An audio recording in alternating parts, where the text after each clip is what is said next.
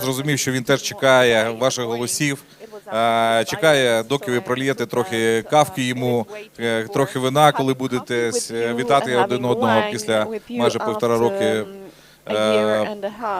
такої for all the mankind.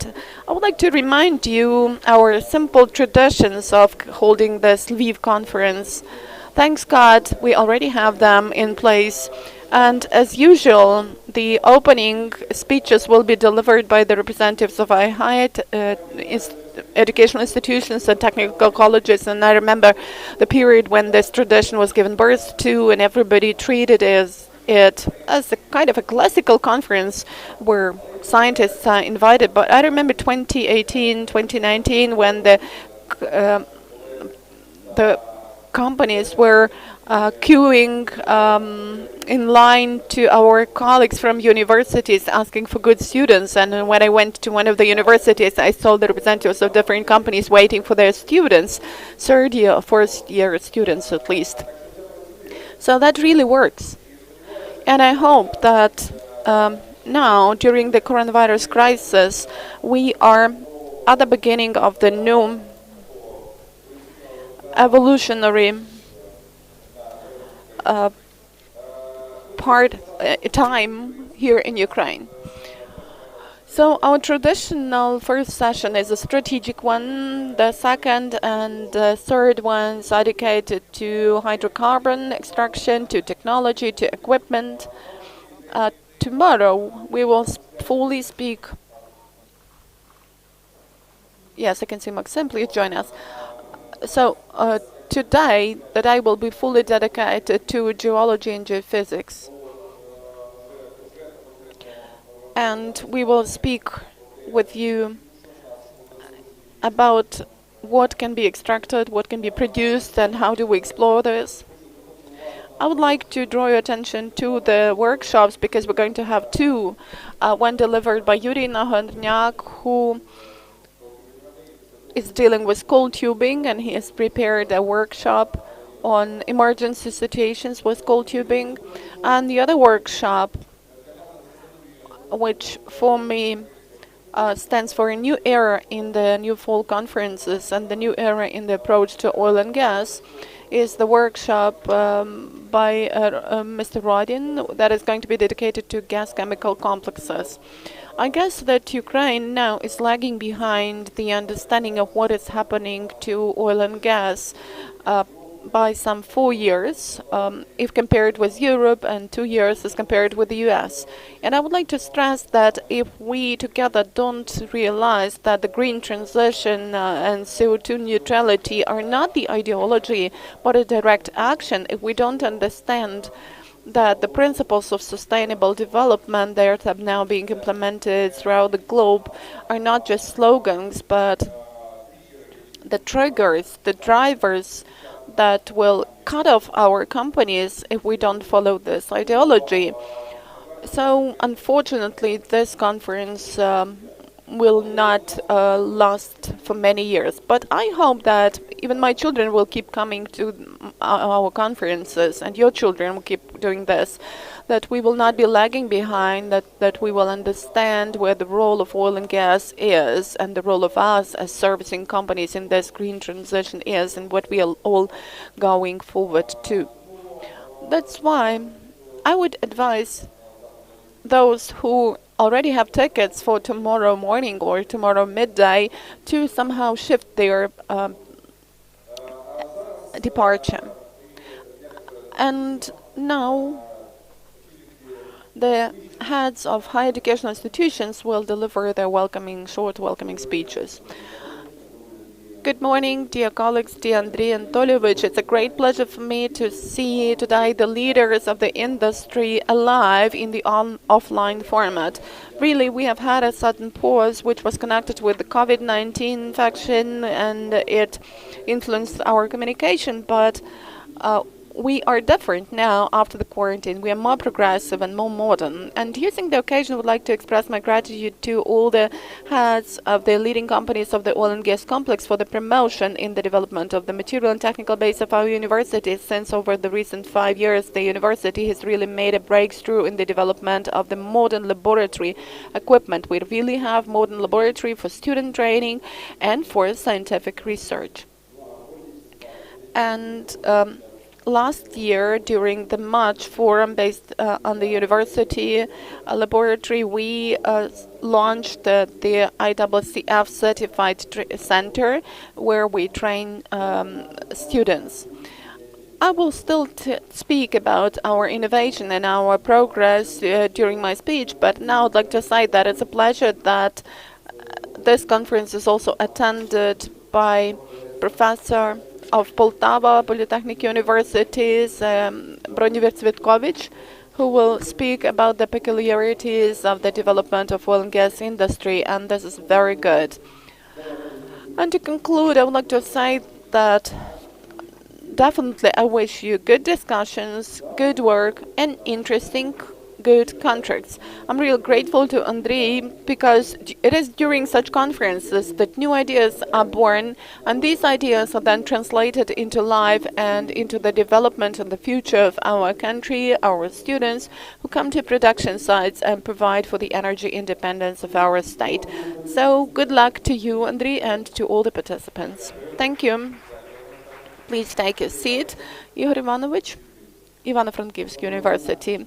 Yeah, good morning, dear colleagues, dear graduates of our university, dear sectoral staff, and all those having to deal with oil and gas industry. You know, this year Andrei has made a crucial thing in this room.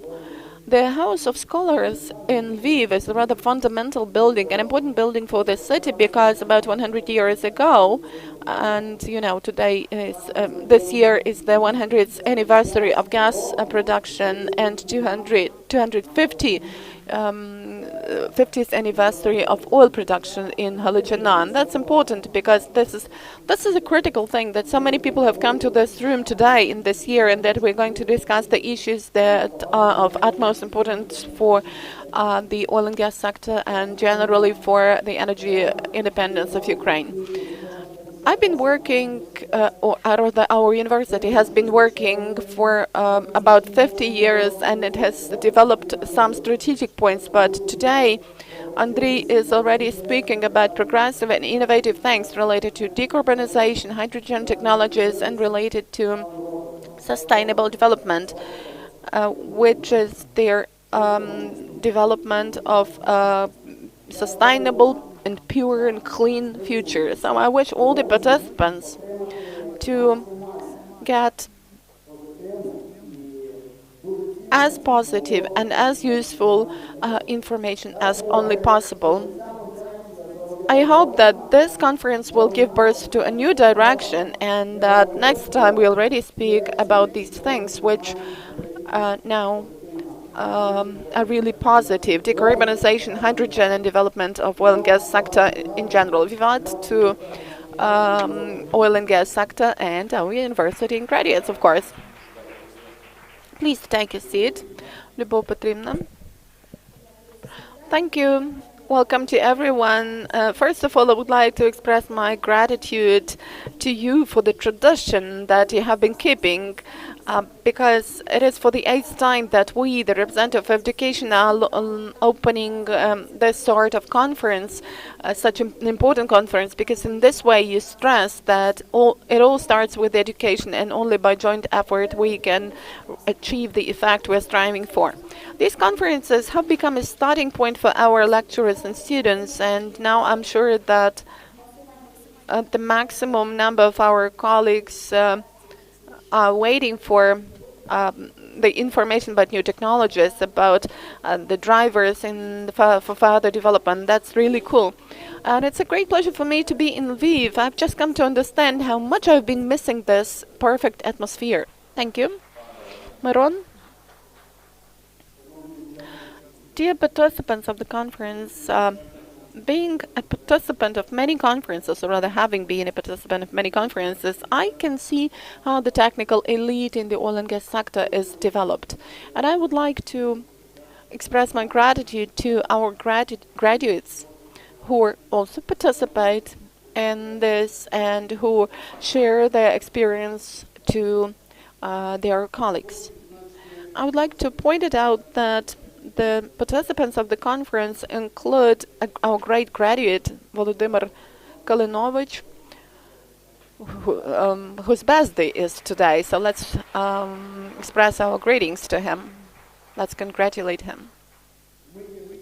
We are the witnesses of the integrative role of the Newfolk company headed by Andrei Anatolievich, who has been integrating us for many years, people from education, from production. I'm really grateful to him for this. And by the way, this year, on the 27th of August, it is 165th anniversary from the birth of Ivan Franko, who wrote the story of development of oil and gas industry in Western Ukraine, calling it Western Halachina, California.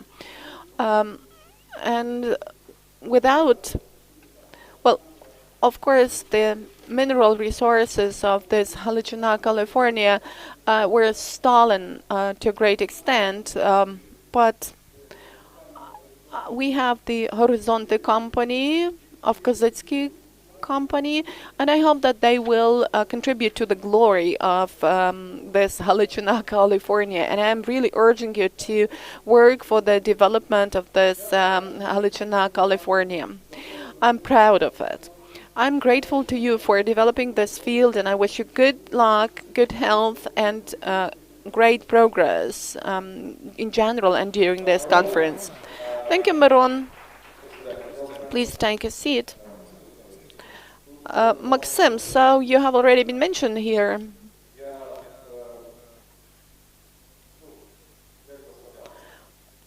And, you know, first of all, I'm really proud of the fact that their Kozycki family is the permanent donor and sponsor of our conference.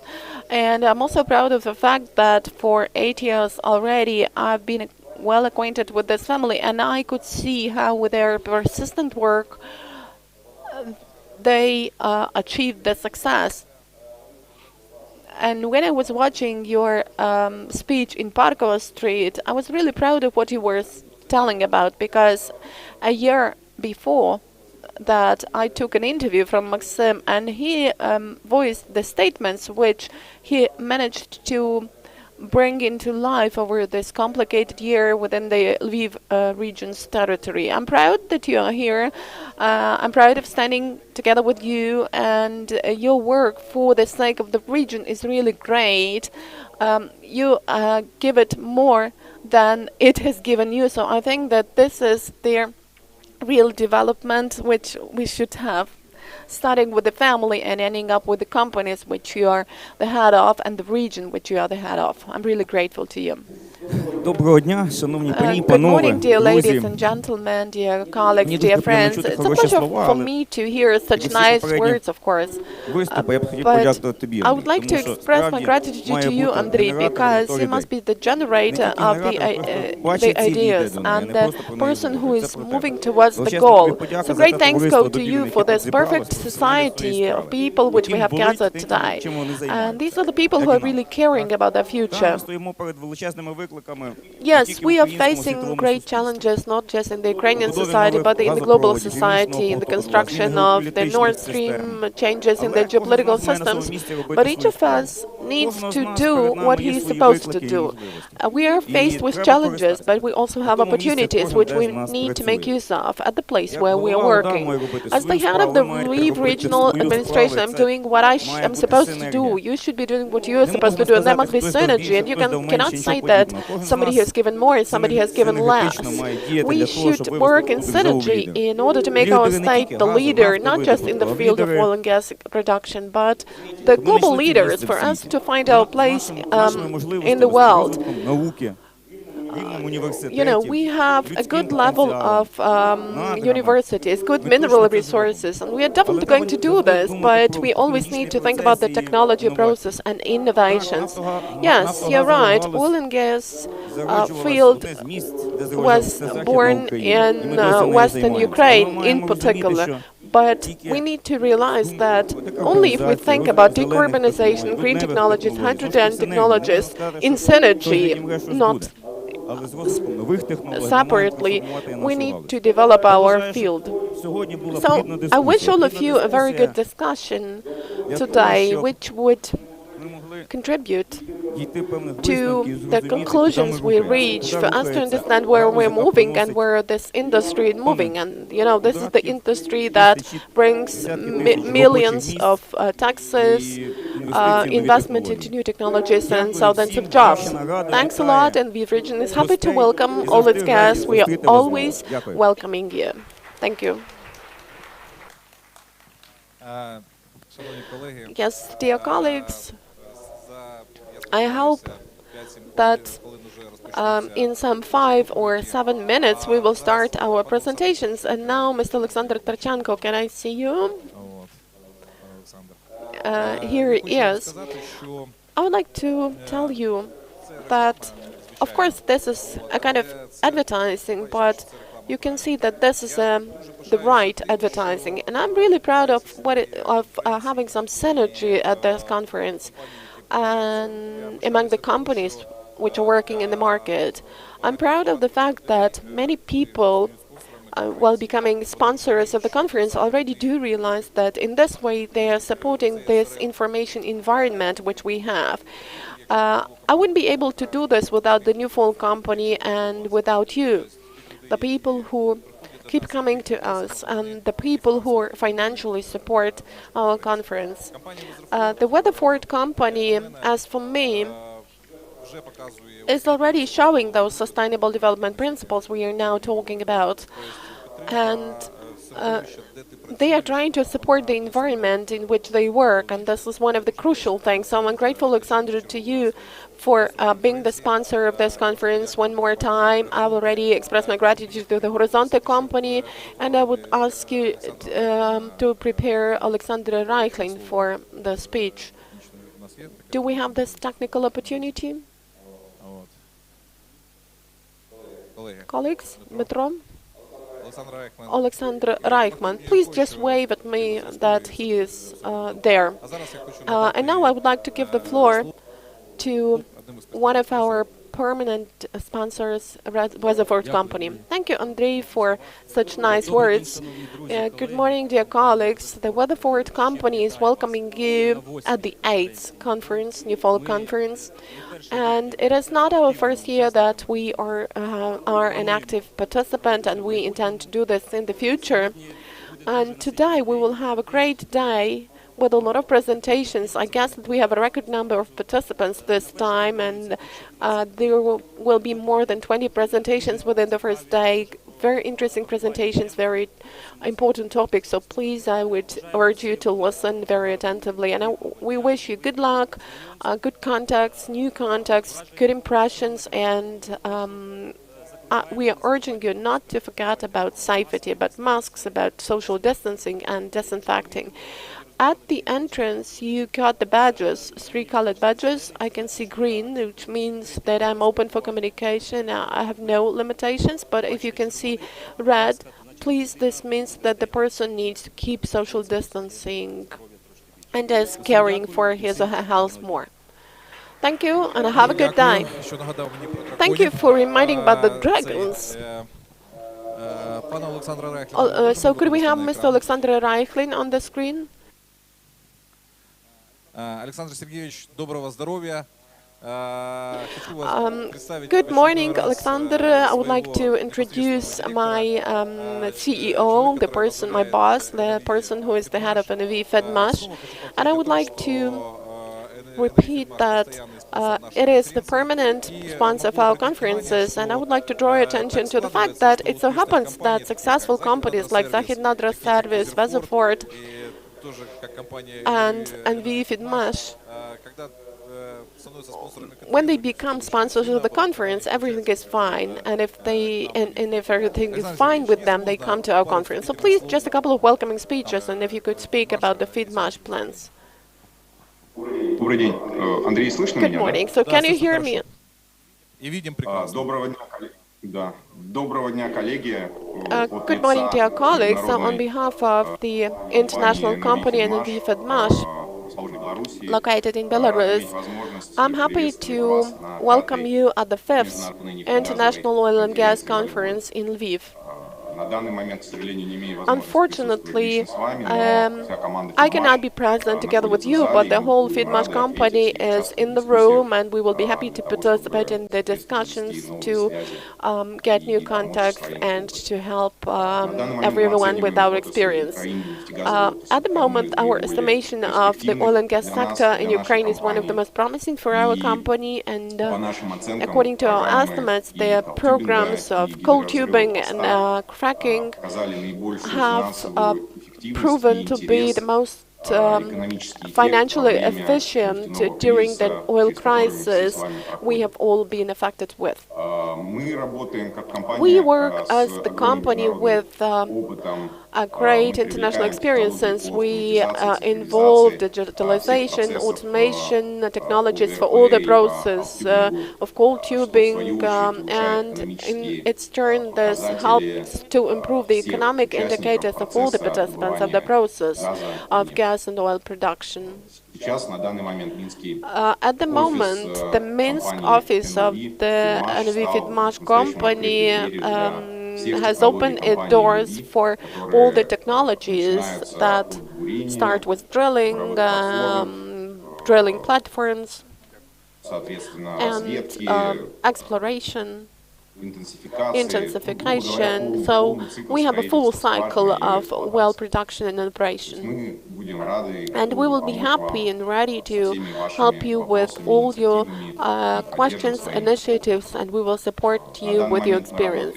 At the moment, we are working at supporting our Ukrainian partners with their development of warehouses, with the spare parts for the optimization of the temporary processes for the wells not to have any delays, and to work on an uninterrupted basis. So to be short, I would like to say that we are ready to support you with our pieces of advice, our technologies, and of course I wish you good discussions during this conference that will give birth to the most efficient models of cooperation. Thank you, Alexander. Colleagues, once again, I would like to mention that we have a delegation of the FIDMASH. This is Vadim. I'm not sure, is he in the room at the moment? No. Probably he's in the second room.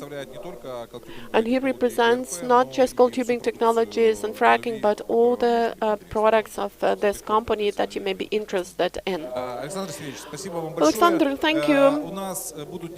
We will have some changes in the agenda. Alexander will not be able to be present, but the report will be delivered in the third session from this company. Thank you, colleagues. And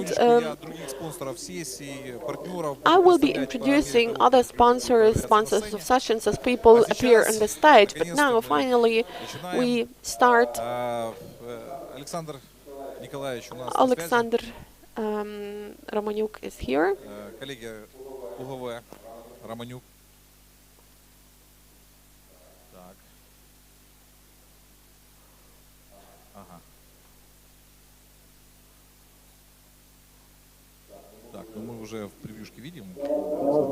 So we already can see him. Yeah. Александр Николаевич, ну, зато вы приезжали к нам в Киев. So, you have come to Kyiv, and I hope that next year you will come to Lviv.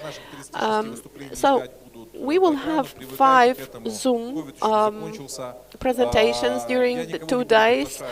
I will not invite anyone to the room. I will not make anyone come to the room. And you have seen that there is the second room with perfect chairs and where all the social distancing norms are followed. So I'll be absolutely good about your migration from one room to the other room and just watching this, following all the quarantine norms, because COVID is not yet over. And now I would like to introduce to you a great friend of Newfolk and my colleague, Alexander Romanyuk. Александр Николаевич, мы ждем вашего. So we're waiting for your presentation. You're welcome. Thank Thank you, Andrei. Since everything is taking place in Lviv, I'll try to speak my native language, Ukrainian. Welcome to all those present in the room. Unfortunately, I didn't have a chance to join you offline, but I hope that next time I will do this. Thank you for the organization and for the opportunity provided to me to have a speech. My colleagues are now in the room, and they will also have a chance today and tomorrow to speak and to deliver their presentations and to answer the questions.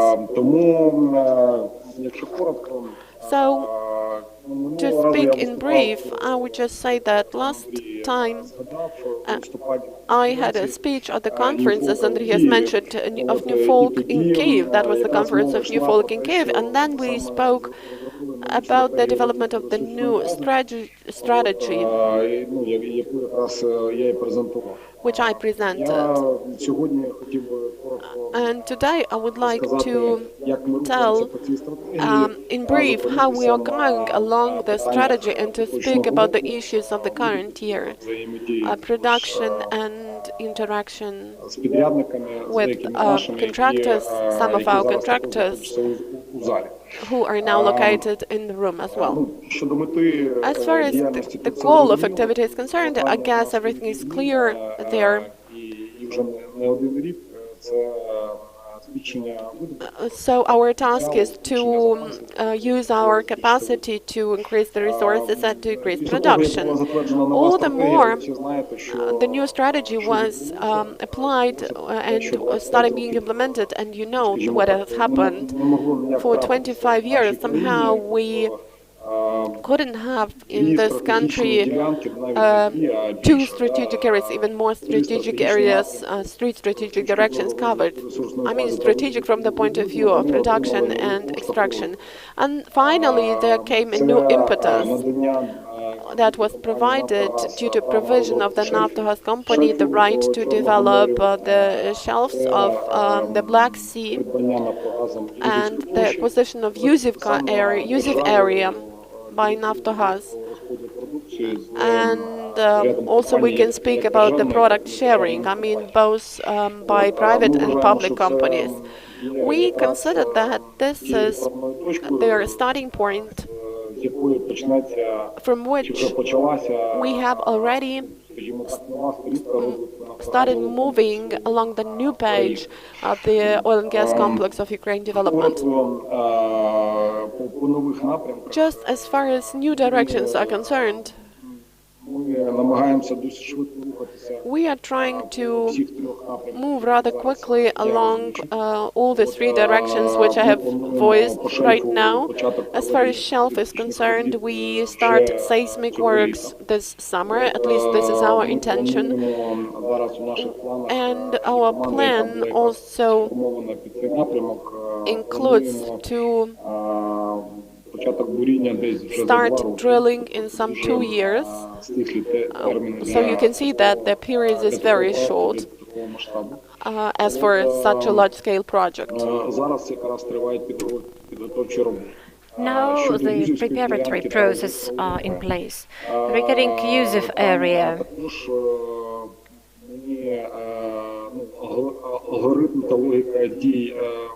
the algorithm and the logic of how our works is just the same.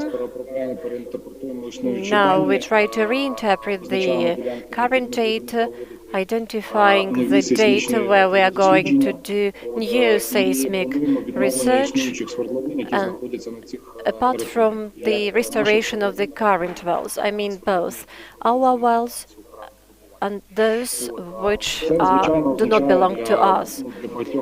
Definitely, for many companies present here, it means new amount of works and quite good prospects of developing their business. If you remember, our evaluation from the viewpoint of investment potential and investment resources necessary to explore the deposits in the Black Sea area. So this investment resource is more than $20 billion, $25 billion.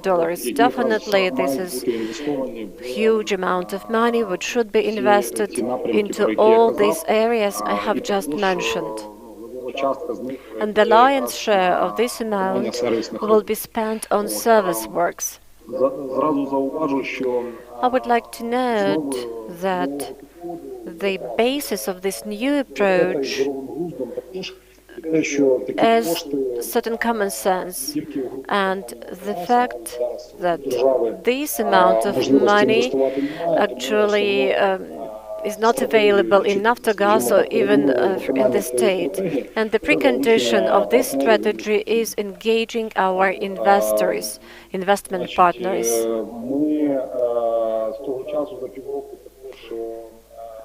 For 6 months, we were taking some steps forward, and currently we have already signed a number of memoranda of cooperation with international companies as well as regional companies interested in both offshore and onshore works and the possibilities for mutual cooperation. Talking about partnership, probably you know that since last year we have been cooperating with a number of companies on intensifying the production enhancement works. We cooperate with the company Export Petroleum that was a winner in the competition and obtained the right to this contract. This is a long-term contract for 15 years. So now we actually, on the second stage of our cooperation, we are satisfied with the outcomes of this cooperation. Probably the representatives of Export Petroleum are present here, but these were very positive steps in terms of cooperation, and we do hope that in the nearest future we'll make them even more successful. In order to engage and international investors and companies to Ukraine, to the Ukrainian market, for the first time, we have launched the initiative and tried to organize the first conference for Society Petroleum Engineering. So we are talking about European conference organized by Society Petroleum Engineers. This community includes experts from oil and gas industry and engineering technologies, and we plan to do the conference on the 23rd, 24th of November in the city of Kyiv. The organizing committee includes a number of Ukrainian private oil and gas companies as well as a number of service companies, actually, which are present both in the domestic and international markets. We do hope that it will attract interest to this topic, and the international players will pay attention to what is happening in the Ukrainian market. Also, in October, we are going to hold the Investment Oil and Gas Conference, and I'm really happy to invite you to participate in this conference. And finalizing the topic of our conferences and public events, we would like to restore the practice of organizing Suppliers' Day. These are conferences for our suppliers suppliers for all areas of our activity, and during these conferences we share our plans for the nearest future, for the 2 or 3 years ahead, what we are going to do during these periods, for our partners to be able to know these plans, to get prepared, and to choose the direction for themselves, to try and get a number of contracts with Укргазвидобування or Naftogaz in order to assist us with implementing our tasks. A couple of words about the current year. So what we are doing regarding the current year,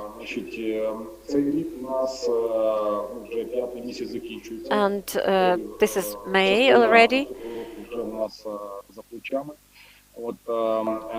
So almost half of the year has already passed. We had both positive and negative moments during this period. I would like to stress that among the negative issues we faced,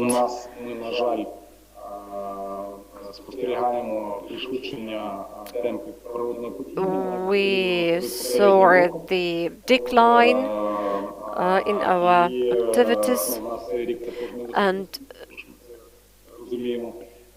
this area is still restrained with the pandemic issues.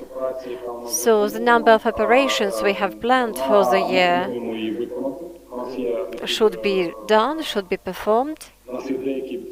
We actually lag behind the schedule of operations that we have planned, and this is another area where we have to intensify our efforts and where we require your assistance.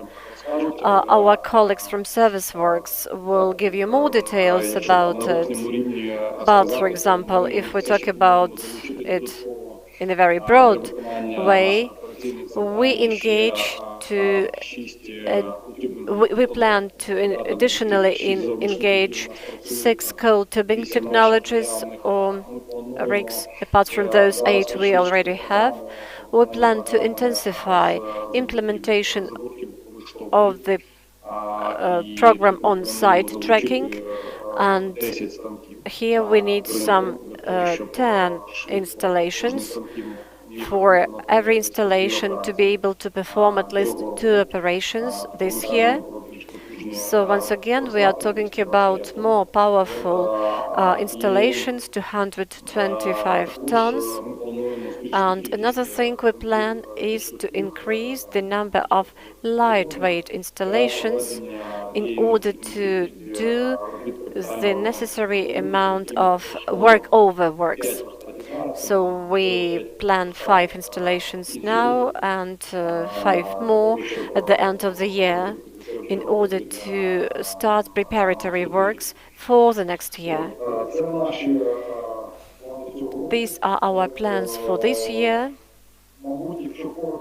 And briefly, that's everything from me.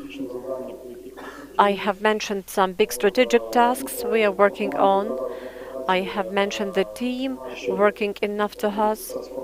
So the team is being formed, but you already know our key figures we engaged last year. You know already about our expert board. We have our own internal council board, and this year we have very highly qualified experts in gas industry. So these are colleagues from North America, and these colleagues, these experts, help us to improve the efficiency of the production at the current operating wells. I think that I'm not going to talk about certain corporate changes we have, because this is not the topic of our conference, and I do not have any mandate to talk about it. Briefly, that's everything from me, and if there are any questions, I'll be happy to answer them. Dear colleagues,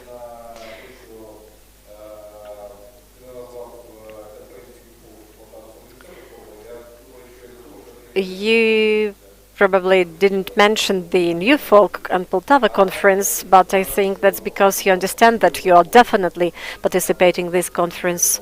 So we are going to support all the initiatives, and the practice of reintroducing Suppliers Day is definitely very positive one.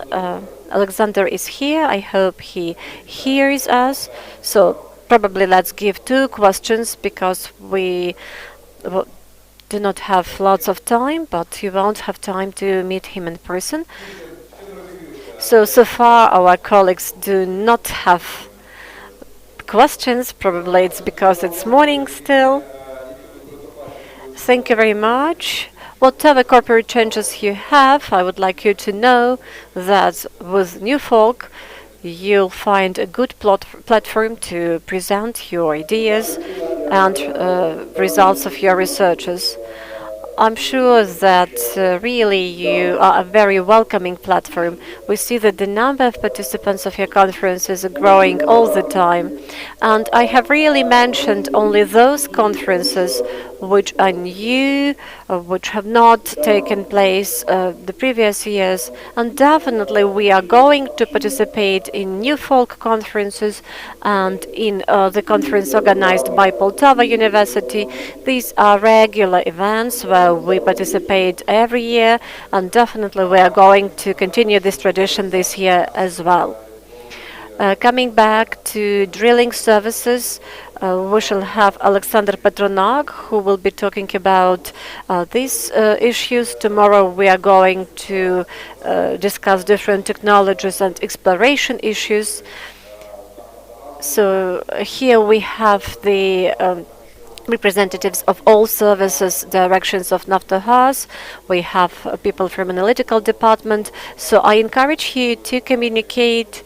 You will get all the information which is necessary for you from the main oil company in Ukraine.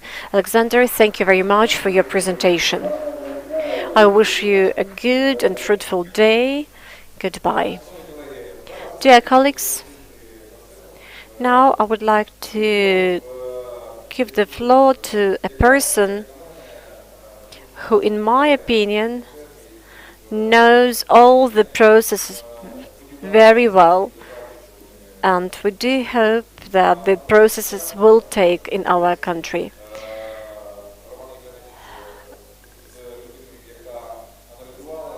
Roman was the person who analyzed the industry, participated in a number of projects, was trying to change something in the industry, and the person was appointed to the state service, so he's doing a lot for the industry. Actually, this is the only person who has the golden badge of Newfolk, and this is Roman Olimach. And I actually do not know any other person who was more involved in the changes in the industry than he. So he represented key oil and gas exploration companies, and he actually is responsible for the reforms taking place in the State Service of Geology and Resources of Ukraine.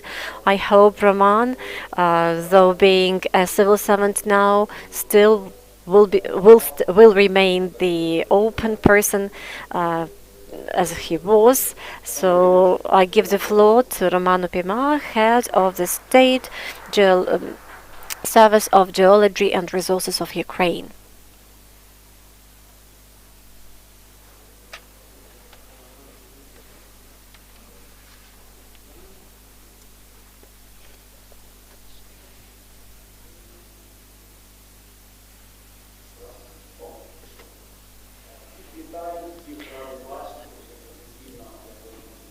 Good afternoon. I'm happy to welcome you.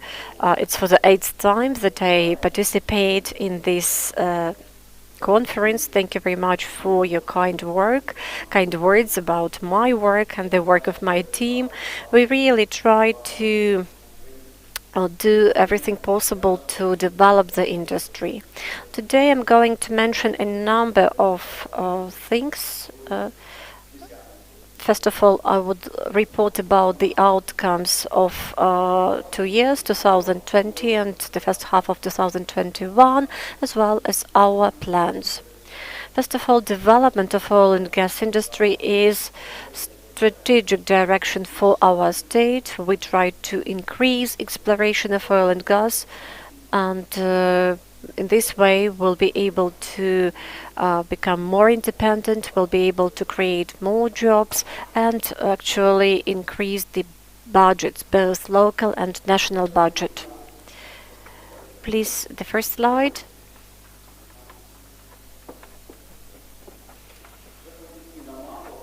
Here you see the traditional map. I think you know this traditional this map, and we try to provide you some data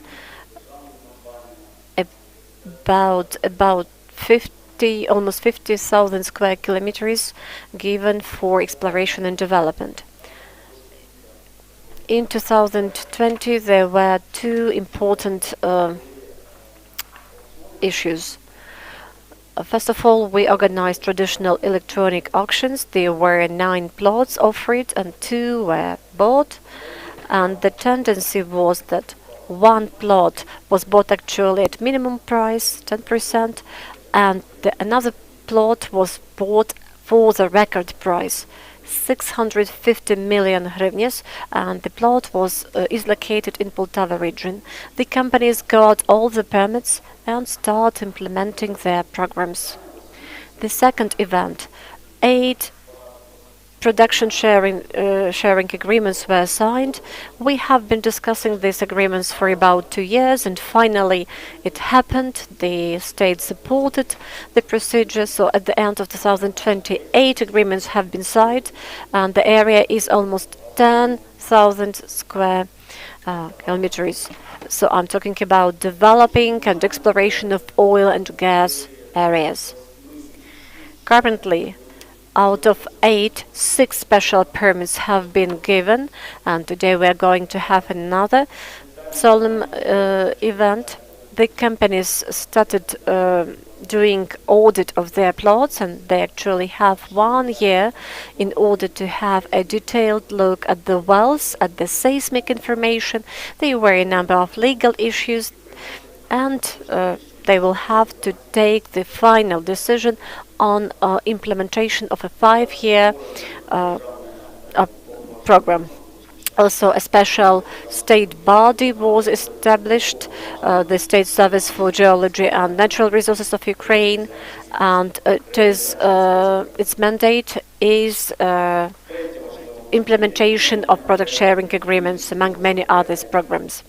Another direction of our activity is Yusif plot. Finally, we managed to solve all the issues about this area. Mr. Romaniuk has already mentioned it. Now the license is in operation management of Naftogaz company. We have agreed about the amount of works for the year 2021. This program will be sent to Naftogaz, and we already expect certain works to be started this year. I'm not talking about restoration of the previously shut wells, but also I think some new wells will be constructed. The fourth event is the start of the project at the shelf of the Black Sea. We have issued about 30 permits. The area is about 30,000 square kilometers. It's a very interesting program, and I think that representatives of Naftogaz will provide more information about it. What we have planned for 2021? First of all, we are going to sign 3 more PSAs.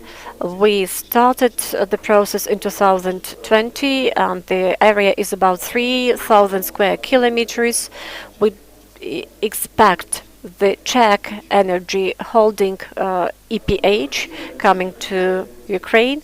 I think traditionally it will happen at the end of this year.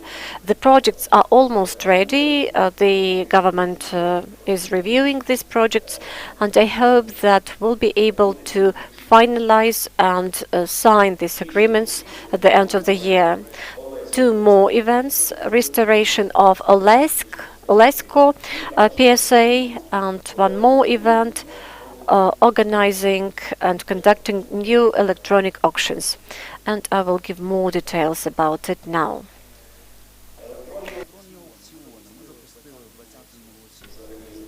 In 2020, we launched a new electronic product, map of natural resources, and the map includes about 40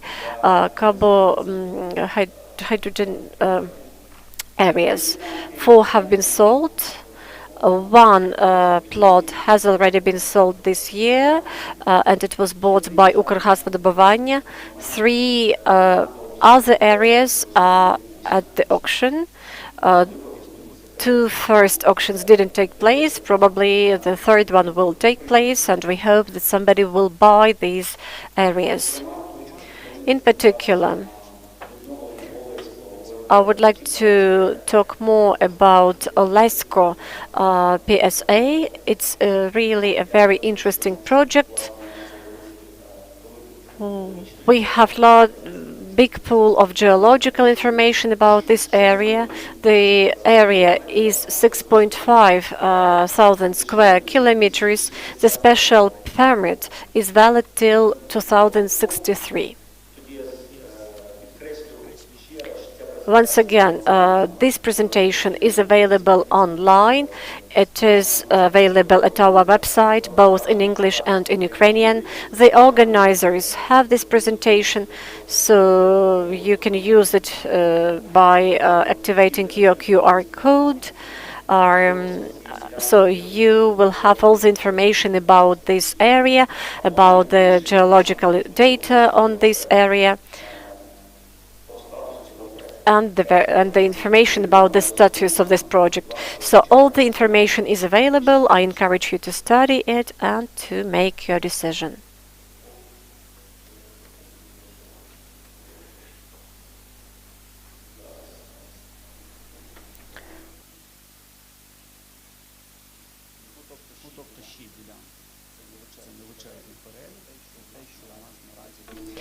Here you see the list which we are going of sites which we are going to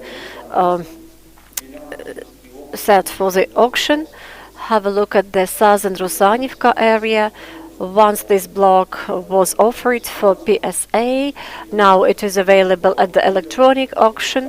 You can get the short electronic teaser, and you can actually get all geological information about this area by clicking on online data.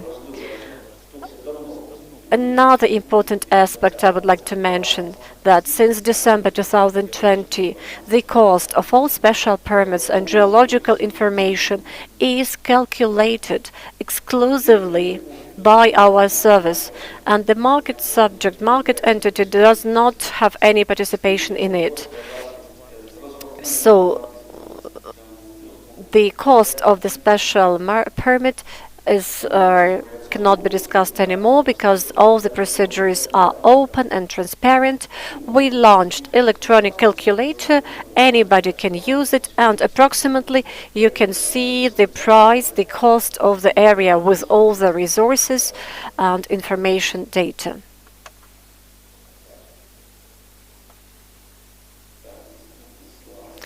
Next slide, please.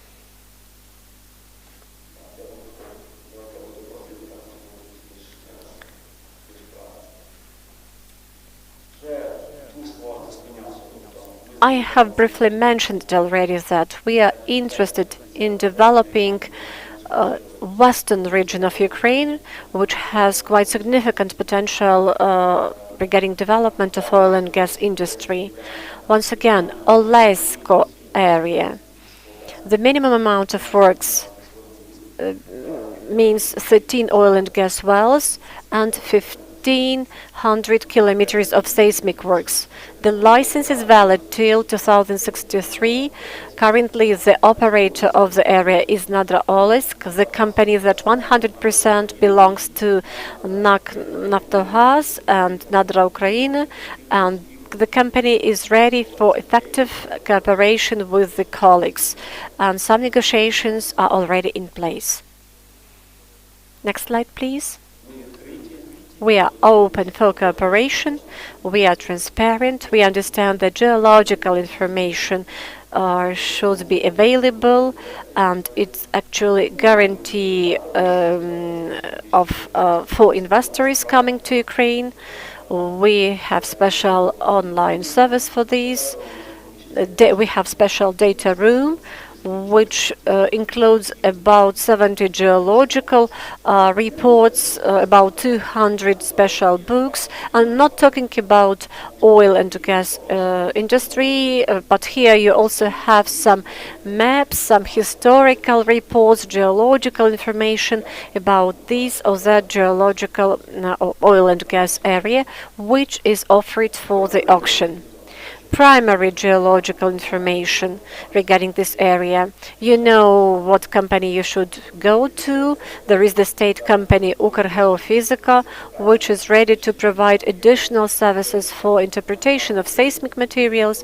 There is company Nadra Ukraine, which has a quite good data bank, and they are also ready to provide their services of their laboratory services. You know that we have opened the register of protocols, which includes about 5,500 protocols, which are available for anybody who would like to use this data. Till the end of this year, we are going to add more wells to the register of oil and gas wells. So this is also a big amount of work, and as a result, you will be able to choose and analyze the sites which are interesting for you. I have already mentioned it in Poltava forum organized by Poltava University, but I would like to mention it here once again. We consider the project in Poltava, and we are going, it will be about storage facility, and we are ready to start the project, and I think it will be really very interesting. The project is quite big, and I hope that we'll be able, with the help of this project, to provide services in a more transparent way. We try to make our plans for 2022. In particular, we are thinking about Volyn and Podillia region, and we are open for any initiative on the part of the market participants in order to implement our potential. And at the end of my presentation, I would like to give the floor to Stepan Kozetsky, who is the director of WELCA company. They are the winners of the competition on product sharing agreement. This is one of the events I have mentioned, and this is the special payment that we give to this company. So I give you this special payment.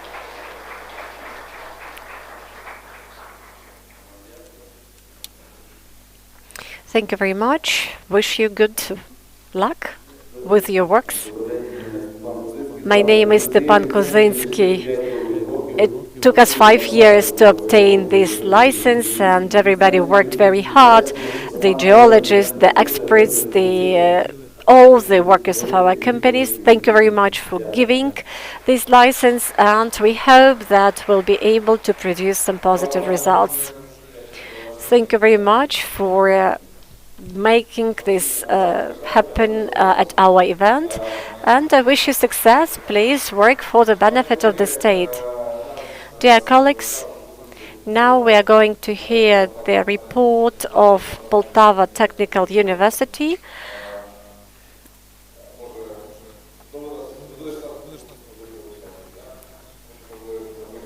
So in case there are any questions to the previous speaker, he is here with us. Mr. Oneshenko, I'm really proud to cooperate with Poltava Polytechnical University. For this period of time, we have organized a number of joint events, both within the frameworks of the forum, Poltava Forum, which have become traditional, as well as a number of workshops organized in your university. Thank you very much for your cooperation, and it's my pleasure to give you the floor.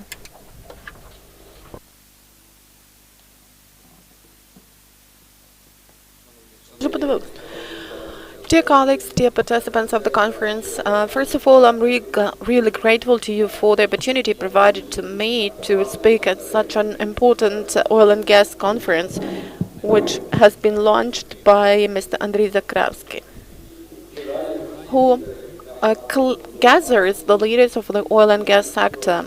And it's a pleasure that among the leaders, already traditionally I mean the National University, Poltava Polytechnic University, named after Mr. Kondratyuk, is. It is well known that our university has already perennial experience of training specialists for the oil and gas sector. It has its material base and is located in the region where the production, servicing and processing companies are located, and is the leading educational center of Ukraine. We have already presented our resource potential at Oil and Gas Forum in Lviv, Kyiv and Poltava many a time.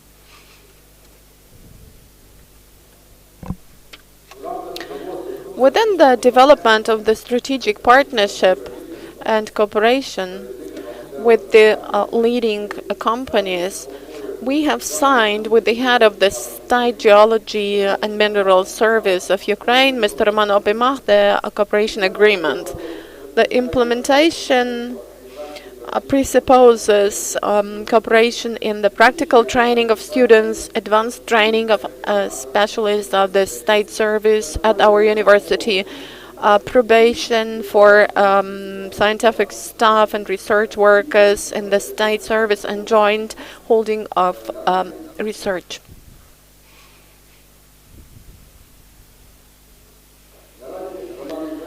So far, Roman has already delivered a lecture for the students of our university and college in the topic The State Service, New Opportunities for Young Staff. The classes are held involving different staff members of the state service, and this will be a systemic work, a series of lectures. Our cooperation with the National Academy of Sciences of Ukraine started in 2007, in particular with the Division on the Sciences about the Earth and the Institute of Geological Sciences, and personally with academician Alexander Lukin. So far, academician Lukin and his colleagues, which are the leading specialists in the field of geology and geophysics, are the fellows of the research geological unit of Poltava Polytechnic University, and they are sharing their experience with young colleagues as well as performing some researches. This unit has united the people belonging to different profiles: the geologists, the technologists, geophysicists, material scientists. And it's a pleasure for me that such a distinguished person works at our university, because his works gave birth to the whole development of the whole generation of specialists, and almost 120 fields were opened due to him, and his practical developments keep helping our Ukrainian geologists even now in the development of new fields. The integration of intellectual as well as material and technical resources of Poltava Polytechnic University, with the many years of experience of the specialists of the Academy and of Sciences and Chernihiv division of the Ukrainian State Service, will help ensure high quality of research activity and supplementation of our inventory base with geophysical materials and unique high-tech devices, and in particular the rastrous electronic microscope, will help us determine the sizes of porous fraction space and the composition of chemical elements of the rock. And we will have a chance to study oil and gas condensate and oil and gas and condensate, and determine the optimum and most efficient size of wells. Let me have some statistical data. Over the recent 10 years, there has been a real revolution in the assessment of the resources of hydrocarbons in Ukraine. In 3 regions of Ukraine, we know about the availability of more than 400 fields, and the data you can is on the slide. Over the recent years, about 400 tons of oil and condensate, 2 trillion cubic meters of free gas have been produced. But the assessment of unsurveyed resources is about 5.5 billion of tons of conventional fuel. And the prospects are mostly related to the eastern and western regions of Ukraine. And within them, we have more than 500 prospective local facilities. Their joint forecasted resources of which makes about 5 billion tons of conventional fuel.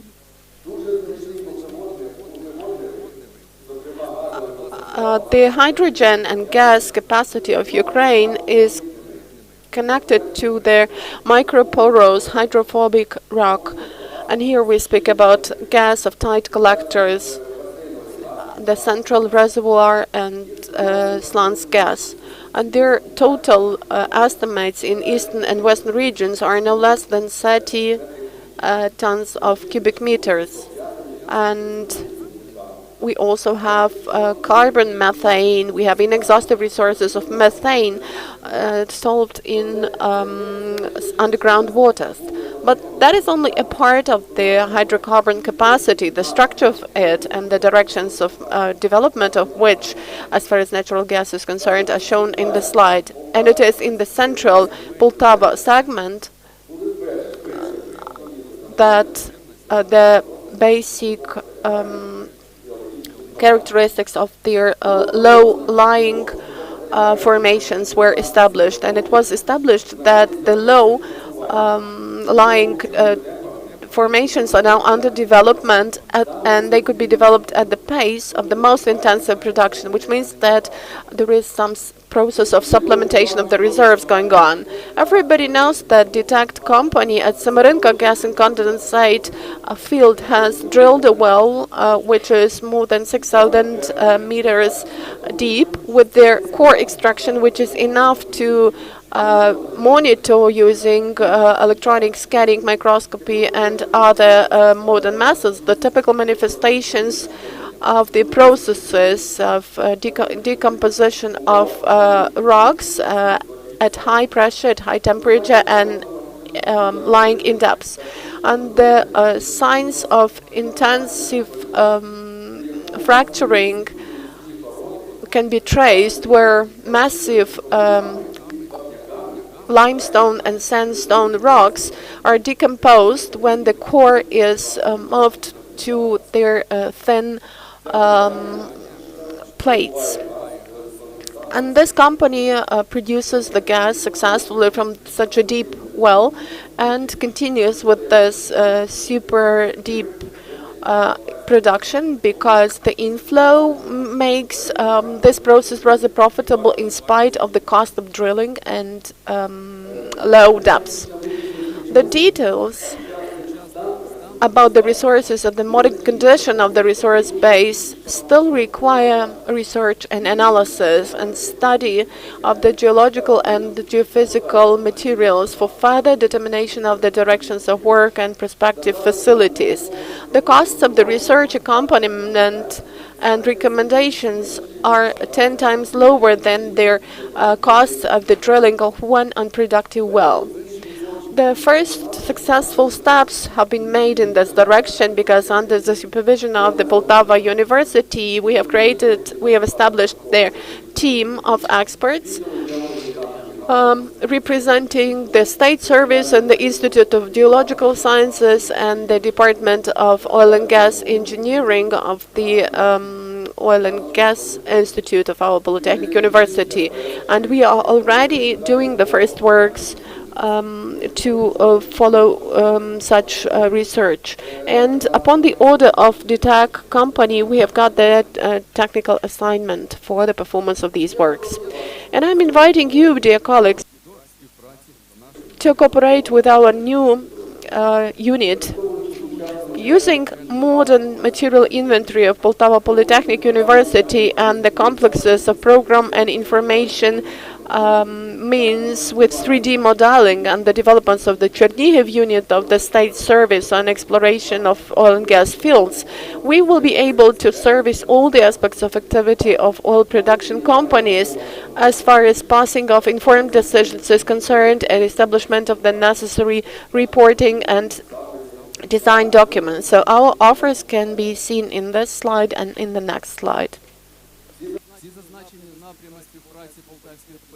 All of the above directions of cooperation between the university and the state service allow us to expand our opportunities as far as the strengthening of our capacity is concerned and as far as improvement of the level of exploration production processes is concerned, and also development, ensuring sustainable development of the oil and gas sector. Dear colleagues, thank you for attention, but to conclude, I would like to perform a very honorable mission, because we have the decision. Well, if you could help me with the last slide. So upon the assignment of the scholarly board, in the presence of the heads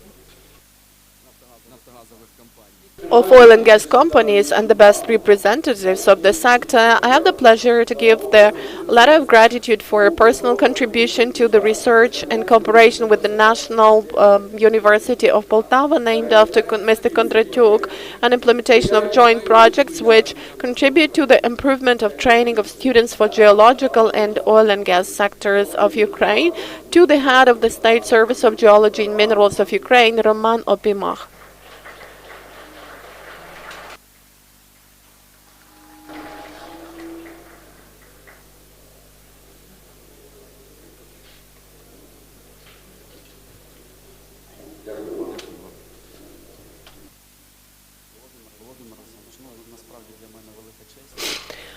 It's a great pleasure for me.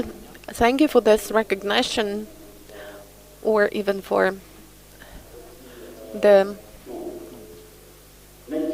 hopes which you lay on me and the expectations you have from me. And on my part, I would like to state that we really have a great cooperation, and we also have ongoing successful work with a number of other scientific institutions, and we are urging other institutions to join in the process.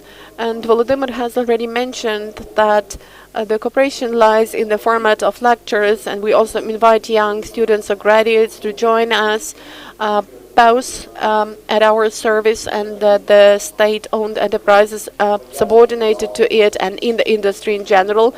I'm personally explaining how the sector works, that the internship in our state service provides students with their knowledge and experience that you will not get in private companies.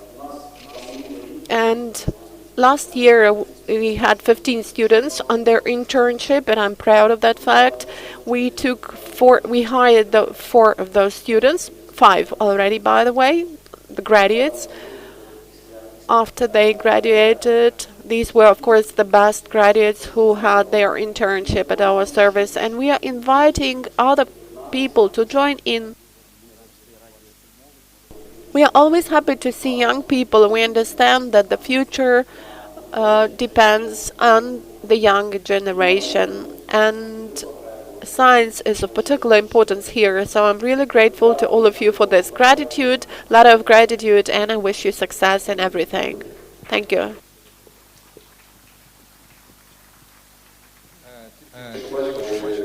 So you have seen the way Roman was a little bit confused because of the letter of gratitude, but finally he understood that he should accept all the gratitude, and Volodymyr is really teaching us young people how this should be done in the right way. Well, this is a joke, of course, but you know, when years pass, what you get, what you still have with you, is good memories and friendliness with which colleagues are treating you, because sometimes you spend more time with your colleagues at work than with your relatives. By the way, as far as relatives are concerned, I would like to invite a person who is for me very near and dear. Maybe I keep telling this story quite often. That happened probably 10 years ago, even 11 years ago. Ivan, it's you who I'm talking about now. Please move here. So it was 11 years ago that I got acquainted with Ivan Petrovich, and then the development manager position was not quite clear what it is like, what he's responsible for. And I was offering some projects, and then we approached him with one of the projects. Seems to me that was the British project, and Ivan was looking at me. I showed my presentation there, and then he just took me by the hand and said, "Well, Andriy, it's great. You really know how to tell something, how to tell things, how to tell stories. I will help you." And 11 years have elapsed, and he has been helping me over all this period of time. I think you don't need any help any longer. You're great. Thank you. And I would like to point it out that I'm really happy to see the representative of DTAC company, because DTAC company has always been a partner of geological and geophysical sessions of Newfolk. That is already a tradition which has been in effect for some 5 or 6 years. DTAC always supports geology and geophysics. And today Ivan Petrovich will again share his experience from the leading high-tech company, production company in Ukraine. I realized that it is really the leading company, and I'm sometimes even made to make a ranking, and over the recent 4 years in my ranking, this company has been #1, in particular as far as social programs are concerned, and then also as far as their technology programs are concerned. Thank you for this. Thank you for coming, and please, the floor is yours. Thank you, Andriy. I would like to welcome all of you on the occasion of the conference and on coming to this perfect city. It's very good that the organizers have provided us with sunny weather. I think you had really to pay a lot to do this. And thank you for the atmosphere, because I went to the park in the morning and I saw that there is loud music there. The house of scholars and the saxophone is playing. So these are great things, and you really know how to do this. And we are grateful to you for this.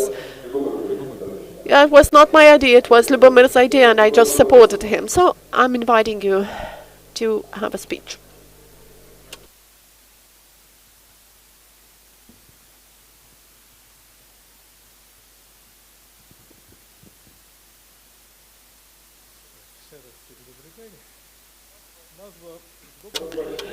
So once again, good morning. You can see that the topic of the presentation is technical, but we have decided still to put it into the first session dedicated to strategy. Why? Last year I was trying to have a speech and to share on the basis of what DTAC is dealing with, what could be done in oil and gas. And I understood that it's better to speak about specific things and to show how you can replicate this than to speak in rather general terms. But I think that the topic is rather interesting, and that's the thing we need to show.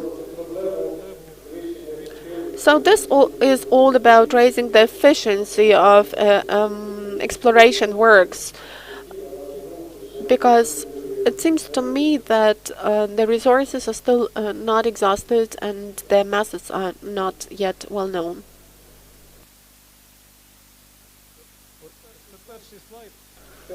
That is the first slide, and in 2014 I came to work at DTAC, and here is the geological model of the gas condensate field. You can see a very nice egg-shaped field, a structural facility with inherited Brachyan anticlinal with the size of 10 by 5 kilometers, and the intention was to drill about 40, actually more than 40 wells.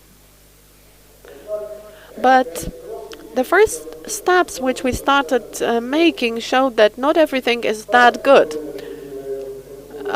In the old wells that we were developing, we lacked debits of wells, and in the new wells of gas, and in the new wells there were no collectors, and there were also cases when in the central part of the field there were no sandstones at all. And when we started looking at the overall picture, it appeared that our wells have porosity less than 8% and they don't function. We looked at the structure of our reserves, and we understood that about 40% of our reserves are that sort of reserves, and we needed to do something about that.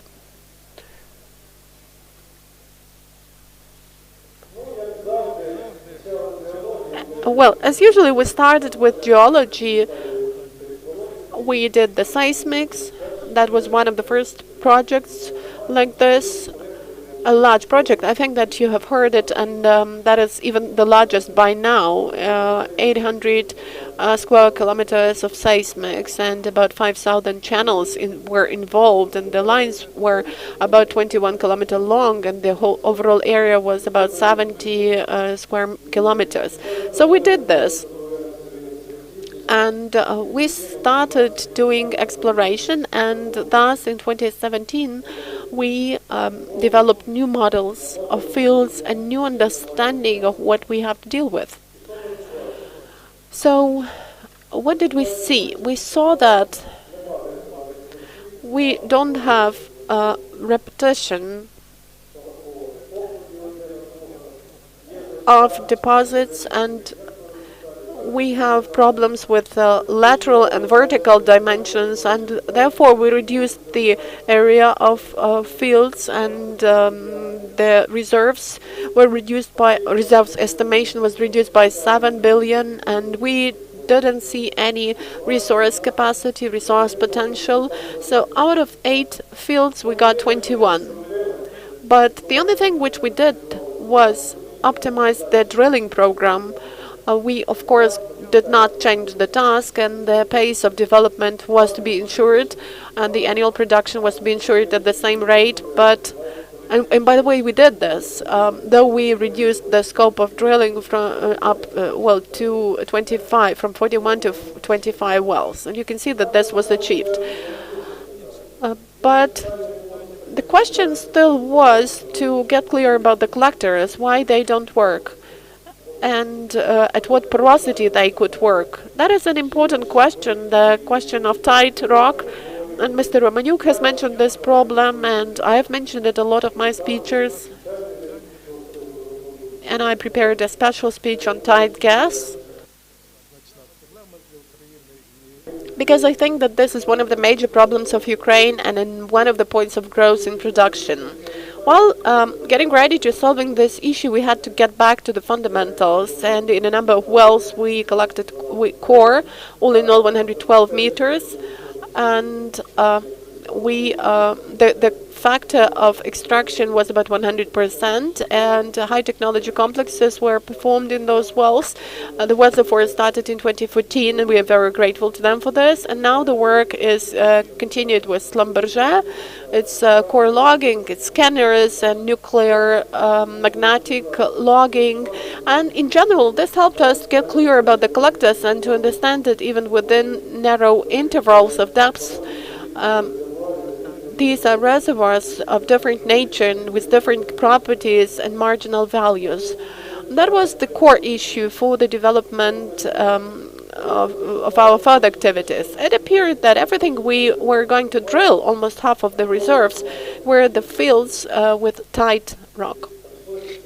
So we started thinking how to find better places there, and that's not a problem because everybody is doing this. But the point was that the cost of drilling of each well was more than $12 million.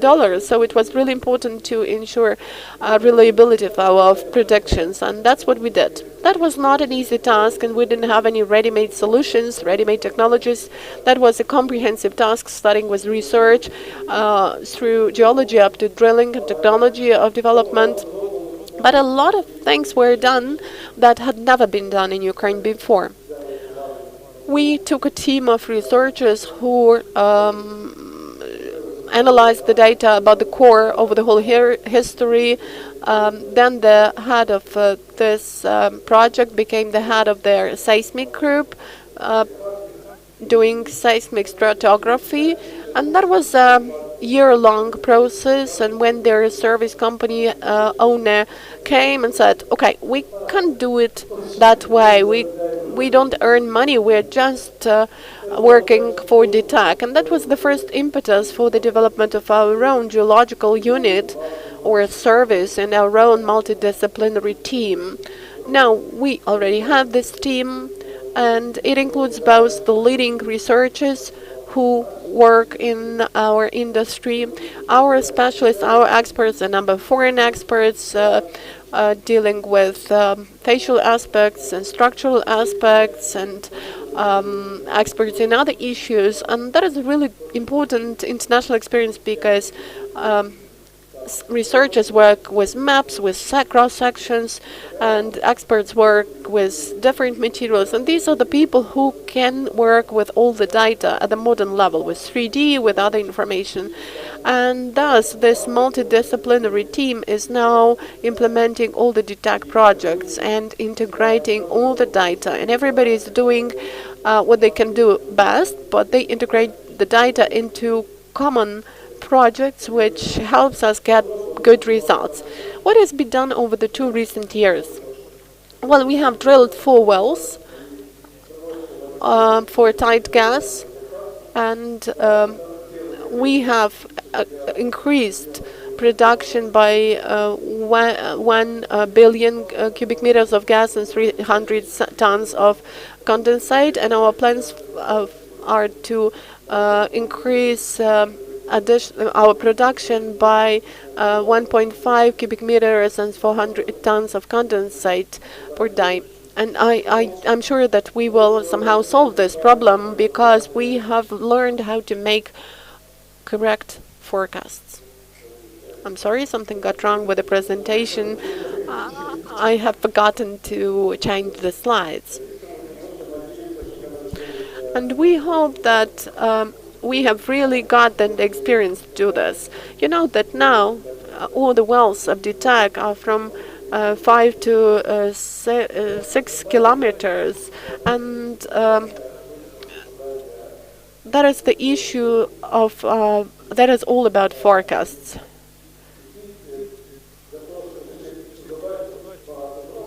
A lot has been done to settle this task, and we have done the elastic inversion. We prepared a well where we actually did all the acoustic works. We created geomechanical models, and we got clear about the deformation properties of the formation, and thus we didn't use just the acoustic aspect with a number of drawbacks, but we applied other technologies, more accurate prediction technologies for the reservoir quality.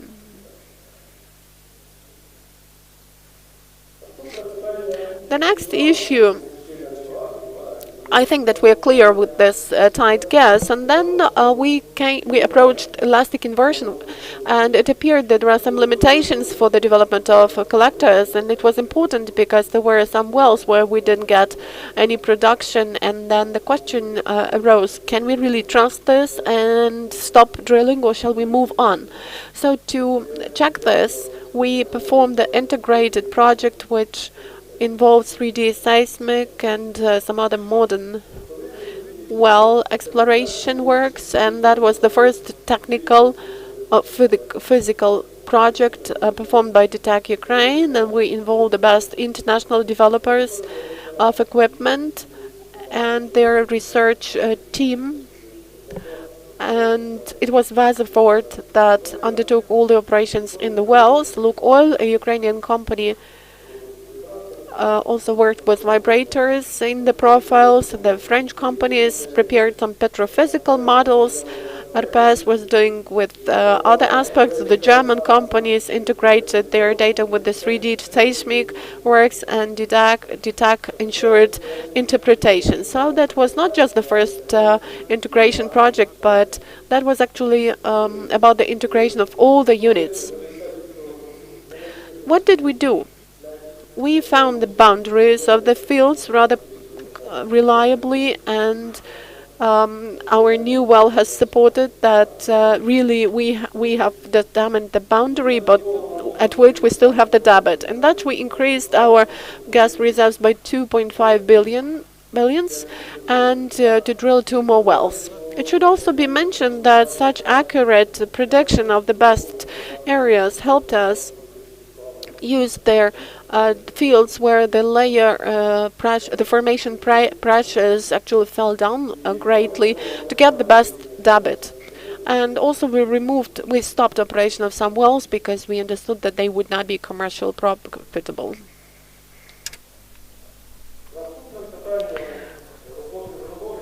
The next question regarding this field. Well, we know the layers, we know the site. We wanted to know whether there was something else. So we also have some non-structural objects, but we didn't conduct the targeted search for these things. However, worldwide, this is considered to be a serious research. As you see in this slide, since the year 2000, almost half of the big fields showed discovery of non-structural objects, both stratigraphic and combined ones. So why is it important? Definitely seismic technologies is the main driving force here, because we understand the deep structures, but lots of such objects are discovered by experts who can read seismic imaging and understand that there can be something of interest. And another positive factor, and I think this is important for Ukraine, is the fact that lots of experts who discovered such objects were people who worked in Alaska, in some other regions of the world, and it's really positive that these experts come back to Ukraine. And there are also lots of foreign specialists who come to Ukraine, so we hope to develop this area, this field of knowledge. So what has been done by DTAC? Here you see the number of these objects or sites, and they're really complicated and involved a number of risks, for example, commercial inflows. About 2 months ago, we have identified one such stratigraphic object, and when we got current, we saw quite different conditions of formations, and the well confirmed the potential of these sites, and we have some data about the potential productivity and condensate structure. Now we also identified another object of another site of similar kind, and it has also very good productivity potential. That's good. That resource potential of such objects is about 20 billion, and the detailed works, the drilling works, will show whether it's really so. So this is the resource which can be used for extending the life cycle of the deposit. The next issue was whether we have something else, whether we can go further. And here there were a number of restrictions. Primarily I'm talking about wedge forms of the horizon, which you see in this slide. The restrictions were related to some conditions related to interval of the deposits. There were no structural elements that we have in some other deposits, and where we have Smart Company. So this site was really very complicated, The works didn't show high prospects of productivity, but at the same time didn't show very negative results. So we started doing seismic imaging, we started exploring the sand layers, and the issue was how to drill. The cost of the well was really high, the pressures are high, so it's about $25 billion for the well. So we were thinking where we could get funds for this type of drilling. So we found the spot, the point where it was possible to drill. We confirmed the productivity of these deposits, and preparing to these works, we actually were trying to prepare the information network. We took Kern where it was possible to take it, and nowadays we have a new project, and I think it is one of the innovative projects in Ukraine. This is still the project on geological inversion, and we hope to complete it till the end of the year, and as a result to prepare the program for drilling in this horizon. So the potential of this resource is from 10 to 20 billion of cubic meter of gas. We have already mentioned the point that in 2014 the company did very very deep well, about 6.5 thousand meters. As a result, we managed to get to the deep deposit. We are talking about complicated areas and high fracture rock, so we need to take some science data, and we implemented a number of technologies how to improve the credibility of these zones. Actually, it's really difficult to drill there because the pressures are very high, 1500 atmospheres. So it's really complicated, it's expensive, but together with our strategic companies, our branches, subsidiary companies, we made it, and the cost was reduced from 45 million to 33. We understood that we'll be able to do it for about 8 or 9 months, and the geologists promised that the debit of the well will be at least 400,000 cubic meters a day, so it was actually cost effective. The technologies go further. The experience of Ukraine also is quite good. Ukraine once was a leader regarding deep drilling, and people who work in Ukraine understand that we have to develop this direction, and we're confident that we shall be able to do it. Why is it important? Because at such depth we have very high resource potential. You see that it is localized within the so-called Poltava segment. And such pressures and such temperatures variations produce another effect, debit effect. And if we analyze the structure, structural closing is 3 or 5 times less than in the deposit, and well, when we talk about the resources, they are practically the same, so we can talk about quite good potential here. Summing up,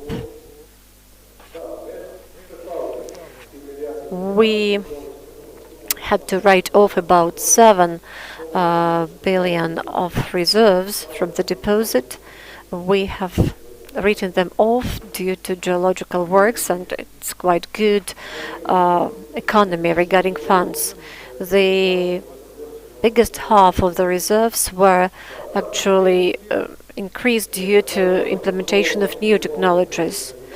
As a result, we have discovered new resource potential, and we hope that we'll be able to develop this direction and will be able to increase the figures during the next years. Technically, on average, we increase the debit of the well per 100-150 for 24 hours. So we managed to ensure commercial debit, and we now have the figures 250,000. I have already mentioned that the debit of the layers were from 2 or 3,000. New technologies remain the driving force of our company, and we are going to use them in future, and we shall try to use state-of-the-art technologies both at the current deposits and at the exploration sites. To conclude, this experience has shown that the deposits are not that simple as we probably think, and not always our expectations become true, but the challenges we face sometimes produce new growth points and development points, and this is important. We see that there is the potential. You know that in Ukraine there are 3 directions: deep drilling, the sand layers, and non-structural objects or sites which have not been explored 100%, and I think they can give impetus for development of the industry in general. So I think these directions are still waiting for the players, and let's hope there will be many of them. And the last point I would like to show: the deposit started in southern western part, and for 7th year, for this period, the deposit, so to say, moved a bit, and now we mainly concentrate our works in north and eastern part, and I think that in 2 years we'll be able to come closer to our neighbors, Укргазвидобування in Solohif area. Thank you for your attention. А ми, Іване Петровичу, дякуємо за те, що даєте Thank you very much for providing us спостерігати this цю important information технологічну and observing these technological developments taking place in this deposit. Thank you very much for your presentation. Hope to meet you in Kyiv. We are really happy to welcome Mr. Havich here. DTAC provides lots of works for service companies.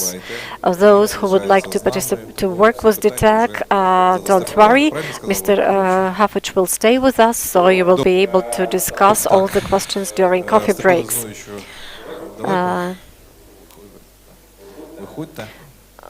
Stepan, please.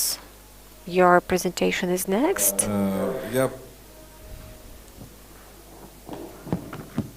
Я хочу презентацію, так? Please Хвилиночку. have the presentation on. Юр. Савко, віднеси, будь ласка.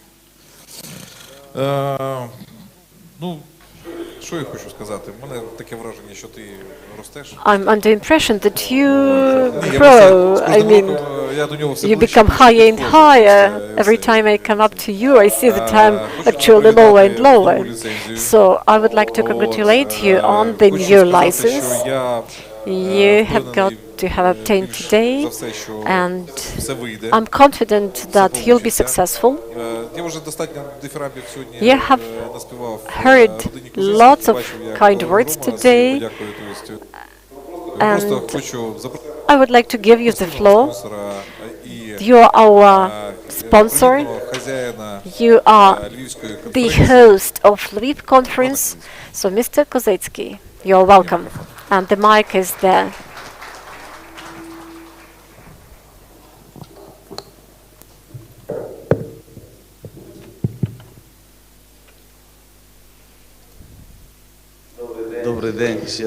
Good afternoon, dear ladies and gentlemen. Andriy, thank you very much for your kind words. I'm really pleased to hear them. My name is Stepan Kozitsky. I represent the company Zahid Nadra Service.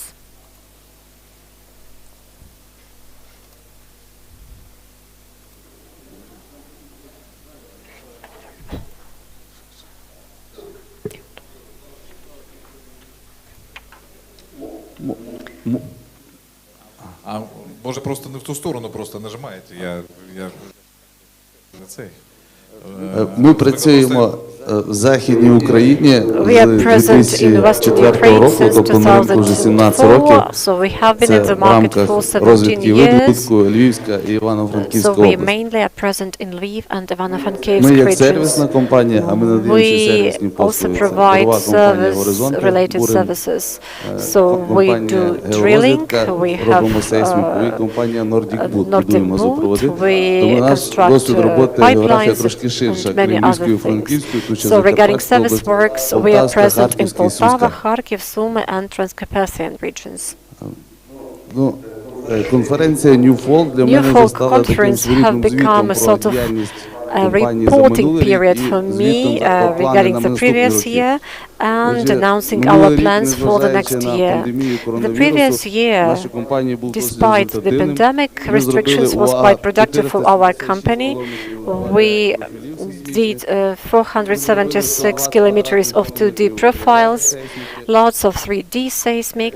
Це перша наша компанія. So, by the way, Для своєї видобувної роботи. so we did 3D seismic works with our own service company. Last year we drilled 12 wells, and if we count the wells drilled in 2019, so they were 16 actually, and as a result our daily production is 820 cubic meters a day. 1,000 cubic meters a day. Це було відбулось на стику And 21 last year, actually, at the end of 2020-2021, so on the 21st of December, the Cabinet of Ministers of Ukraine signed PSA with our company, and today I got the very license, and it means 6 oil and gas areas for exploration and production. They all are located in Western Ukraine. Here you see them in the slide, and the general area is 1,000 square kilometers. What are the plans of our company for this year and for the next years? We plan to have 13 wells, 12 for our previous licenses and 1 within the framework of PSA. We wanted to get 800 cubic meters a day, but we already exceeded it. We produce 820, but the optimistic scenario is to ensure 1 million cubic meters a day. And we also have long-term plan to make Western Ukraine new Dubai. So we have very big deposits which will make Ukraine independent. And you would say, well, we are going to take these big deposits. I can answer that Western Ukraine is underexplored and underestimated. The available potential, 3D seismic works. Practically in Western Ukraine, we do not have 3D seismic works. The number of 3D seismic projects is about up to 5, no more than 5. 2 were done by our company. But globally, all the biggest productions go as a result of 3D seismic. So actually we can get a lot. Deep drilling. Practically we do not have deep wells. We already had from DTEC company, Укрнафтобуріння, and a number of other companies that we do have big deposits at such depth and horizontal drilling. This year our company did our first horizontal well, 150 horizontal distance, but it was the first horizontal well, just one. And just imagine what kind of volume of intensification we can ensure. And the most important thing, I have been talking about it for 5 years. I'm talking about about out-of-tone, like geological cross-section, which you see here in green. And theoretically, this is unlimited source of oil and gas. And it exceeds, in terms of volume, all the previous deposits. It is available, it is located in western Ukraine at the so-called desert-Enkorr structure line, or Trans-European such a zone. 2 years ago, I talked at Newfolk conference that we bought 2 drilling rigs of Rutherford International company that can go up to 6,000 or 7,000 meters, and this is the area where this deposit is here. So we have already done 2 wells with the help of this equipment, and this year we have got the license where we can search for this area. So the next year we are going to do the very seismic works and we shall drill. I'm not sure whether we'll be able to find this autochthonous area, but I think that if we search, we shall find.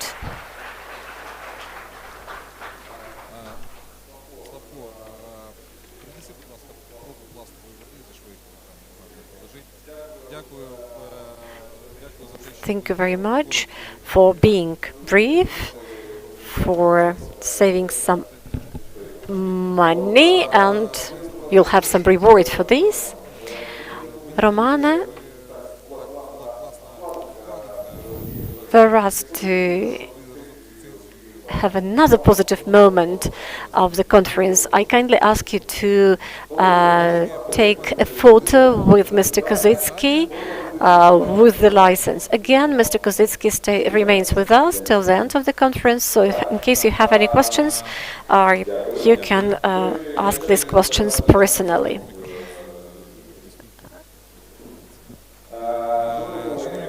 Dear colleagues,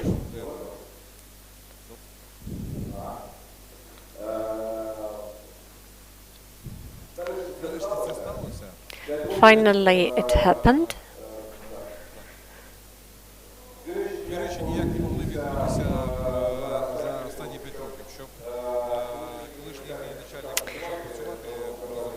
We wanted this person to work with Newfolk company, and finally we made it happen. Thank you very much, Petro, for becoming the partner of our conference. We do hope it will be positive for you. We hope that your people will understand that our region is developing. We open some new directions of activities.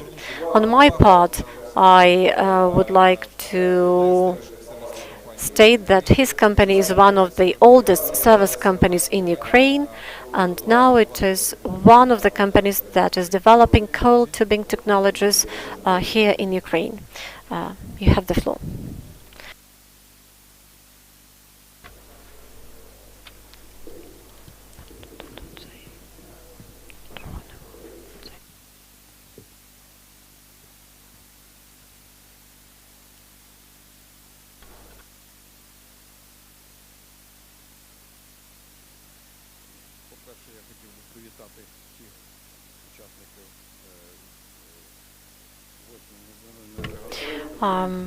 It's my great pleasure to welcome the participants of the VIII conference. I wish you success. I hope it will be a useful experience for you.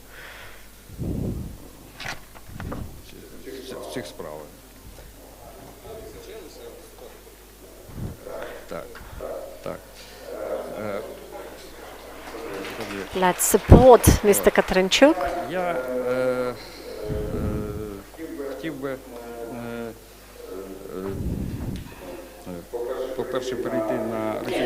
On your permission, I would like to speak Russian. It will be a bit more convenient for me to present my information. And I would like to give you data on the development and prospects of Ukrainian service companies, and I will provide the example of our company and the group of companies region, which I represent.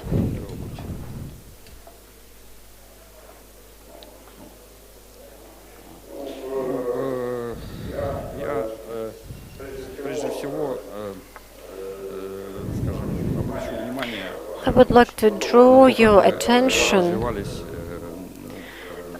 to the development of our company as service company. In 2004, for the first time in Ukraine, начали использовать COLTUBING как we started implementing COLTUBING as the intensification tool for the wells. Since 2007, мы развили такое направление, we have developed drilling and well workover. Since 2008, делать we started doing fracking and с 2012 года acid fractures. And since 2012, we started drilling deep wells up to 6,000 meters. выполнять And also we started doing site tracking. Фактически то, что мы, скажем, это делали, это The very fact that we did these things, did these operations, was necessitated украинского рынка на by the needs of the Ukrainian market in different years when we offered different types of services. But we were guided by one goal, to offer oil and gas market advanced technological solutions for development and increase of production.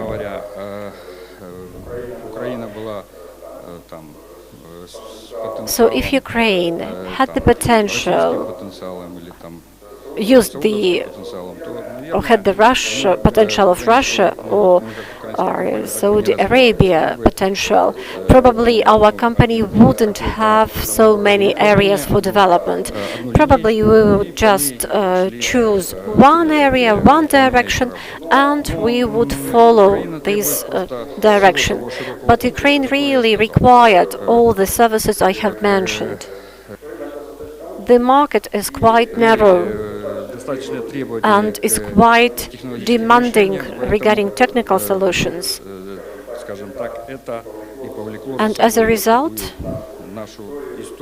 we have the history I have just demonstrated, and we have applied the types of work you have seen in this slide. It was necessitated by the market needs.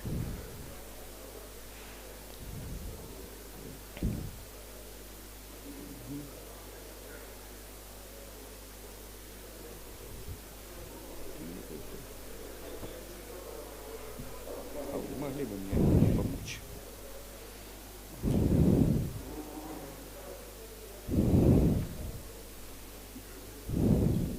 На что нажимать?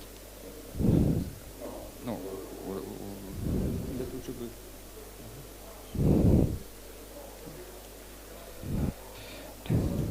значит,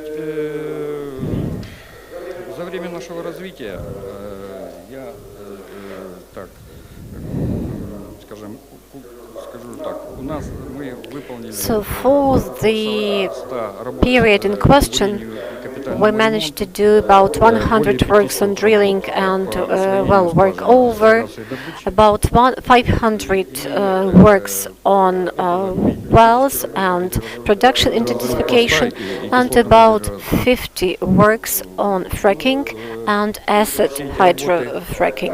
Так или иначе,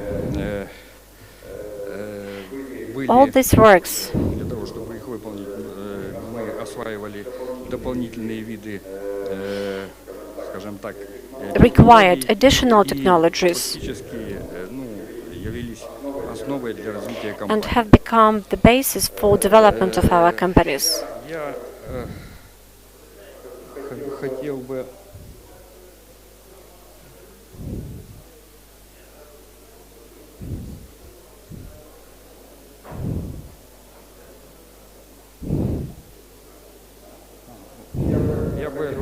остановиться на тех организационных I принципах would like построения to speak in more details about our principles of cooperation with the client, the principles which were the key ones we applied in our works. First of all, we worked on the basis of daily rate. с фактически в рамках регламентированных Within the frameworks of the regulated norms and under supervision of the client. These are the works done for Ukkrgaz company. We also had quite broad experience of integrated project management. This is something similar to turnkey approach. It was related to development of work program and a number of technological solutions which were necessary for implementation of these projects. IPM, Integrated Project Management, and it is explained here what is meant by IPM. Apart from it, we had some positive and also negative cases regarding IPM. So when these IPM elements presupposed some risks, conceptually it is just the same model, but the payment actually depended on the final outcome, on the final production.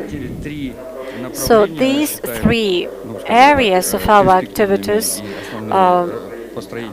are the key areas of building our cooperation with the clients, and they enable us to cooperate both with big companies as well as with some small companies, market operators who have some licenses, but at the same time they lack necessary infrastructure.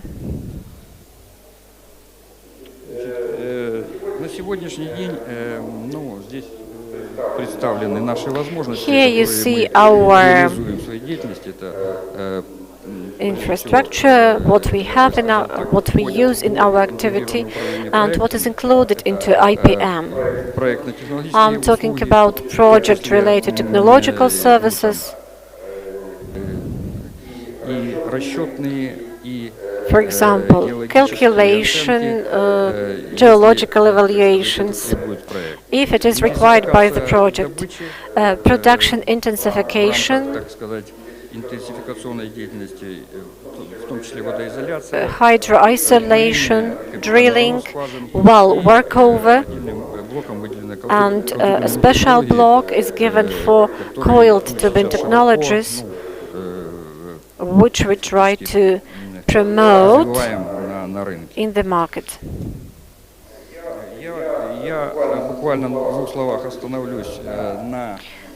I would briefly mention the information from the next slide.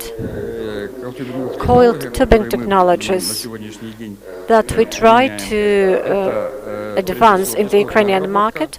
First of all, it is acid processing. We try to ensure hydro-isolation and installation of cement bridges, perforation of casing with the help of coiled tubing pipe, and using nitrogen for works. And we were trying to apply all these technologies in the projects we implemented.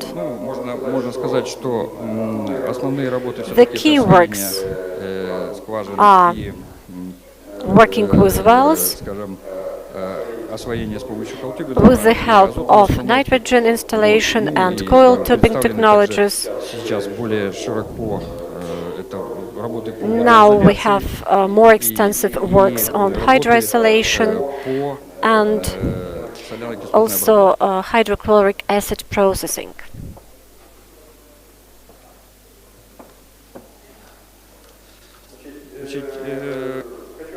Обратить внимание, считаю, что это важно, что во время, ну, фактически, развития So I think it is really important that we have developed our own chemical systems that we apply for production intensification. This is acid-based intensification, highlight type for high temperature, as well as special hydro-isolating systems.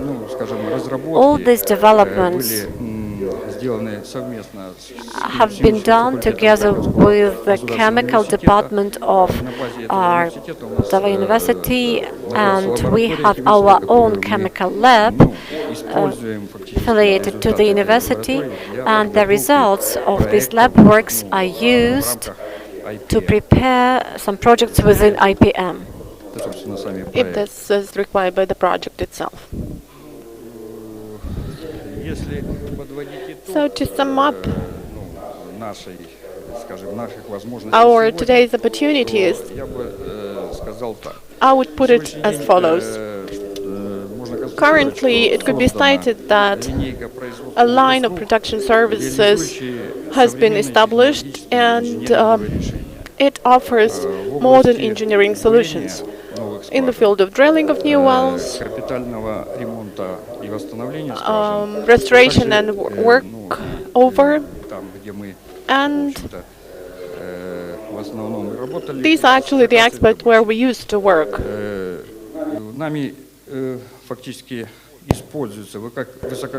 And actually we use both high quality and high tech tools which have unique properties, and we have also established the basic principles of interacting with the customer. So this means that currently we are in fact ready to meet the needs of the customer within these organizational principles I've mentioned, like turnkey work and also IPM turnkey work and the daily rate principle. And we have the opportunities to definitely meet the target set, which stands for development and increase in production with the most efficient budgets within the shortest periods possible.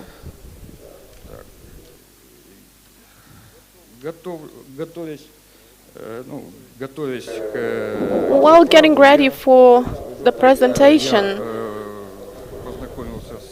I got acquainted with the wide range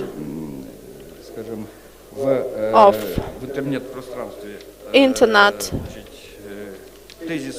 statements which are related to decarbonization, and I would like to speak on this topic because of the following.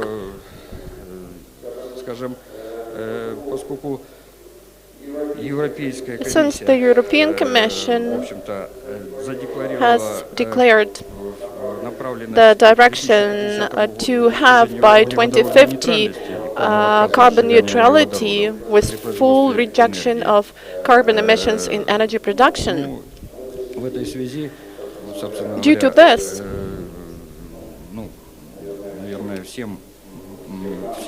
I guess all of us have a question: how much in demand our services are in the future?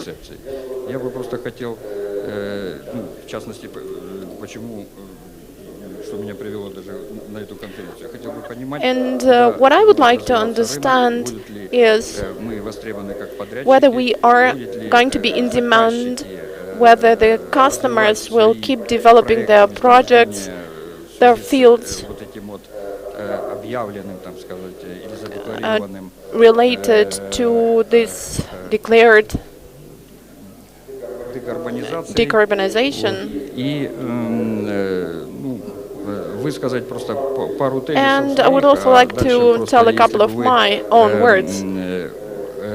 подхватили это And if you в support виде me дискуссии, in the то format это of the было бы discussion, полезно, that мне would be кажется, great не только для нас, for а и me, для всех as for me, вас. for Это я everyone, great for Андрея everyone. попрошу, чтобы просто мы этот вопрос еще, ну, может быть, поставили, да? Вот. I think that Andrei probably should raise it for discussion as well. Ага. Ну, просто для того, чтобы мы понимали тенденции, куда идет. This is just for us to understand where their Смотрите, market is going. Скажу так, что мы живем в эпоху You know, we live in the period информационной of information revolution, the epoch of memes and trends. Вот. Если вы помните, еще недавно And if you remember, были такие в тренде we used понятия, to как have shale shale gas gas, который развивался as a и, trend, в общем-то, as it kept это developing. было, 5, может быть, 8 And лет well, that назад was это. about 5, maybe 8 years ago.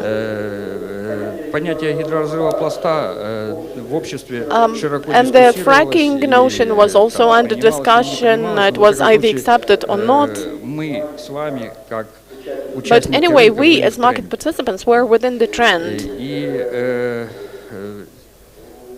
ну вот, там, 2 года назад мы услышали And такой тренд, как 2 years пандемия, ago, we also had the COVID-19. trend of the pandemic, Теперь, COVID-19. слышим такой- Now такой we can тренд, also как hear the декарбонизация. decarbonization trend, Это новый That is a современный new тренд, modern и, в trend, общем-то, ну, наверное, имеющий право на жизнь. which probably has the right to exist.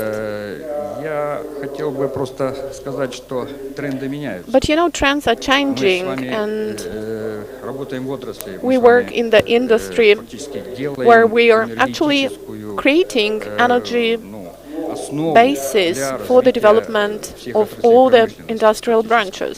И с моей And точки I зрения, guess ну, понимая, что that we need to realize нас that хотят из этого we тренда want немножко to be подвинуть, мне removed так from кажется. this trend, as I Вот. guess, from being Нам fashionable, надо, and therefore we объединить need наши to усилия и вот unite our effort. вот 30-летний с 2020 по 2050. So I think that over 30 years of experience, история, ну, так over сказать, 30 years of намерения, да, histories of our чтобы, intentions, скажем, we уменьшить, need to reduce скажем, углеводороды hydrocarbons при производстве in the энергии. production of energy. This is our Ну, what our 30 intention лет has это, been. с моей From my точки point зрения, of view, это 30 years is quite a lot. целое поколение. Но если оглянуться назад, That is the whole то, generation, ну, but в if we look 21 in году retrospect, будет, you know, in фактически 2021 we are actually going to celebrate the 30th anniversary of Ukraine, of Ukraine's independence. That's why if we look in retrospect and look at 1991 and the current situation, there have been great changes, that's true. And we still don't know how these trends will be changing. But I guess that we realize what the direction of activity is, what the vector is, and with this in view, we should focus as much as we can and intensify our activity for their extraction and production of Ukrainian minerals. That is what our common task is. And I think that we need to not to forget about this while looking at the current situation.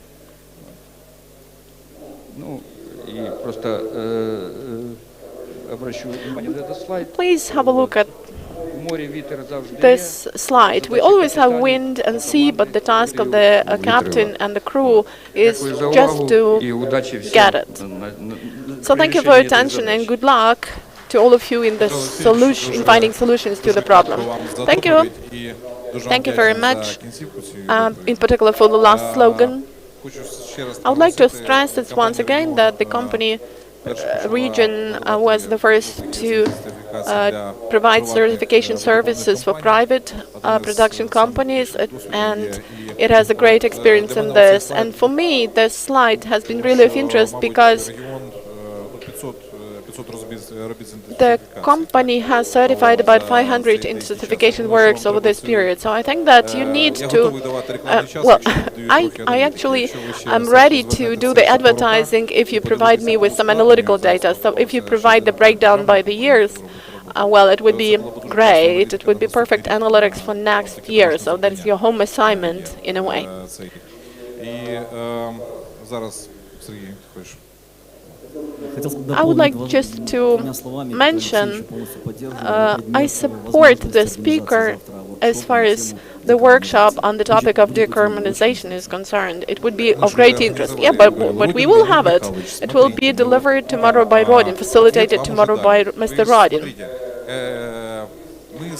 Yes, you know, together with Petro Alexeyevich, we are the two people who are the graduates who actually finished the schools of physics and mathematics. So it's important for us to have the accurate wording, because the accurate wording sets the basis for the answer. You can see that the trend is really simple. Hydrocarbons are disappearing as energy units. And then there appears the question, if we have those resources, what is going to be transformed into and where we are then in this situation. And the question is simple. Mr. Nahornyak has mentioned everything will go into molecules. We used to put everything into energy, and now we will do this into molecules. And tomorrow we will have a workshop, and if you want to know what happens next, you have to attend the workshop. You will hear my experience, you will have a chance to have a discussion. That is the last workshop for tomorrow. Thank you, Petro, and thank you, Sergey, for this remark. Так, где у меня Артем? Where is Artem?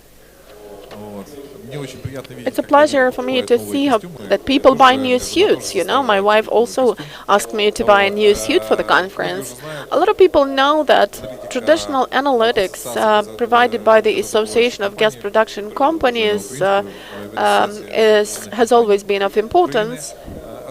Artem, so we are waiting for some graphs, for some data, and you can continue with the discussion of what the future situation is going to be. Yeah, with pleasure.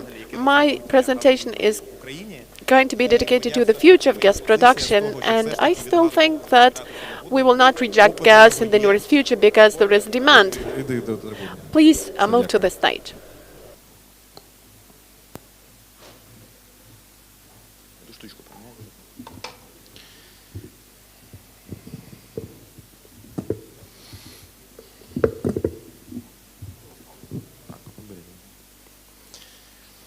Доброго дня ще раз, колеги. Дуже радий всіх бачити, як завжди, Львів нас Good morning, dear colleagues. Glad to see all of you, as usual, with great sun, with great atmosphere. Thank you, Andriy, for organizing this event in this complicated period. Of course, the trend with the pandemic continues, but it's a pleasure for me to see how many people traditionally keep coming to events. Thank you for having invited me. And you can see that in spite of digitalization and distance work, we still can see that live communication is the most important thing, and humans are social creatures and we need to cooperate. My today's presentation is going to be dedicated to the future of the gas production in Ukraine, and I would like to focus on specific examples as to how we can increase gas production or stop the negative trends which we now have in place. And I would like to tell you about their PSI projects which have been promoted, which started back in 2018. Everybody knows what the PSI stands for, and in the world there are different mechanisms for cooperation and getting for use oil and gas formations fields. Mostly these are concession agreements, like special permissions, when companies are provided for use a part of the field and all the minerals produced belong to the company pays taxes, again within different mechanisms, and then the company gets profit or doesn't get profit. You know that it's a risky industry, and everybody knows what the percentage of successful and unsuccessful wells in the world is. At the same time, PSI is a comprehensive mechanism that was put into operation about 50 years ago. And let's be frank, that is the mechanism which is not widespread in more developed, export-oriented countries, because in less developed countries, there is a great problem which is connected to lack of trust of investors in the state, in the regulatory environment, due to constant changes of the rules of the games and the people passing decisions. That's why they established the PSI mechanism, under which investors are actually provided with individual conditions for work on the general terms. The investor pays money and for the development, and then somehow reimburses the costs and shares their products with the state. Unfortunately, PSA had a certain negative trend. We had good examples, we had majors coming to us, but unfortunately, as far as bidding is concerned and as far as PSA implementation is concerned, we don't have any positive examples. There are positive, well, there are subjective and objective reasons for that, but the results of the fact that so far we don't have any PSI implemented. But we hope that this negative page in the Ukrainian gas production history will be turned finally. What is the difference? What is the key difference between auctions and bidding and PSI? I will not speak in detail, but to put it simply, PSI is a much more protected and comprehensive mechanism, and everybody knows that the classical gas license is issued for 20 years, and actually the investor is sold the area of minerals with possible minerals, because the practice of companies shows that the figures sold by the state are not always real. The investor is guaranteed that the legislation will not be changed. He understands what the conditions are, what the program of works are, and what the investment commitments are. And if he doesn't perform the commitments, he will have to pay a fine in the amount of those commitments. It is insured against the changes in the legislation and has this incentivizing taxation rate and can protect its interest in the court institution and also in international courts. And the key change here is that not all the products produced belong to the investor. But again, to continue with the topic of auctions, I would like to mention that the electronic bidding, which has been mentioned by Mr. Romanov, really showed that they are efficient, and we can see that access to fields is absolutely transparent. There are no pre-qualifications, and the companies which are interested in getting some areas for use can always nominate them and enter the bidding which has been announced. It's really important in this aspect that no state authority, including the State Geology and Mineral Service, until the end of the bidding doesn't know who has actually become a member of the bidding and who is fighting for those areas. For example, last year there was an ardent fight for Bohushtanska area, and the DTAC, within the transparent competition, managed to buy it at the record 655 million. This is an unprecedented figure. Let's get back to PSI. Back in 2018, the bidding was announced by the government for their large-scale investment for gas production, and we as the association supported the idea because we understood that if we don't get new areas for use, we cannot curb the negative trends in gas production. We do realize that traditional fields do not confirm their profitability and are depleted, so there is no need to invest money into them. As a result of that, within a very complex negotiation process, because of the pandemic, because of the change in the government, change in people, the interdepartmental commission members. But back in December last year and January this year, still 8 PSAs were signed, and they presuppose guaranteed minimum scope of investment amounting to 500 million, which is a minimum commitment that could be increased upon approval by the state bodies. So far, 3 PSAs, which presuppose involvement of foreign investors, are under consideration, under negotiation, and the bidding was conducted in April last year.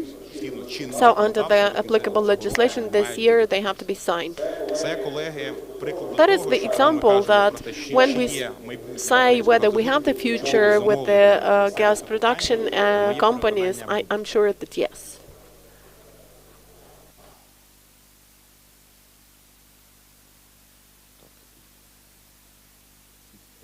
технічні проблеми. Можете повернути.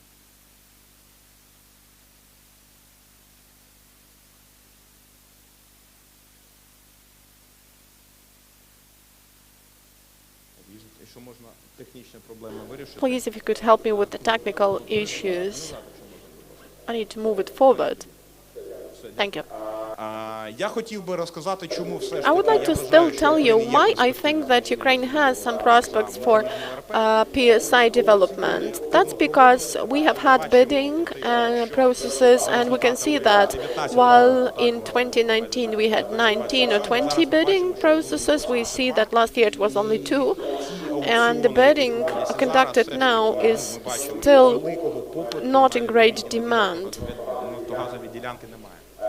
Саме тому That's why це той наш такий нова ера PSI stands for the new era of gas production. I hope that the ASCO companies the servicing companies will become more active, and this will help. PSI was mostly applied in less developed countries, but we have quite a good number of positive examples, like in Egypt. Back in 2018, after a long period of looking for it, they still managed to start working with their ZOR field, and it has enabled Egypt to increase gas production more than twice. And half of this production stands just for the Zohr field. So you can see how negative the trend was in terms of gas production, but they found a new field, and due to this, they increased their gas production. And I always keep stressing the figures. The gas production is a multiplier of every national economy, and when we think about import of gas or gas replacement, you know, every hryvnia which is invested in gas production increases and multiplies the effect 3 or 4 times on the economy and the GDP of the specific country. So gas production is really the key factor for the improvement of the economic situation. The next slide, please. Azerbaijan, let's take Azerbaijan. Again, they are actively working at PSI projects. They've been doing this since 1990s. This is, of course, the issue of oil and gas. And back in 1994, they passed the contract of the century, a large-scale PSA. And you can see what the figures are in terms of the level of investment and natural gas production.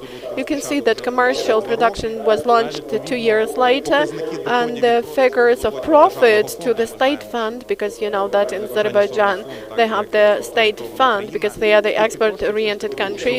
So you can see what the figures are in terms of involvement of the money into the budget. Generally, investment into all the Azerbaijani projects stand for more than $158 billion over the latest quarter of a century. Let's take Kazakhstan. Of course, that's the country which produces oil and gas, and of course, oil is a priority for them. But if we have a look at their figures, production is increased twice, or actually 2.5 times, because of the new field opening and because of the new investment. Please pay attention to the figures of local origin. I mean, if you invest money into the development of production, companies use staff members, technologies, and services in companies of local origin. And more than 52%, all in all, stand for the new jobs and new taxes which are paid directly in those countries. This is not the money which flows abroad, the way it is in case of import of hydrocarbons. Brazil, Latin America, also active with PSIs, and we analyzed the figures for Brazil in terms of their bidding processes, and I would like to mention that the number of bidding processes and auctions does not always mean that they all are going to be a success, but in Brazil they have 3 PSI projects that are a success and under which active production is taking place on the shelf, and we can see that the figures are on the rise. It's great because Brazil is really open in terms of its data figures, and they are trying to promote those projects. Every month they publish all the statistical information as to what the figures are, what investment programs are let down in the budget, and what the figures of production under each project is, what companies, what operators work there and do the works. And we can see that as far as shelf is concerned, they did it quite quickly. They sign, and then seismic work starts within 1 year, then 1-2 years, and again they sign, and then again the inflow of hydrocarbons. We hope that this is also the future prospect for Ukraine. At the same time, I'd like to draw attention to the fact that upgrading of the modernization of the bidding processes has shown that a lot of things de facto are not regulated legislatively, and there are a lot of gaps in the legislation, and therefore I'm expressing my great gratitude to all the members of the Interdepartmental Commission and governmental bodies which have managed within a year within the negotiation process, and a lot of work that needed to be done involving absolutely all expert geologists, heads of companies, lawyers, staff members, and we have really seen that there are the gaps that contain some corruption risks, and if those were some other people, the processes would be different. So I mean that the human factor is really important. That's why in the Verkhovna Rada of Ukraine, upon our initiative and investor initiative and the initiative of the deputy Andriy Zhupanov, they registered one of the draft laws which aims to regulate those issues and to deregulate the industry at some points. I mean, to simplify the production, hydrocarbon production process in Ukraine. This draft law was passed unanimously at the committee meetings, and we hope that in the nearest future the Verkhovna Rada will vote for it in the first reading. We hope that the MPs will support us.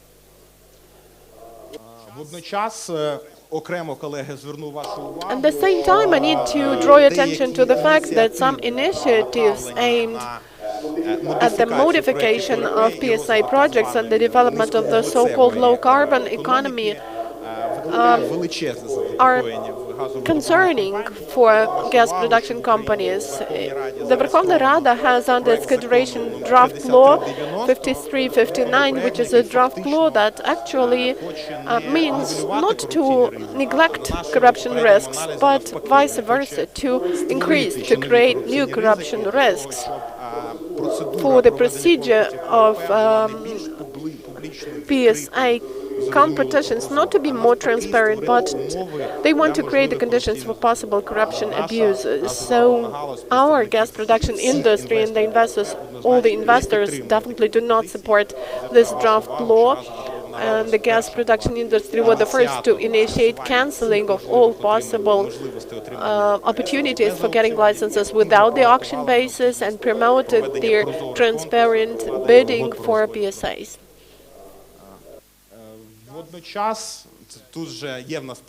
Well, here we have the representatives of the state authorized body, and therefore I would like to draw attention to the fact that signing of PSA is just the beginning of the path. Besides a lot of works which need to be done by the investors related to the bureaucracy, to red tape, to getting areas, to choosing contractors, they have a lot of work that needs to be done by the state, by their state service, by the Ministry of Finance, the tax inspection, and all the entities for the investors who have undertaken large commitments to be able to fulfill them, because non-fulfillment leads to dissolution of agreements and payment of great fines in the scope of the commitments which they have undertaken and which they have guaranteed with the state budget. If I'm not mistaken, this is my last slide, so I would like to express my gratitude to all of you for attention, and I will be happy to have some private speeches with you. Okay, thank you, Artem, and I would like to point it out that really you have focused on the right things. 52% of the staff members of local origin, right? That is what you mentioned. I guess that this should be the situation in Ukraine. We welcome the companies which open up their representative offices here in Ukraine, in particular Weatherford, which has fully Ukrainian staff, Ukrainian workers. And this is the point which is going to be of utmost importance. That is the law of sustainable development. You need to develop the territory where you work and which brings you profit. Thank you, Artem. Please stay for tomorrow's discussion if you have a chance like this. Thanks a lot. Dear colleagues, now one of the lecturers, former lecturers, and now workers of a private company, Mr. Nos, who is, by the way, one of the best lecturers, and his students always won at the Newfolk's branch rating. So now he is going to have his report, and I would ask you to do this within 10 minutes. And at 15 minutes past 12, we will have a break. You know, everybody asked me to put them into the first session. So our first session is a never-ending one. You will all have a speech. As far as coffee breaks are concerned, well, you have the second room. I can see that people are staying there. People are going to have a break and to listen. Those who would like to have a speech and to speak generally, well, you know, plenty of room. For example, you could move to the balcony, to the terrace, but I will not make breaks because I don't want to interrupt anyone and to press them, because we haven't had any meetings for 2 years. So let's do this in this way. If you want some coffee, if you want to go to the WC, please somehow manage your time and get back. As far as reporters are concerned, we have about 32 to 60 people at 10 platforms where you have connections. And the most important thing, that the record of your presentations will still be in the Facebook and YouTube, and a lot more people will watch you. As far as the last conference is concerned, we have had more than 12,000 views.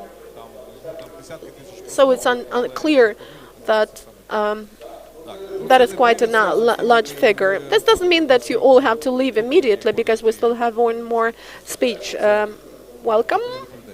Yeah, let me start.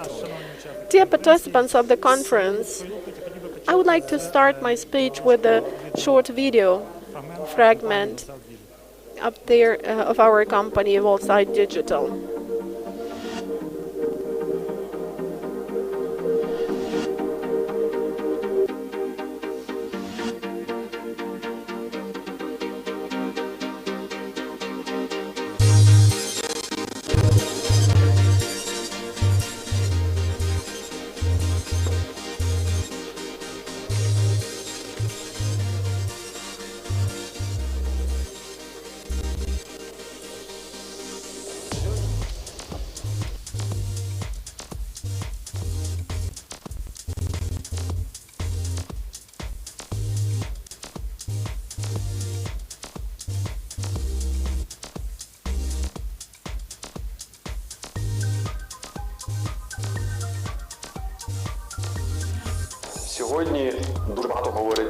Today, a lot is told that our greatest asset and priority and competitive advantage is people, and I'm sure of that. But I'm also convinced that the largest asset are properly selected people who are in their place, who are the experts in their business and who have got high qualifications for solving the task set.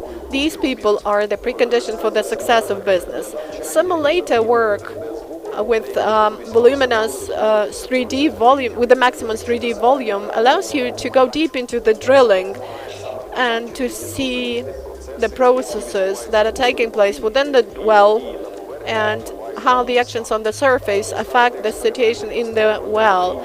You can create emergency situations. It's more interesting and more safe and financially not costly. That's why we have the interactive simulator, RealSim Educator, and RealSim 15.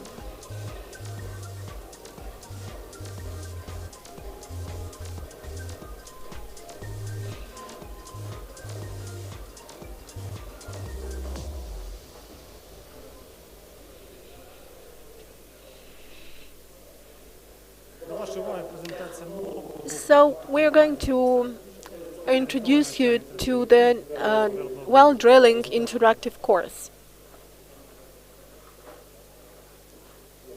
Thank you. We often need radical changes in the training of staff. And judging by the new reality of production, the key goal of us is... Somehow it doesn't work, sorry.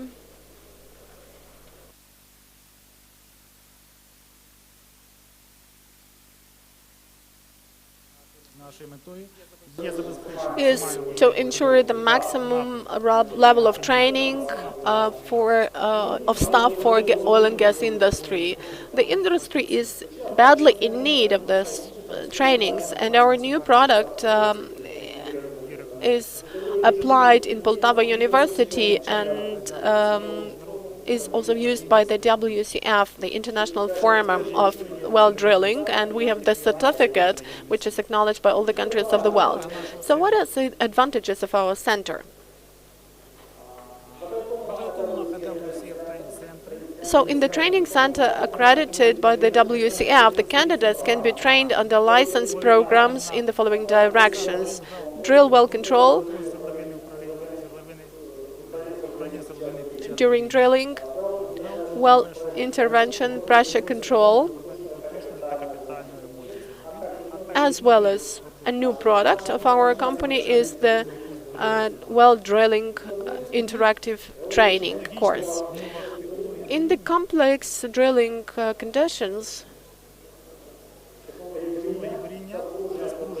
and well construction, we all the time have a great opportunity, a great risk of emergency situations and increased costs. And one of the key tools to minimize this problem is qualified staff who are well aware of both the technologies and equipment and are capable of reducing or excluding the possibility of production emergency and complications, and improve the efficiency of drilling as well as operations in general and their safety.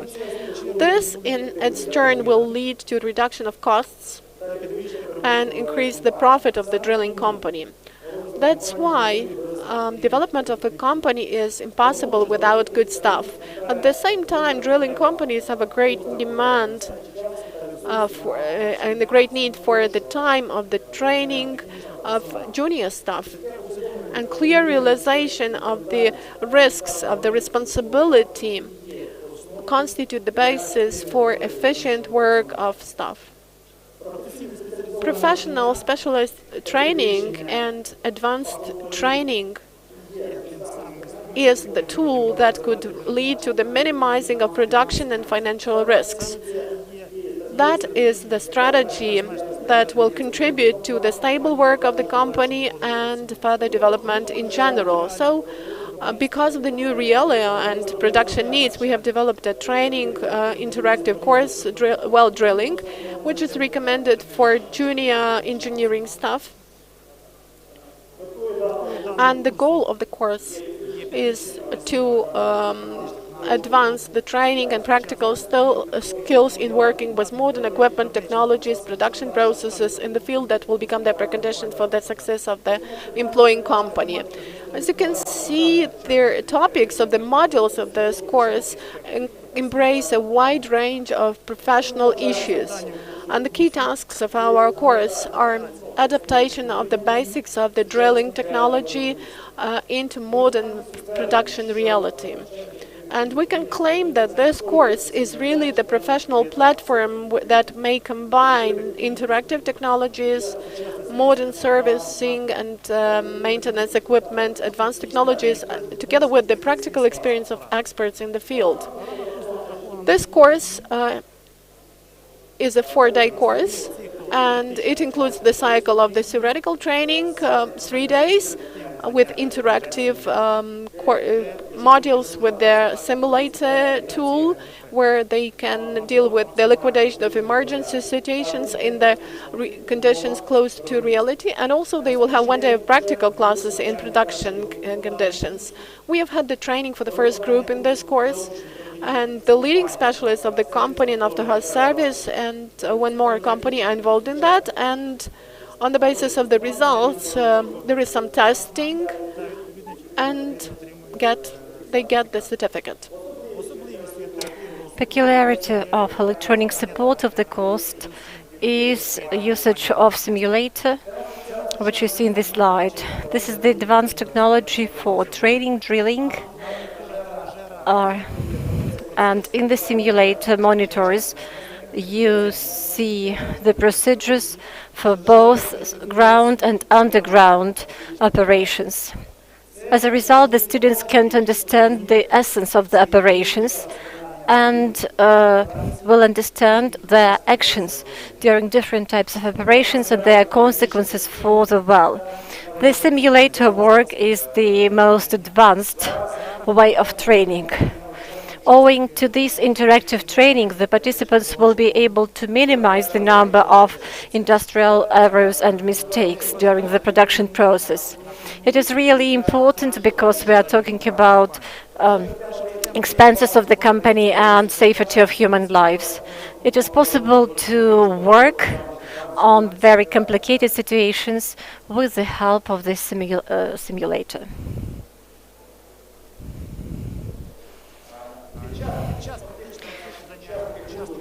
During the practical course, the participants will be able to see the specialized equipment and to find out about technological procedures and processes, and also key stages of preparing drilling solutions. Another aspect is the issue of time. I think you can agree that the company that is willing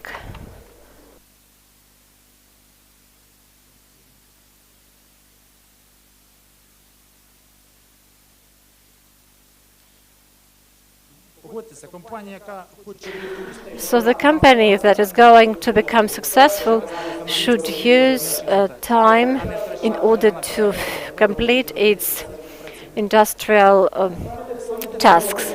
So in order to do this, we have developed this course, wells drilling.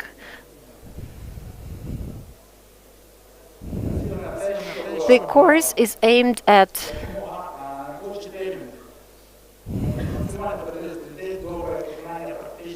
making people understand all the industrial processes.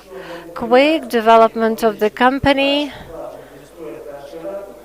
is shown by the first graph on the left, and also we can see development of the companies that do not pay attention to staff training, and it is demonstrated by the graph on the right.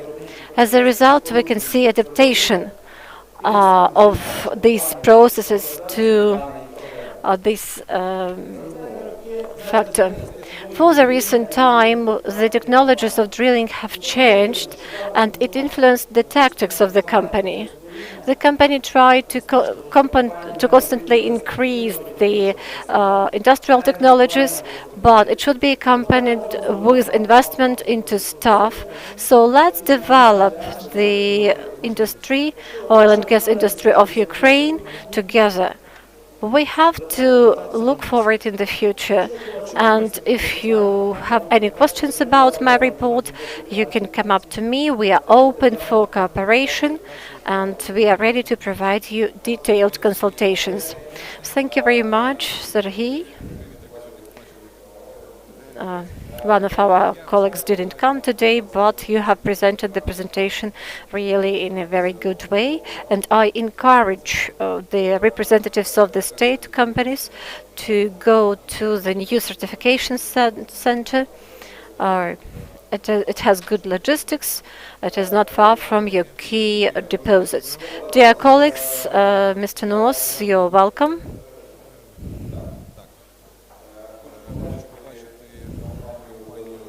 Now I would like to see whether we have here representatives of Weatherford company. We have some changes. We didn't take into account the time difference, and it is 5 a.m. in the US.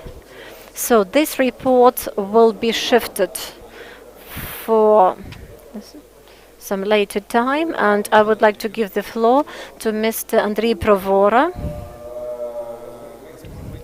and Ms. Natasha Makic will deliver her presentation a bit later.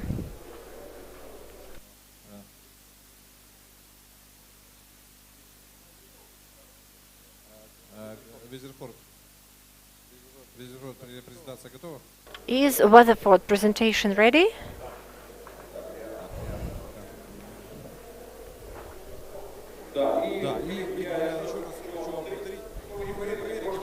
Dear colleagues, actually last year we had this number of people in this room, taking into account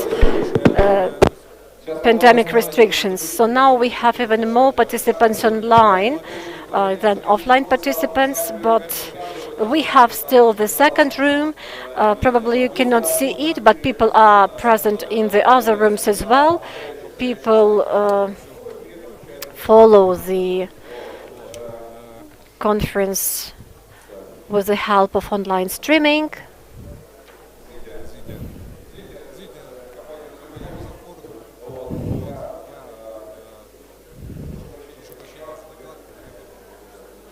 Thank you very much.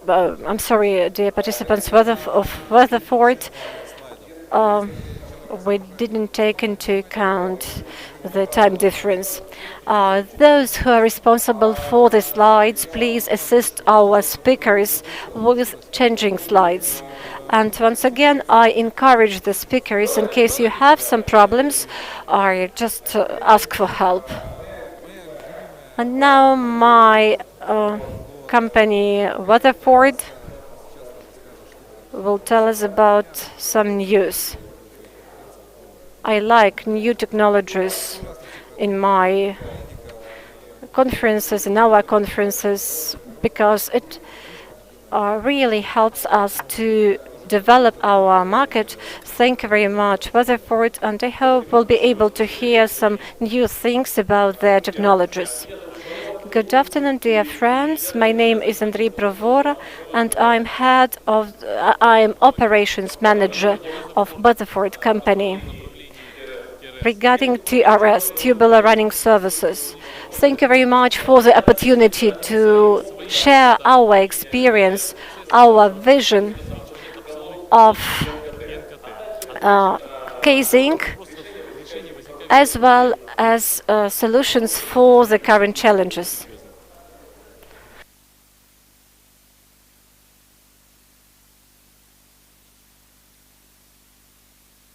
Коллеги, можем видео запустить? Нажмите на play.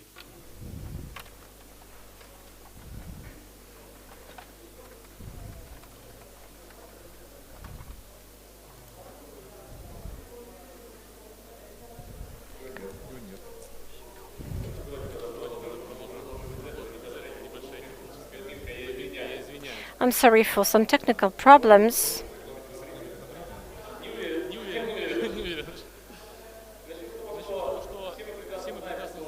We all know that for the recent years, our country invested a lot into modernizing the field of oil and gas production. New units have been bought that reduced well construction up to 6 or 8 months. Now we have new API standards, and as a result we use pipes with highly hermetic elements. And we also train our staff to work using these latest equipment. But in my opinion, such services as TRS are actually at a very low level. Insufficient attention is given to the break-off of pumping and compression pipes and casing. As a result, we have lots of risks and sometimes very disastrous consequences in the process of well construction.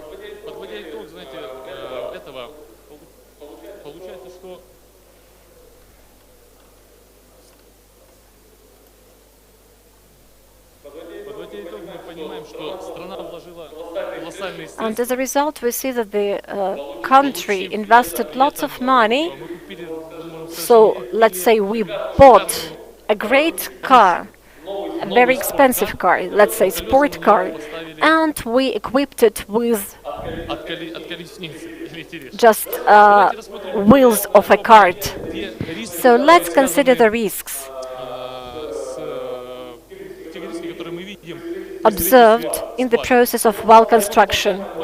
I was trying to simplify this slide and has reduced it to some extent to this time schedule.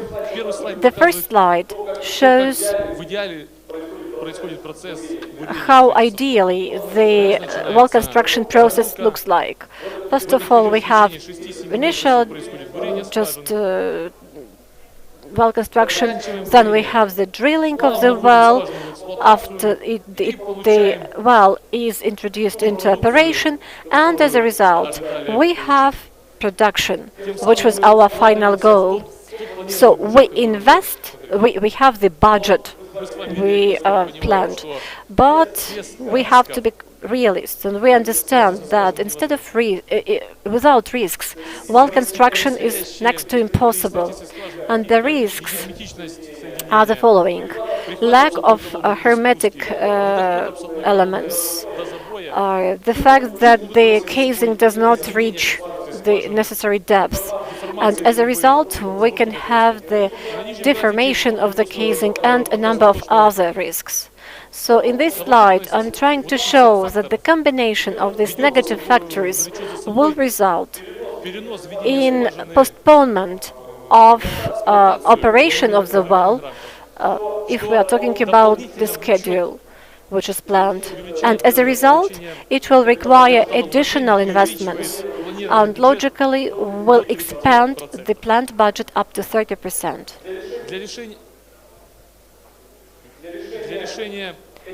In order to resolve these issues, our company, Weatherford, is using CRT system, using special TRS technologies. What are the advantages of the system? When you use this technology, you can ensure circulation, you can rotate the casing, and you can control the well bore during this operation. As a result, it enables us to reduce well preparation time up to 40%. Up to 30%, we managed to reduce the operation costs. We also managed to control pipe break-off. Actually, every second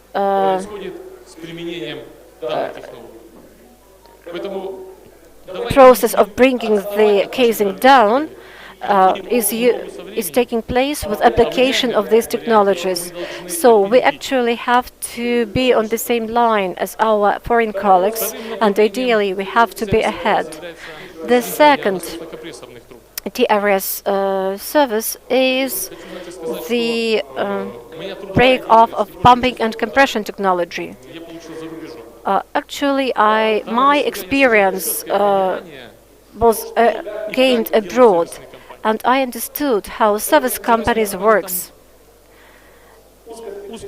They are narrow specialized companies in order to provide high-quality services.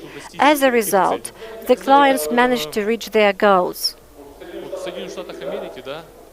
For example, in America there are lots of lawyers, but every lawyer has its own narrow field. For example, people who deal with marriage dissolution will never work in the area of, for example, breaking traffic rules. The same is here. Coming back to Ukraine, I gave a question to myself: how TRS service is done by the domestic contractor? I studied the statistics of well workover in Ukraine, and as a result, I understood that the very process and quality of services provided leave much to be desired. So what risks do we face when we have workover of the well? The screwing sometimes is underdone or overdone, and as a result, we can have some breaks.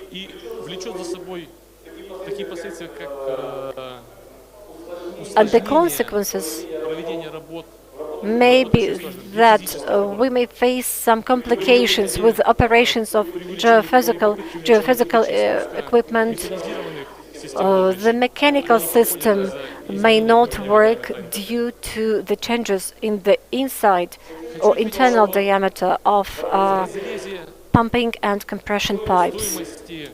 If we think about costs of the very project, if we think about it, the CRS service is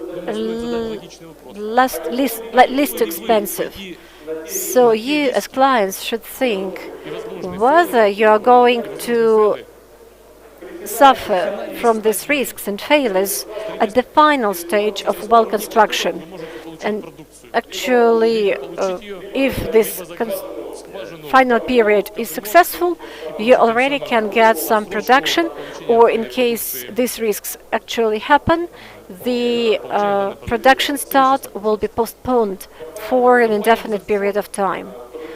Weatherford company, if we are talking about TRS, we have really very extensive experience, up to 50 years old. So when we discuss the final stages of pumping and compressing pipes, we apply the technologies which fully exclude human factor mistakes. We apply graphic system of making up the pipes.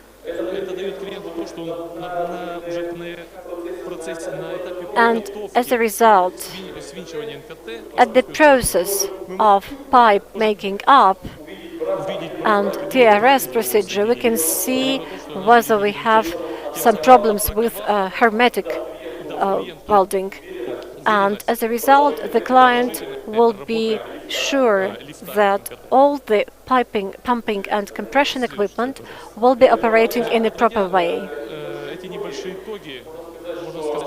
Summing up our experience, I may say that if you apply TRS technology,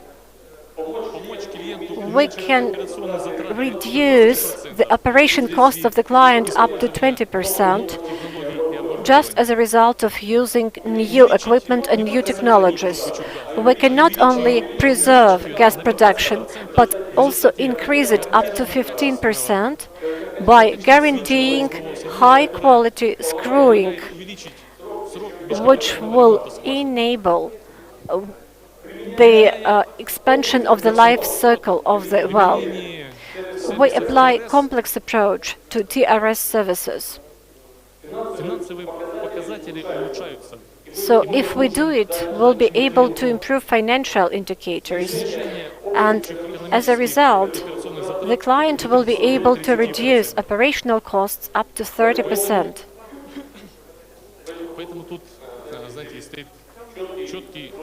So here we're talking about the choice, whether we are going to apply some outdated methods and risk failures, or we should really keep up with time.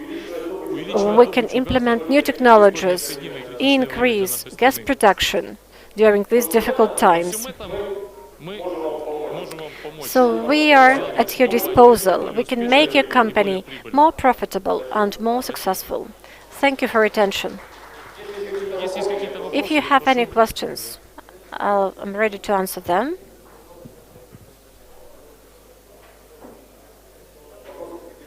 Dear colleagues, do you have any questions?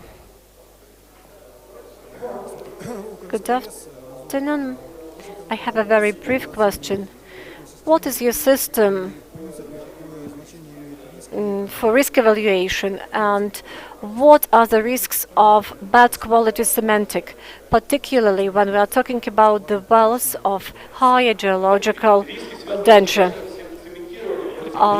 Bad cementing risks happen due to the fact that when we are talking about the make-up of the pipes, and now I would like to say that we use premium type of making up the pipes.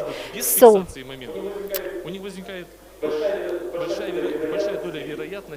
there is actually high probability to unscrew, let's say, and as a result we shall have overflow, particularly when we talk about cementing of the casing in 2 stages. So when we have these makeup procedures, we may observe these issues.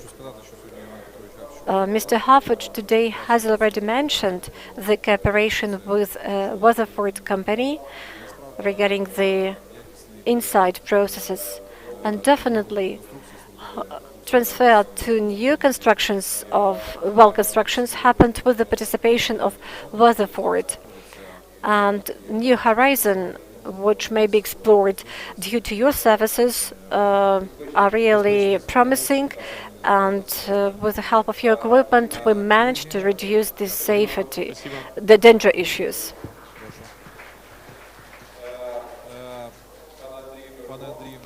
Now I'd like to give the floor to Mr. Andriy Marko.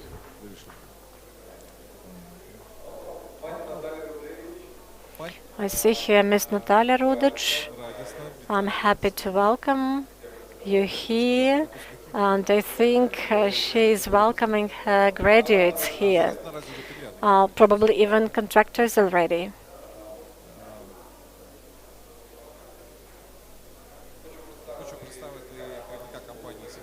So I would like to introduce the General Director of the company SUMOIL Ukraine.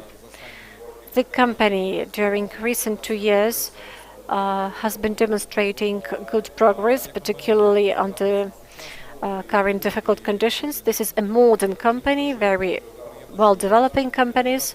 So I'm really glad that we have a chance to listen to the report of the director of the company.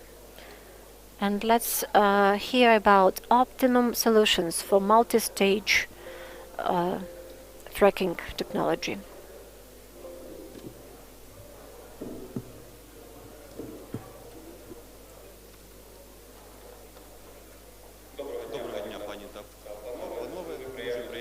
Good afternoon, dear ladies and gentlemen. I'm really happy to be here.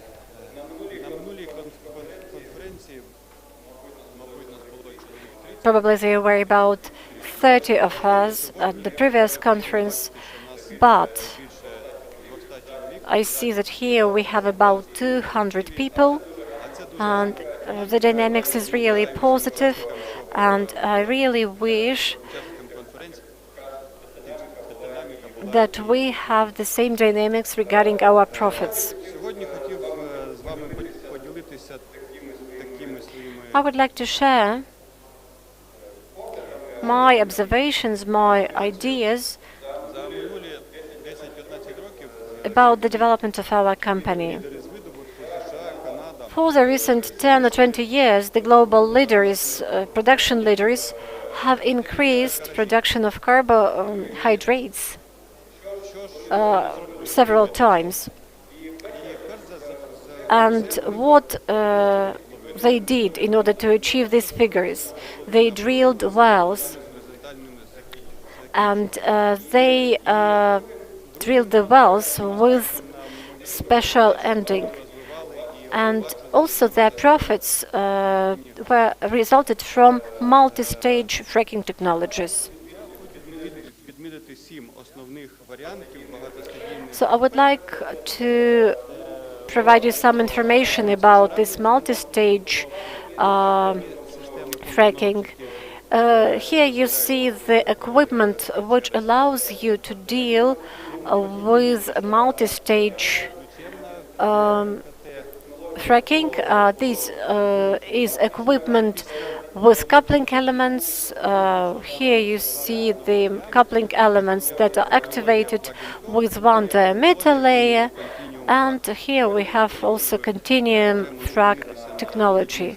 So I would like to speak more about continuum frac technology. So what kind of technology it is? Спочатку хотів порівняти, як же саме проходять роботи по So how do we do fracking in general? All technologies can be divided into two groups. First of all, when we talk about the so-called pointed or targeted hydrofracturing, when the fracking takes place at a certain interval. And when this interval is previously planned, or when we have plug-and-perf technology, when the perforation interval can amount to 50 or even 100 meters, and when the fractures are happen not within the perforation interval, but when we talk about the actually lots of cracks, and as a result we have lots of different intervals. You see how it happens in plug-and-perf technology, and you see that here we have this network of different thickness and in different places. But what kind of technologies will be used, and what deposit we choose in order to apply these technologies? Actually, these procedures depend on geologists. So I would like to discuss in details continuum frac technology. There are two types of coupling elements. Those which are left open after fracking, and also coupling elements which after fracking can be closed with the help of special equipment. This technology can be applied with pressure up to 1,000 atmospheres. There can be up to 50 stages. Capital costs, due to the fact that you do not need additional pumping and compression technology or geophysical data, and actually can achieve up to 30 or 35% from the general costs. And also it enables us to reduce time, because we do not make any stops. So these multi-stage works are reduced up to 10 or 15%. So how this system works in general? We have the coupling element, straight element. From the surface we put down special dirt, which is soluble. It has its own unique profile, which is combined only with a special profile in the coupling element.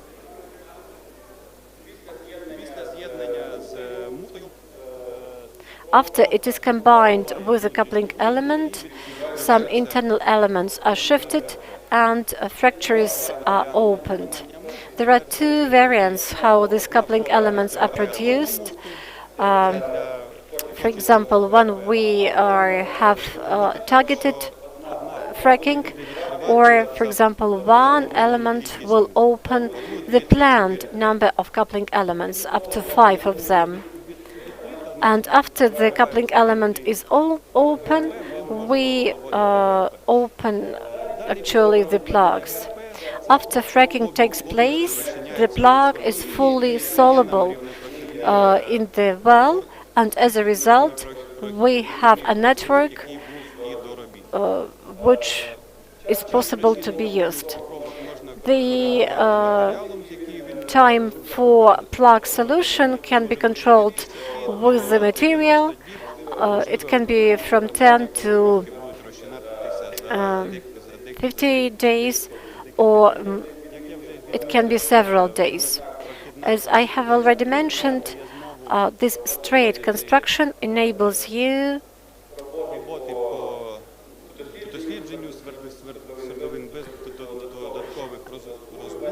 to reduce the time for additional works. The length of the coupling element is 85 centimeters. The pressure is 100 atmospheres, and for the coupling element, the pressure is up to 1,378 atmospheres. So it is possible to regulate it with special equipment directly in the well. I have already mentioned that there are coupling elements which can be closed or open, so you can really leave it open, or if you need a closed coupling element, you can do it. In case if we have some issues related to the interval, or when you want to intensify only one interval and close or plug all the other intervals.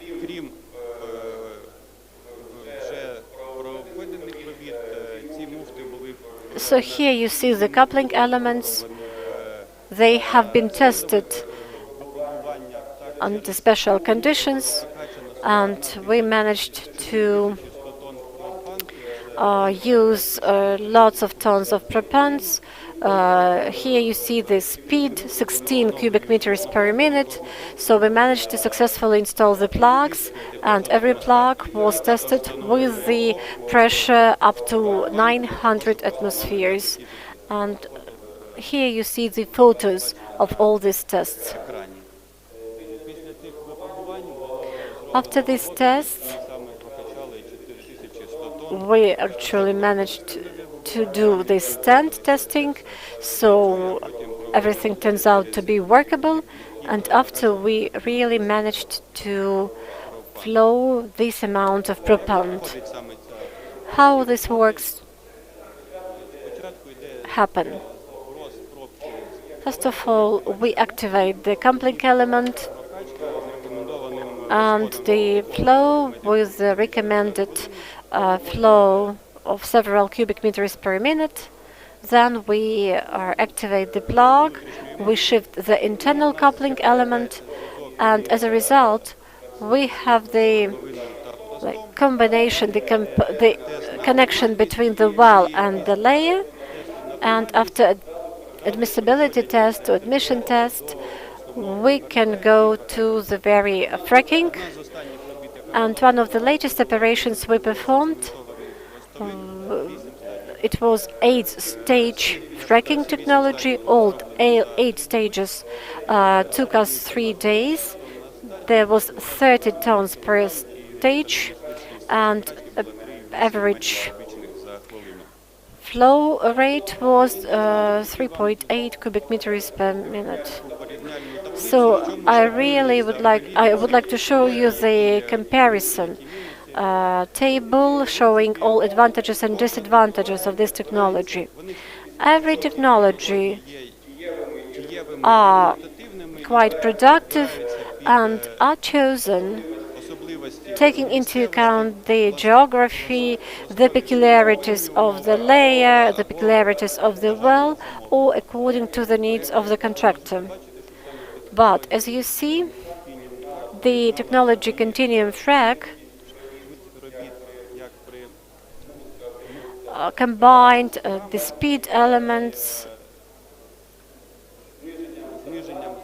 as well as cost reduction when we, for example, use the technology plug and perf.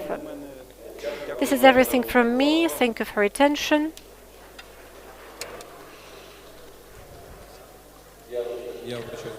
I'm sorry I needed to leave for a moment, but I hope that you have mentioned that your technology is now #1.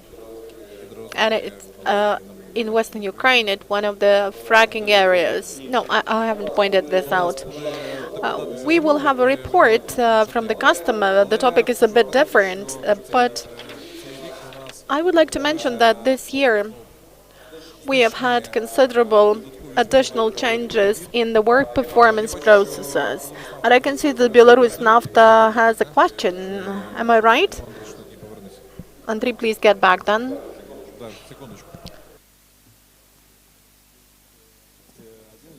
Yeah, I have two questions, in fact. In the presentation, I saw 4,000 tons of propant at the stand testing, but I would like to understand, how did you inject it? How did you pump it? And what was the tool for doing this, and how did you create pressure? Because one thing is to pump, and what was the concentration? It's necessary to understand it, but also it's necessary to understand what the pressure was and what the concentration of the propant was.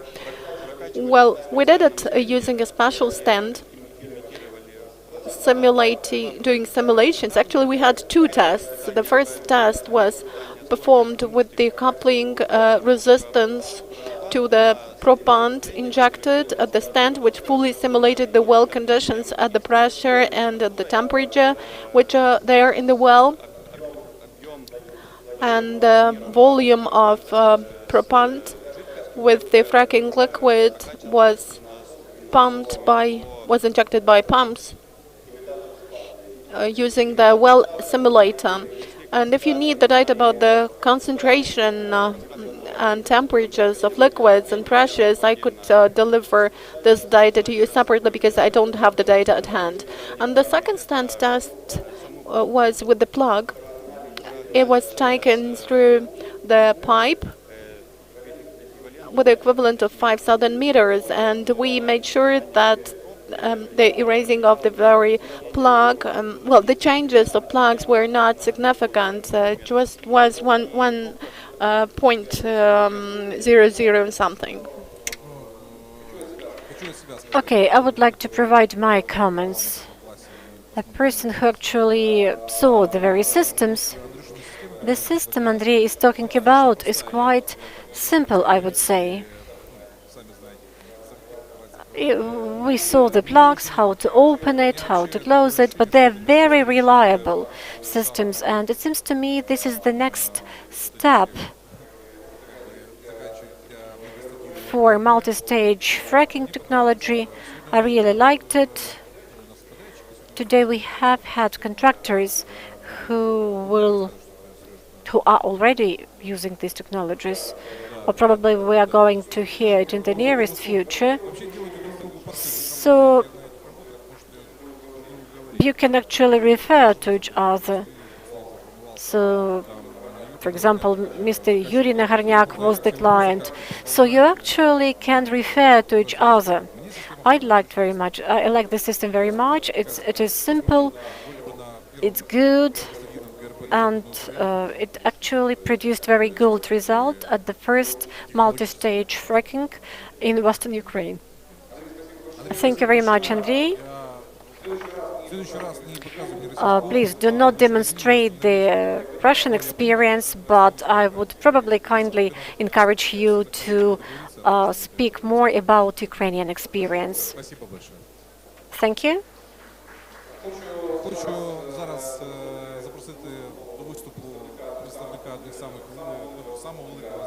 Now I would like to give the floor to probably the biggest client in Ukraine, representative of the group Naftogaz Ukraine Technical Division, Mr. Paternak Alexander, a person who is responsible for drilling in Naftogaz company for 2 years. We have not heard anything. Well, we read about commercial approach to drilling, but we didn't hear anything about drilling from Naftogaz company, and I hope that from the presentation of Alexander, this break will be closed and we'll have some new information.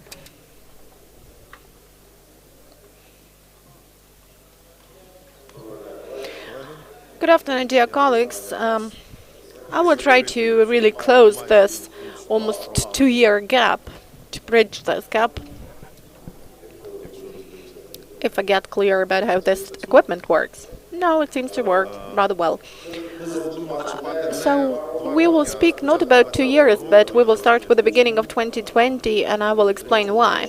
The point is that you have all had from the previous team the previous team of our company bought quite a lot of equipment, and I think that the epoch of old, updated equipment was finished, and the new epoch started, or rather the transition period started in 2019-2020. As far as the dynamics of works and the analysis of drilling is concerned for the future and what we did in 2020, well, you can see the number of wells.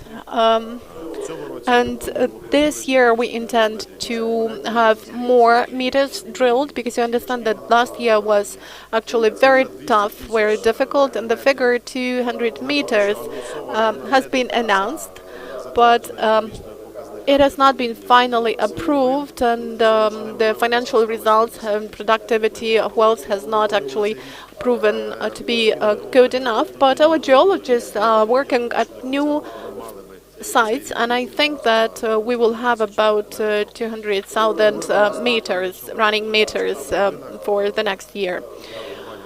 Укргазвидобування has purchased 5 German lasers of Bentak company and 15 Honhua equipment tools with different lifting capacity, and we upgraded 15 old type lasers with 3D type.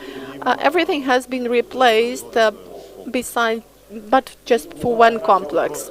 Here you have the rig count graph for you to see the load of the band of the lasers last year and this year, and you can see that the load this year, as far as lasers are concerned, is supposed to be higher than last year. As far as experience and achievements are concerned, we performed the initial plan for 2020 by 100%. We increased their drilling speed as compared to 2019 by 60%. Of course, I would like to believe that this is because of the new management coming to power, but you know, life is introducing changes, and the truth is that we just got rid of the old rigs. Just for you to compare, we have 670 this year and last year we had about 690. So, this means that the speed per day has already changed, and it's not only the change of the rig, but the experience, the training also contribute to pace increase. The unproductive time was limited to 10%, and we would also like to think that this is related to the new management, but that's not because of that. That's because it was a month that in 2020 we didn't have any works because of delays with permission, so this delay was related to documentary problems. But still, non-productive time is going down, and this is definitely related to training of the staff, in particular in our external contractor, Burghas. And we intend this year to have the figure of about 8.5 or 9% of non-productive time. I've already mentioned that we fully upgraded our production capacities. We signed the contract for procurement of the cementing fleet, and I hope that it will arrive this year. It will be delivered by one of the Chinese companies, and I'm proud to say that we managed to have a bidding process, and we have purchased the residential wagons, because normally for our field workers, you know, they don't have proper conditions of work, and we need to ensure proper housing conditions for them. That's why I'm saying that I'm proud of this. I'm proud of the fact that we have improved living conditions of those people who will still work with us for some 5-10 years. So please, we are inviting you to come to our sites to have a look at all the things which we have procured. We also implemented 3 key projects. Probably you've heard about the Shabalinka well 888, which actually is supposed to work in depth. If something is wrong with it, it's still not a problem because it is not supposed to get the highest reserves, but so far this is one of our best blocks. Then Svetohirska well, number 12 for tight gas. We also hope that if it is a success, it will provide the impetus for the development of this narrow segment of the market related to the production and drilling in Ukraine. Then Strelkova well number 87. This was the only one that we drilled without the external contractor involvement. I mean external for Укргазвидобування, but internal for NAK Naftogaz. This was Chornomornaftogaz company. This is the only well drilled in the period of the annexation of the Crimea, and it was actually sub-horizontal. Using the services of the Weatherford company, we did it very quickly. As far as new technologies are concerned, so this 888, well, number 888, we use some advanced technology, and there will be a presentation on that technology. They will show how it works. We were the first in Ukraine to use this new technology, and the result is quite good. It is a costly technology, but if you have problems during your works with pressures, with incompatible areas, then a great number of these problems could be solved as a result of using of this technology. Then we continue registration of geophysical data in real time, and we also apply some new technology, some technologies which are used throughout the world, and we are doing this. So we are not lagging behind. Digitalization, well, we bought digital equipment Peloton. We bought it several years ago, but we keep on applying it. First of all, to stop paper analysis. We're trying to make computers perform all those improvement tasks because they will do it quicker and more efficiently without any human factor and human errors which can be made. As far as our plans for the future are concerned, we would like to have 35 rigs launched, and we can see that this is the average figure for every year. We develop competences, we try to involve specialists from the market. I hope that we can do it through high salaries. So if there are some staff members who don't like their bosses and you're a good specialist, please come to us.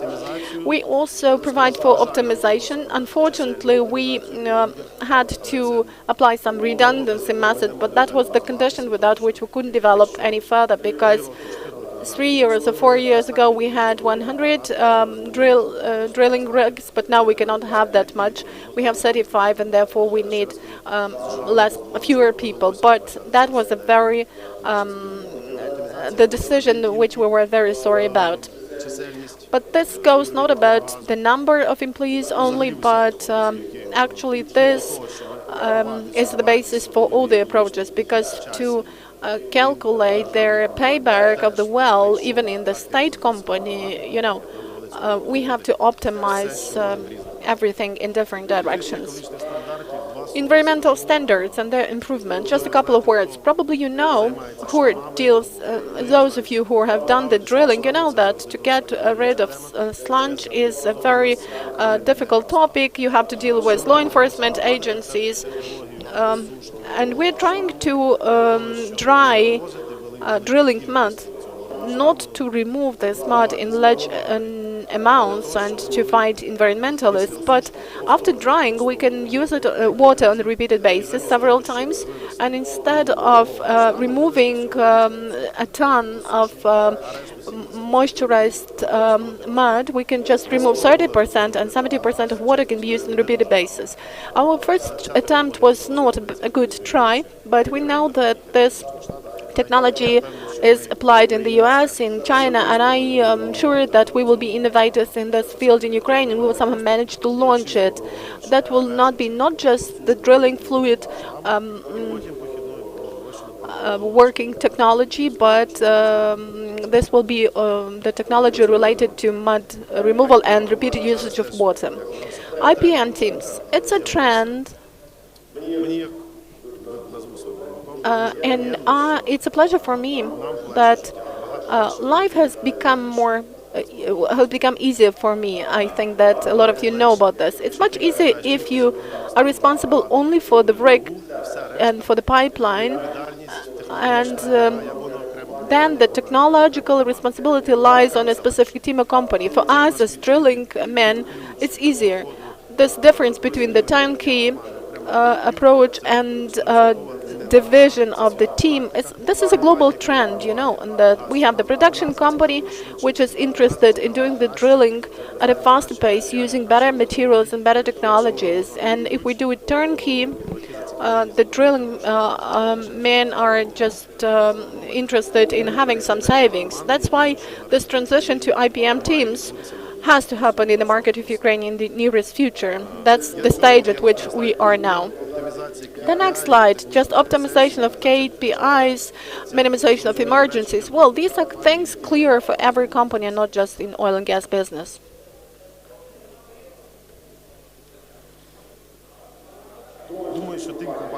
I think that the companies represented here will find it interesting to hear our plans where you can cooperate with us.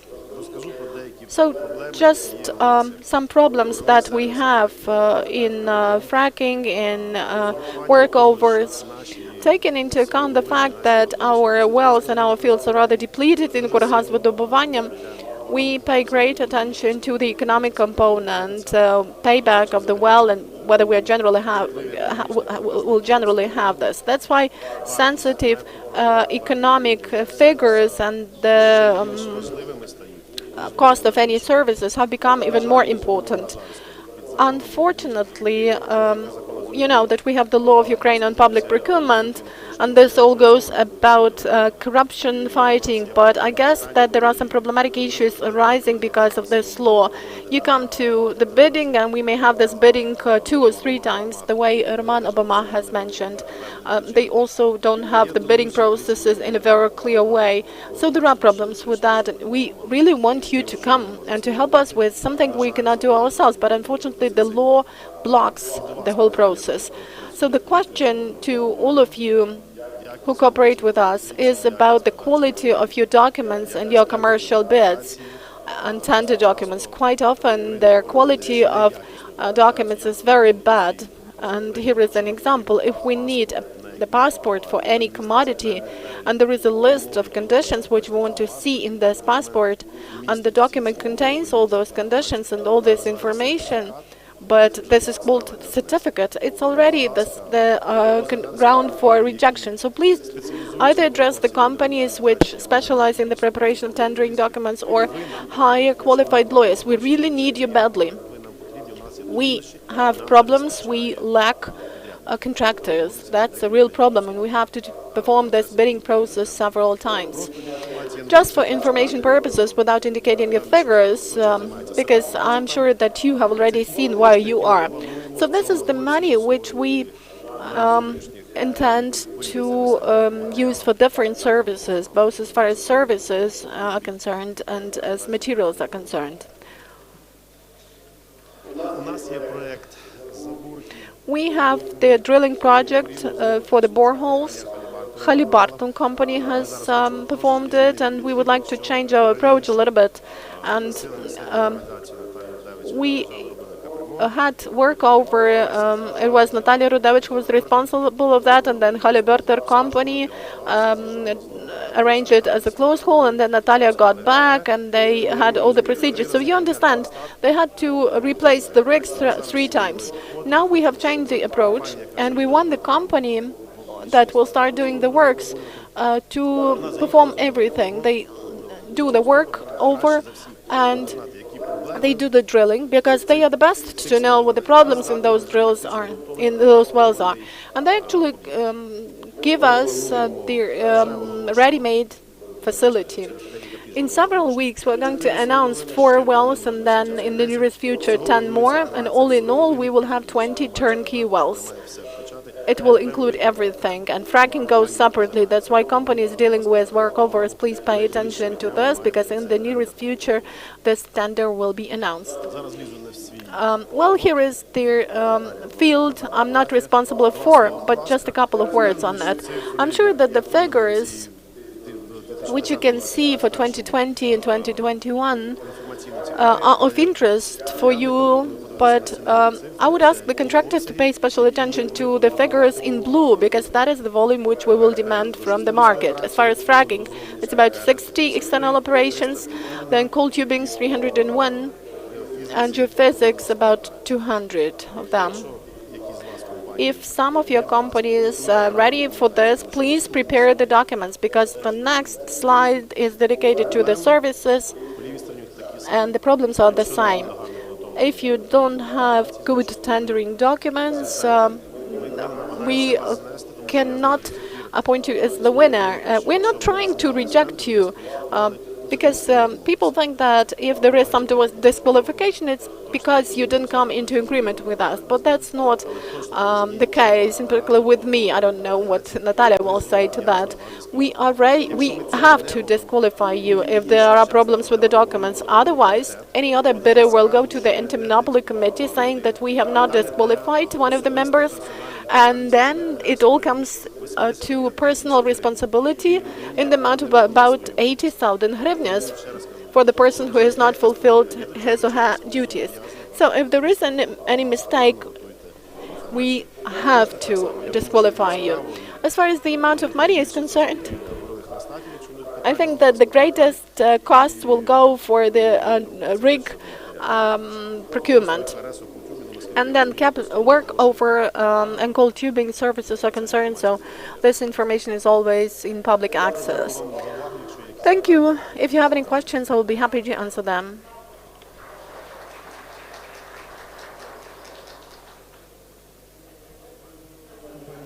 Company region, could you comment upon your intentions of involving subcontractors or contractors, third parties, for drilling works?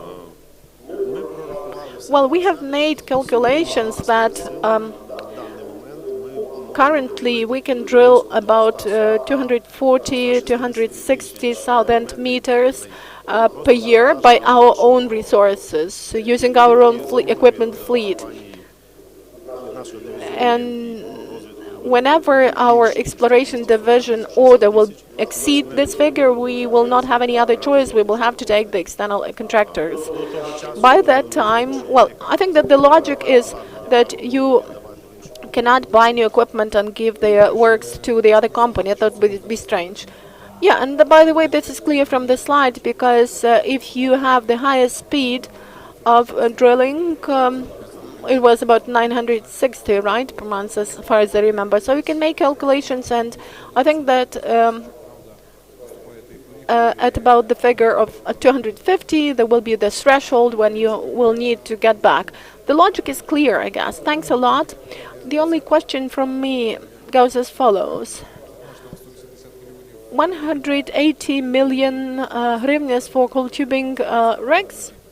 Zipper. You know, that is already for the second year that you are postponing this. So what about this year? Yeah, this is Natalia's promise, so I will not comment. Natalia is here. I'm sure that she will comment upon that. Yeah, I'm just trying to understand whether you have money for that already in place. I don't know what will happen. Okay, Natalia. Natalia Yurkevich.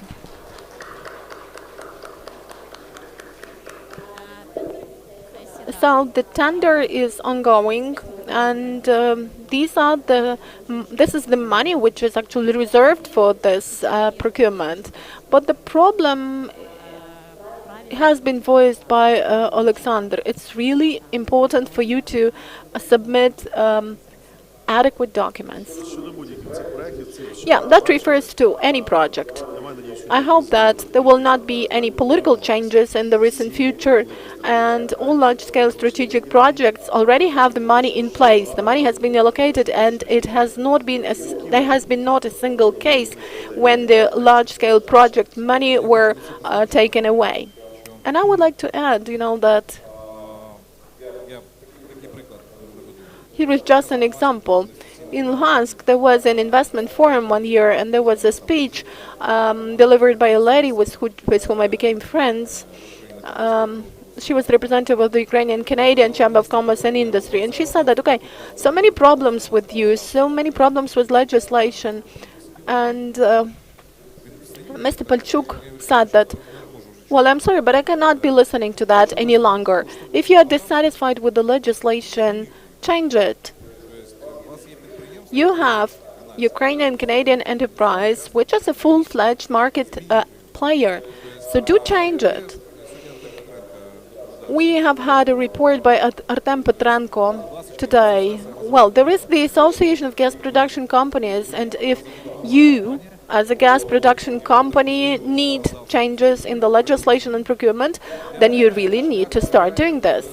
And as for me, that is all about implementation of international standards in the Ukrainian territory. I guess that this boundary, which can reconcile those who are striving for risky, advanced technology things and the people who are saving their money, like the state, lies in the fact that the standards should keep changing for the new ones. If a technology appears, the standards should change. But with us, it's different. We all the time think that there is a certain institution that will keep thinking instead of us and will give us the rules for the development of fields. That statute is only, that law is only Vladimir Sarango who is working on those projects and the legislation. But all the companies should start working on their own and also join their effort in changing the legislation. We have had a discussion with you, Alexander. I really want Naftogaz to also join in the process and welcome to the Association of Oil and Gas or Gas Production Companies of Ukraine, because we really keep thinking about that and we will cooperate with you with great pleasure. Thank you, and I hope that traditionally the drilling and servicing units will have at least those 2 slides that we are highly interested in, and you will join in the process. Thank you.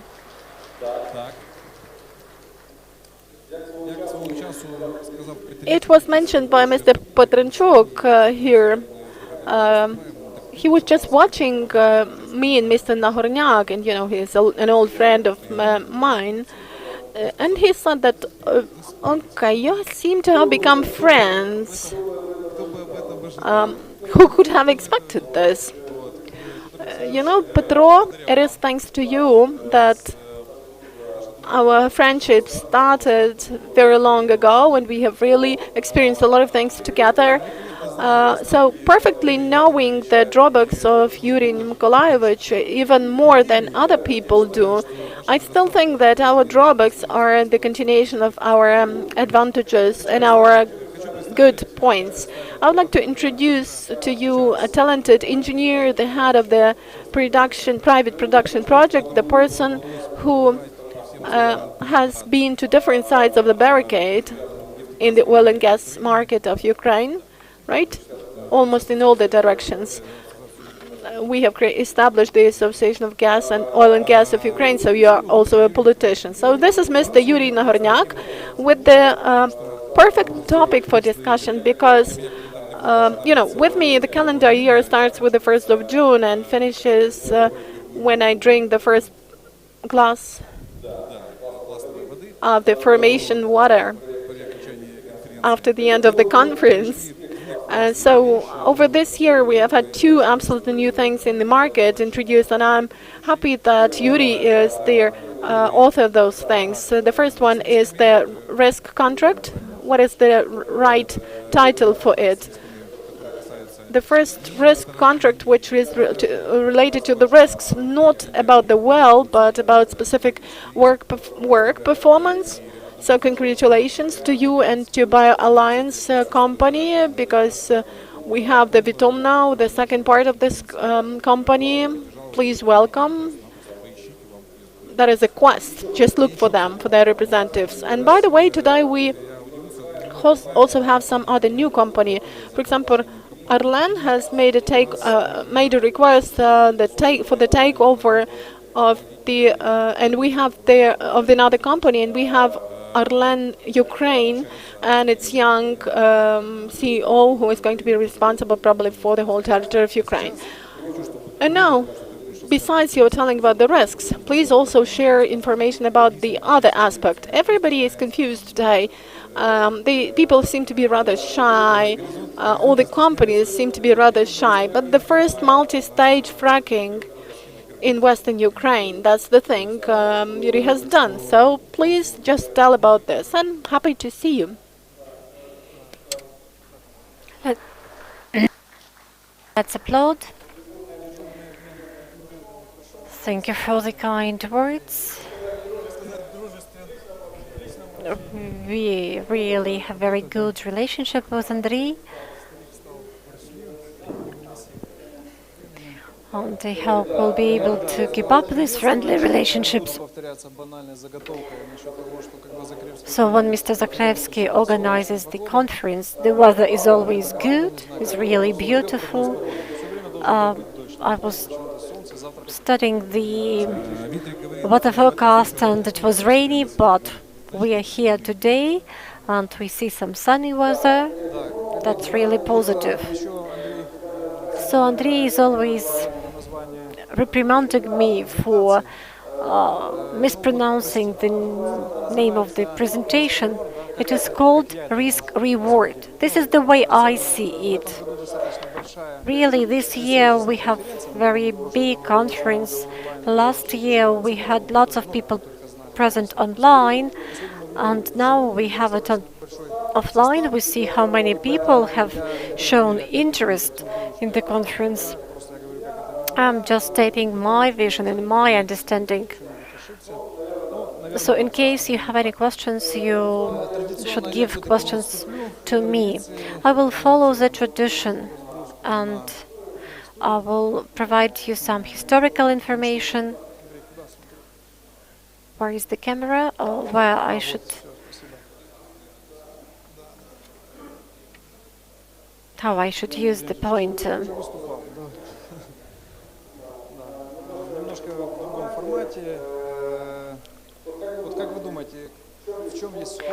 Do you see any resemblance between two pictures? One of them is from Paris, another from Belarus. We have 1719 or 2021. Probably we see this bright line in the sky, but actually these two pictures are totally different. Why I'm showing these two pictures? Actually, we have the satellite issues here, and we can actually observe it here. At the end of the year, we shall probably have a chance to taste the produced water. And this is something which is called a comet and which we can see with our own eyes. So some observations on the topic and what it means. For a very long period of time, Aristotle stated that this is the phenomenon which is similar to lightning, so this is an atmospheric phenomenon. And as far back as 1560, the first comet was discovered, Galileo comet. The petrophysicists actually know this comet, and actually Galileo is known more for some marine studies. He came into contact with Newton and stated that probably it goes, it is not the atmospheric phenomenon, but it is something related to universe. The second time saw the comet much later, and at that time people started talking about certain periodicity, that it appears every 75 years. This is the information from Wikipedia. So we remember 1510. At that time everybody thought that, well, the technological progress is achieved, etc. Then we go to actually 1910, the time before the First World War, and at that time we saw the tail of the comet, and people thought that probably this comet will bring some disasters, some negative things. The next time it appeared in 1986, and I think that in the nearest future we are going to see it once again. So I actually gave a question to myself. So we already know something about the comet, but what will the comet know about us? We had elections in America. Probably the comet will see our planet in yellow and blue colors, and I think it will be because the sunny part of our planet will turn blue and the dark part will be in yellow, and it will be directly related to gas production. So our planet probably will look like Jupiter with a number of satellites, and people will say, well, we have some great countries which made it happen. That's true, because it was achieved by great perseverance. So I will talk about this perseverance, which enables us to achieve great successes. So I will talk about risk-related contracts, and I will provide you with some analytical information, what I think about it. I have shared this information with my colleagues, and I will try to outline the tendencies 2021-2025. So we shall see depletion or reduction of traditional reserves. We know and we see it happening. I'm also the member of the technical expert group, and unfortunately Ukraine has very low technological expertise related to the development of deposits with very dense collectors. Our company is trying to work in this area, so we really have this low level of expertise, I have to admit it. Also, we saw a great problem in 2020. We have never addressed these risks as the pandemic, and actually it brought to deficit regarding investments in big and small companies. Certain works have been stopped, certain works have been postponed for a later period, and as a result, though we have some livening up of the market, last year we had very small conference. This year we have actually lots of participants, so it's a sign that the market is actually brightening up, and I think we shall have increase in the number of partnerships, in the number of contracts, and I'm sure that more and more we shall have more partnerships. In Poltava, I was talking about production enhancement contracts, production sharing agreements, and today we shall talk about risk-based agreements. So we see that the oil prices is fluctuating at the point 68, 69 dollars per ton, and we see the positive dynamics of PAC contracts, and we see that all the participants of the process are satisfied. So we hope we shall see these positive trends in future as well, and it will be doubled not only in PSA, not only in Укргазвидобування, but also in some other companies. 35 wells have been prepared for such contracts, and I think it will not be PAC agreement, but hybrid agreement. The service company will have to do risk evaluation and then to get its premium from the production stage, when the production already starts. So this is the tendencies we observe. I think in 2025 will be quite active, but we have to take a look at the other side of the picture.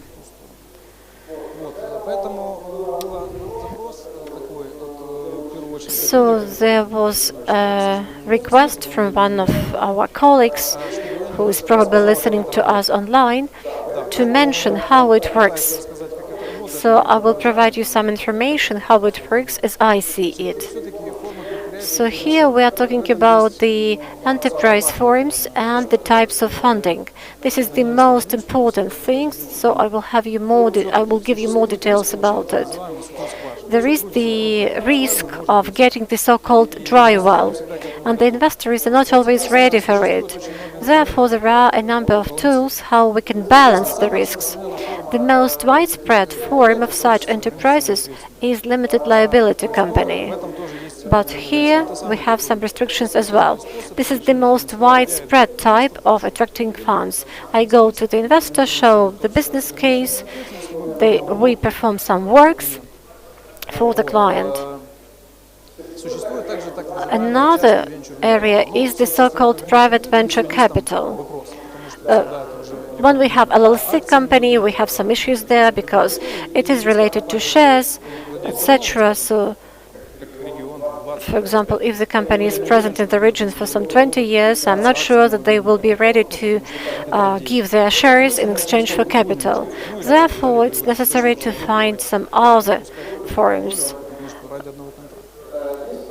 There is the second type, the so-called private venture capital.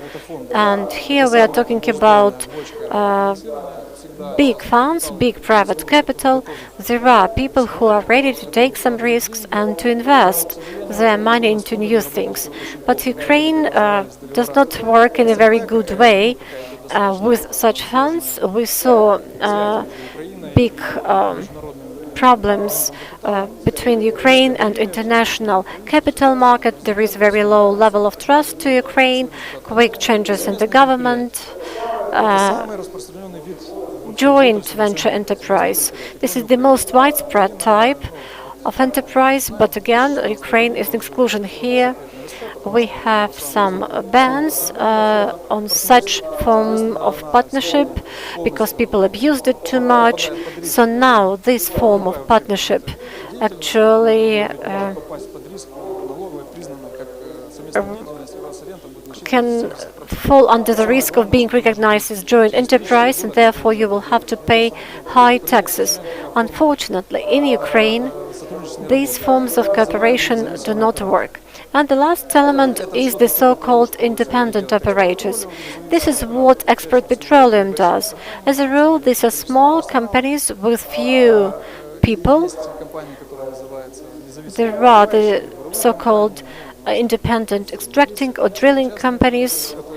Mainly these are both private and state-owned companies that have the whole chain of elements starting with drilling, operation, gas storage facilities, and as a result we can talk about this partnership. But actually these independent operators have the highest risk. The majority of wells are drilled and funded by small companies, and their operations are related to the highest level of risk, though the biggest companies have much higher capacities.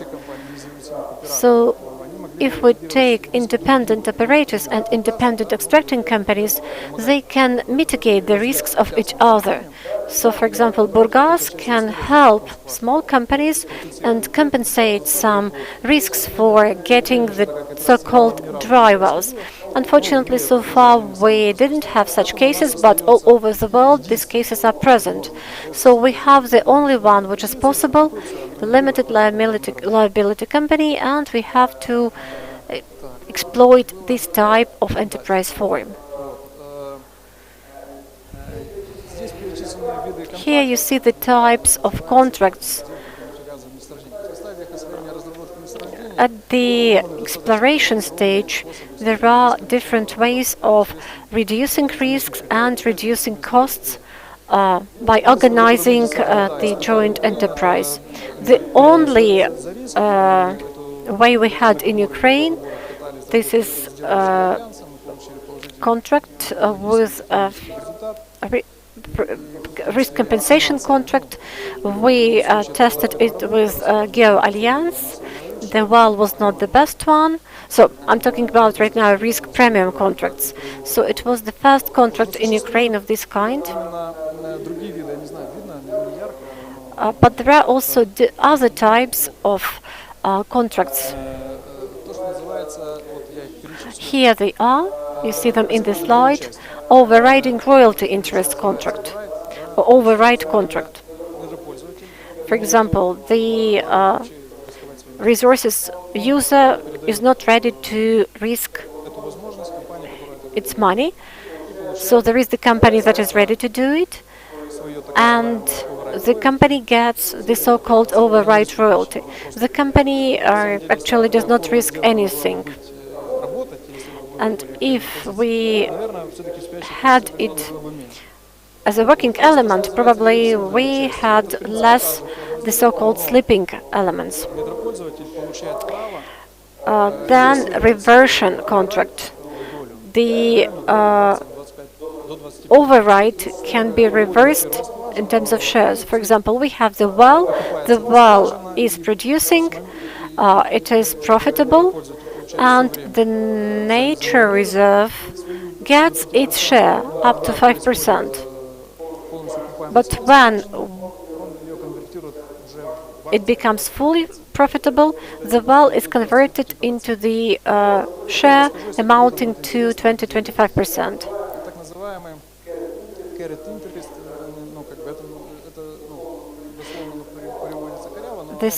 There is another type of contract which is called carried interest.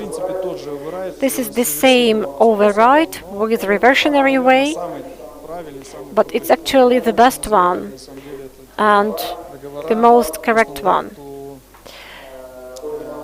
It's Rocky Mountain standard contract. It's the easiest way. The nature reserves users gives the right to drill a well to the company. Then the water bowl well bore is done. We have the current and we understand whether the well is dry or not. And only after this, the passive, the so-called sleeping participant is funding the other 30 or 40% of cost of well construction and will get 25% of company's share. If the well is dry, so these expenses is spent on the passive participants. Participation in the profit. But the passive participant gets its share only after all the costs are paid and all the taxes are paid. And this participant is able to convert them into the shares. Then when you pay with what you extract, probably it will be the second direction which will be developed in Ukraine, but I'm 100% sure that you cannot get oil and gas and you cannot sell it. So the nature reserve users that potentially might be the partner here probably will not accept this particular type of contract. Not just because it is difficult, but due to the red tape and regulation elements. There are also two types of contracts interesting for us, but probably they will not so far be popular in Ukraine. But these forms of contract enabled us to do this energetic revolution. For example, another one is about agreement with the contractor when, for example, he or she has to drill the well and is guaranteed that the works will be paid. For example, the contracting company drills the well and then sells the geological, geophysical information. The well may be dry or may not be dry. And it is owing to these types of agreement that we actually drilled lots of wells.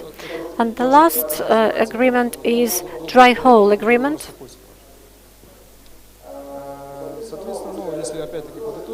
So summing up, only this one is working currently. So this is the way it looks like. It is based on agreement. Here we have the basic extraction or basic production, 1,000 cubic meters a day. So we fix the extraction. We understand that natural reduction is certain percentage. You discuss it with the reserve user in the CAPEX agreement. So you discuss this curve. The performer, for example, the company that is going to develop in this direction, after geological information is studied and evaluates all financial risks, funds the works and gets certain amount from the extracted from the production. Then we have redistribution. Here you see the proportion. So the basic production goes to the owner, 25% from the extra goes to the nature users, and 75 to the capital payoff. Then we have 50-50, and then there is another period.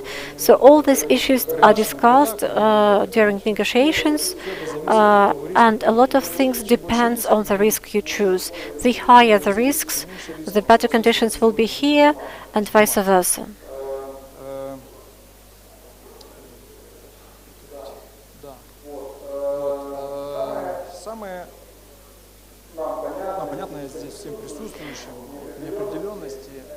Here I'm talking about technological and physical indefiniteness. So I'm talking about geological and technical risks. From geological risks, the highest risk in Ukraine, and I have stressed it several times, is lack of high-quality historic information.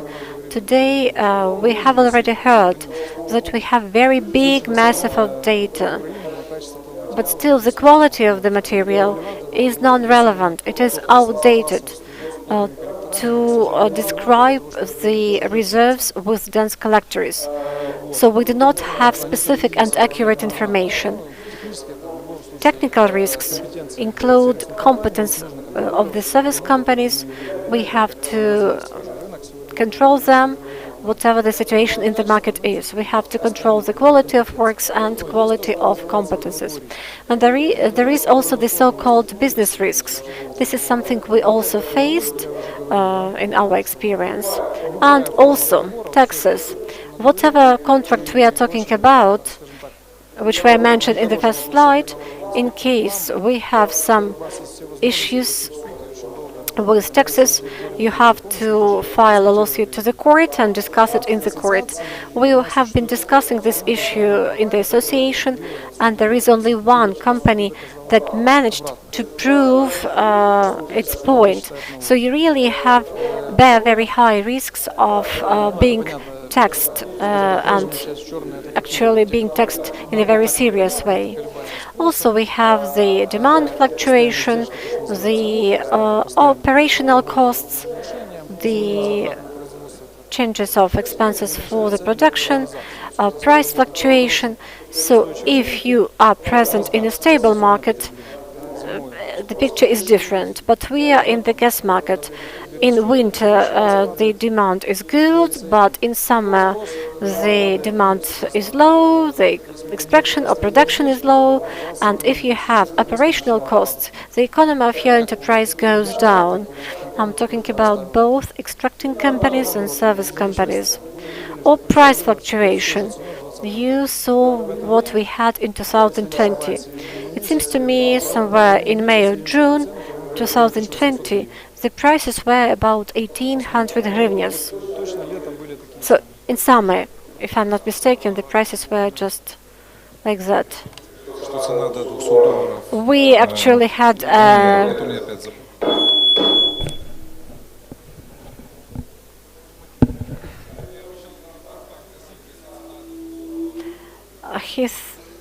we had an argument Actually, and seems to me the colleague lost the argument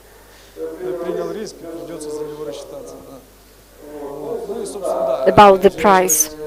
So once again, fluctuation of the price is something new that we witnessed last year.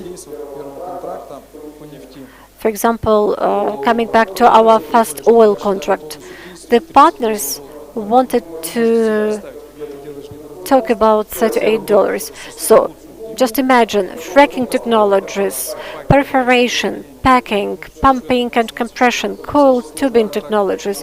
It was really a very complicated contract, and we were obliged to work with infrastructure and to supply, to work with the commercial accounting point, and $38 was really very, very risky. We cooperated with Belarusian company who were very reliable. The well was fine. You also bear the risk of even owing some money, not even just losing profit, but even owing some money. So here is the risk that sometimes is actually ignored, but it may be the case that you will have to pay money for the well. And another one, actually, we worked with Belarus-Neft here in Western Ukraine, and it was the deepest multi-stage fracking. So we did 6 intervals for record period of 4 days, and it was really great regarding the cubic meters of liquid and regarding the time period, but we had to actually to do everything possible to keep the well. So our risk was more than $6 million. And really, we have to cooperate with your service contractor. You have to be confident in your own competence. You do need some success and just common luck. So the technical side was really ideal. And one more very important issue, the so-called red flag. This is infrastructure. We work on both sides of the barricade. Infrastructure of Ukraine is really outdated. The pressure in the system is low. For example, in Western Ukraine, pressure in the extracting pipeline is 1.5 atmospheres, pascals. Just imagine, it can go up, and if we go up, we increase the production of any deposit. For example, you may connect to the gas transportation system, but it has the pressure of 55 atmospheres. In order to be connected to this one, you are supposed to have the hyper well, and there are very few of them, or you're supposed to have very massive infrastructure. So infrastructure and connection is one of the points that should be evaluated as business risks. So for example, you have evaluated technical risks, you have the best experts, geological experts in the world, but infrastructure probably will come on top of it.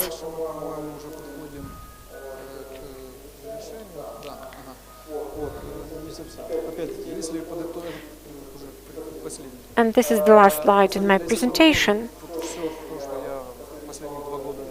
So, if I sum up what I have experienced for the previous years,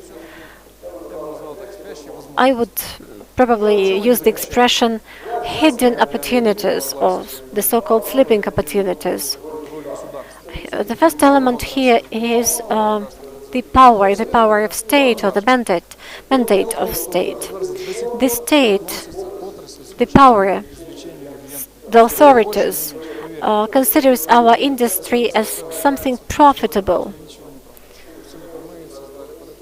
We have association, we were trying to promote our industry, and still our country does not do anything to develop our industry as business industry. Well, you work in the industry, you are extracting companies, you are service companies, but we are not stimulated to make some profit. If we even make some profit, we are lucky. And if we just discover, if we try to work as discoveries, the stimulation on the part of the state is close to zero. So actions of the authorities is very important. Here we have the two other elements, license and wells. We have lots of wells drilled during the Soviet period. We have gas company in Ukraine. It's a huge company, and due to the problems with licenses, so the licenses now are in the deposit of other owners, and this is the fund which is probably intact right now. So if you want to use a certain well for your own license, it is impossible. The systems have been transformed, people have been changed, but still the situation has not changed. So you will have to give 50% of your production, and you bear all the risks. And as a result, your story does not look very bright and promising. So the current fund is more than 1,000 wells. And for example, even with us, we have about 20 unproductive, operating wells. They do not work. They are in awful condition. So these are still sleeping opportunities. And reserve use, nature reserves users, or natural minerals users.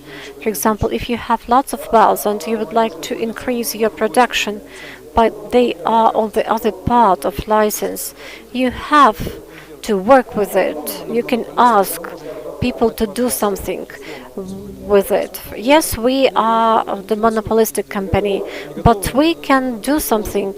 We can pay you, we can fund you. But for example, on the condition that you will give all the gas you produce. So really we have some room for improvement. That's everything from me. I hope it was interesting for you. Thank you for your attention.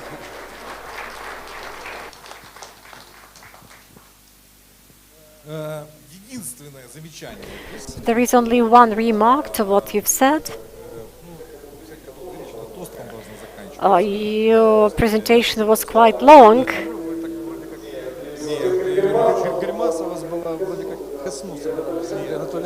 And I thought that probably you seemed even to be a bit bored. It seems to me you were too pessimistic. Try to finalize the presentation with some positive statement, because at the end, the tone of your voice was really pessimistic. It seemed to me I started with something positive. I see that the situation in our industry brightens up. We see lots of participants at this conference. Definitely some corporate changes may influence the situation in the industry. I'm talking about the announcement and statements we hear from the authorities, from our national authorities. They state that our country understands that we are supposed to extract our own gas. The country that buys 10 billion cubic meters of gas understands huge economic effect of the industry. And I see that we witnessed some interest since 2019. And it was for the first time for the recent 2 years that we heard quite a good statement on the part of the state. So I wish all of us lots of work, help innovating companies, help new companies, and I wish you all the best. And thank you very much Смотрите, какие я для себя for your presentation. Actually, our speaker has extended his time, therefore exceeded his time. Therefore, you can ask questions on the sidelines. I really want you to make some money. I really want you to use your contracts. And those people who cooperate with Mr. Nagornyuk try to learn from him. We already have VIII company that is ready to fund some projects on the condition of the produced gas. The third point, I am under impression, well, this is definitely a difficult period of time for us, but the service companies are also ready to invest some funds and to have some risks. For example, if the question is to close my company or to organize a conference, I will probably take this risk and organize the conference rather than stop my activity. So we hear that people complain that we are on the last stage, so we are almost ready to close the company. I think that's not the case. Yes, we do have some risks. They are well described. And the most important thing is that we already have first experience. And this experience turns out to be good. You talk about reduction of costs and try to use this component in your agreements. Try to use these risk contracts. We may discuss it tomorrow even. Так, наступна.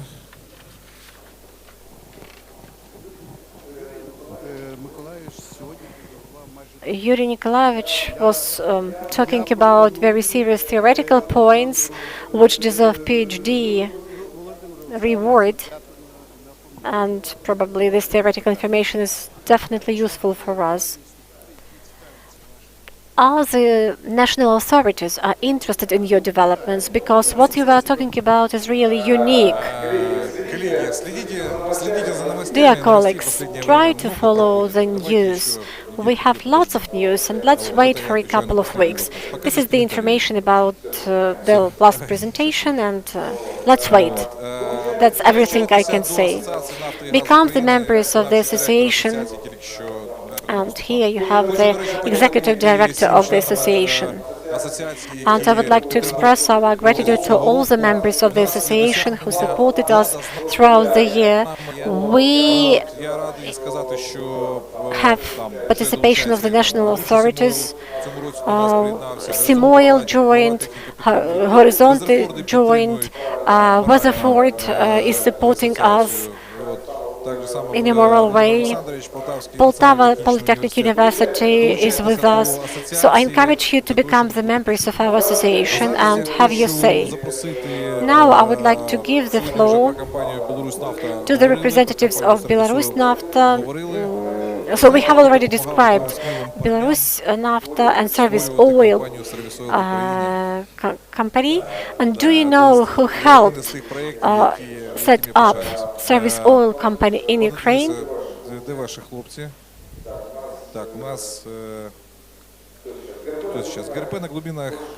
So now we shall hear the report about fracking technology at the depth of 6,000 meters, and we shall hear representatives of Belnipineft company.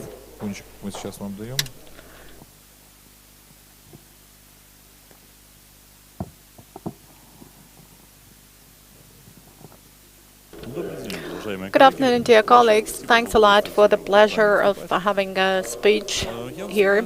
So my speech is dedicated to the topic fracking at the depths exceeding 6 meters using multi-stage fracking and fracking using plough and performance technology.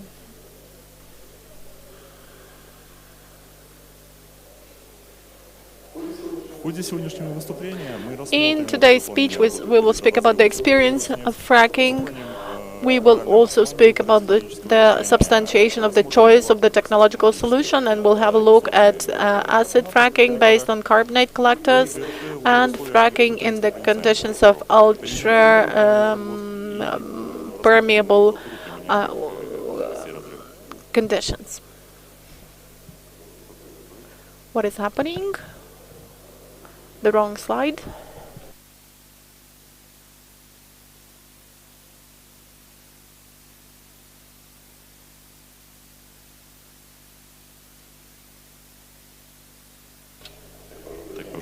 So I'm sorry for these technical things. Could I have the next slide?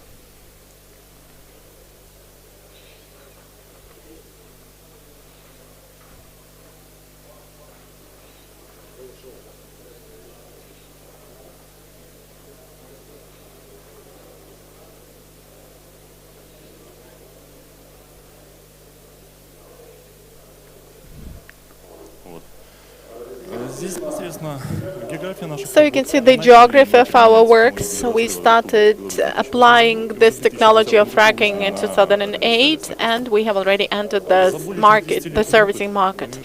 Over more than 10 years, we have had fracking at the depths of more than 6 kilometers with the formation temperature exceeding 120. And with their injection pressure 92 pascals, and we have injected during one try 250 tons of propellant. Our experience is for fracking on low weight synthetic liquids and dense carbonates. The next slide, please.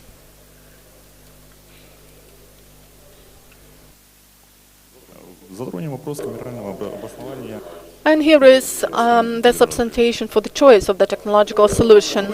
What is the optimal algorithm for the selection of a specific technological solution and for getting the maximum efficiency? It all starts with the assessment of geological risks, and we need to answer the question what we are dealing with, which includes determination of the lithology, energy, geomechanics, and other parameters. And of particular importance here is the geomechanical and geophysical properties of the well. This stage will enable us not just to assess the prospects for achieving the effect, but also the ways to this. What are we dealing with? Is it the fight for skin or change in the influx profile, or are we going to get specific geoparameters, non-linear parameters of fracture? Choice of the suitable technology, stimulation technology, aims at achievement of the objectives. And here it should be noted that every specific technological solution may lead to certain technical restrictions for the well. For example, if we take horizontal holes, and if we apply fracking, we need to do this following the tension of rock. Otherwise, we may get, in case of stimulation, a number of negative side effects, and this may lead to emergency situations or non-achievement of the objectives. During and after fracking, we need to have post-frac control and frac control, and this is necessary for us to understand whether we have solved our task, settled the task, and how we could achieve further optimization. If we deviate from this scheme, we may get a number of complexities. For example, lack of input data leads to wrong assessment of the biological capacity of the facility.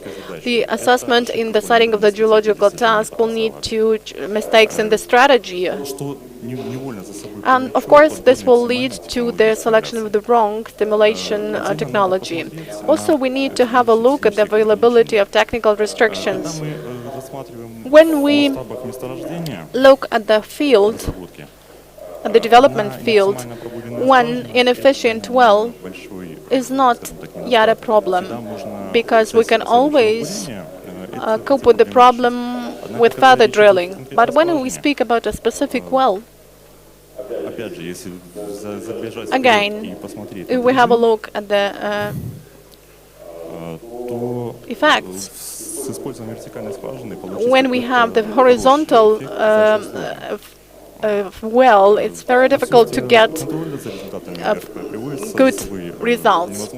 Also, absence of control leads to impossibility of the analysis of the non-achievement of the effect.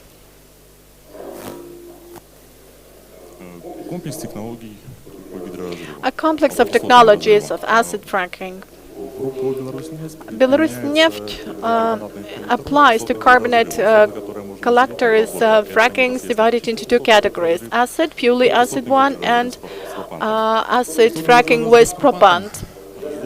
The latter could be split into two technological solutions, the standard one and cyclic, and each specific technology aims at solving specific tasks, which is dominant fracture establishment through the fixation using the propant, and cyclic one, or rather fixing with propant of the natural fractures.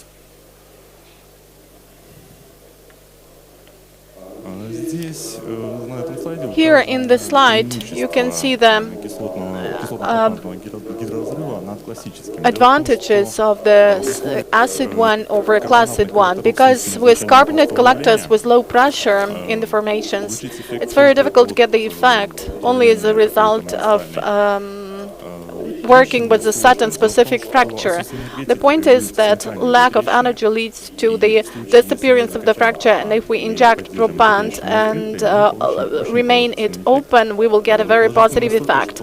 So much positive that about 80% of all acid propant frackings are applied using propants.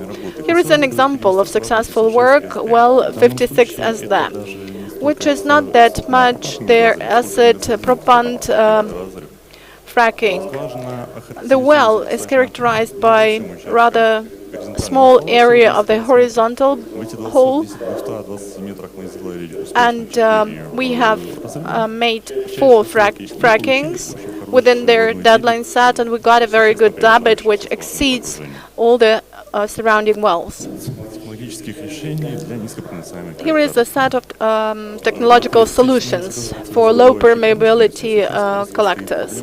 You know, here we have the problem of developing the current reserves, and to solve this problem we need to increase the resource base, and if we don't find the key to the reserves which are difficult to recover, it's very difficult to do this. What are reserves difficult to recover? This carbonate rocks with a high level of clay character and low permeability that are rather shallow. The technological solution is aimed to solve a number of technological problems.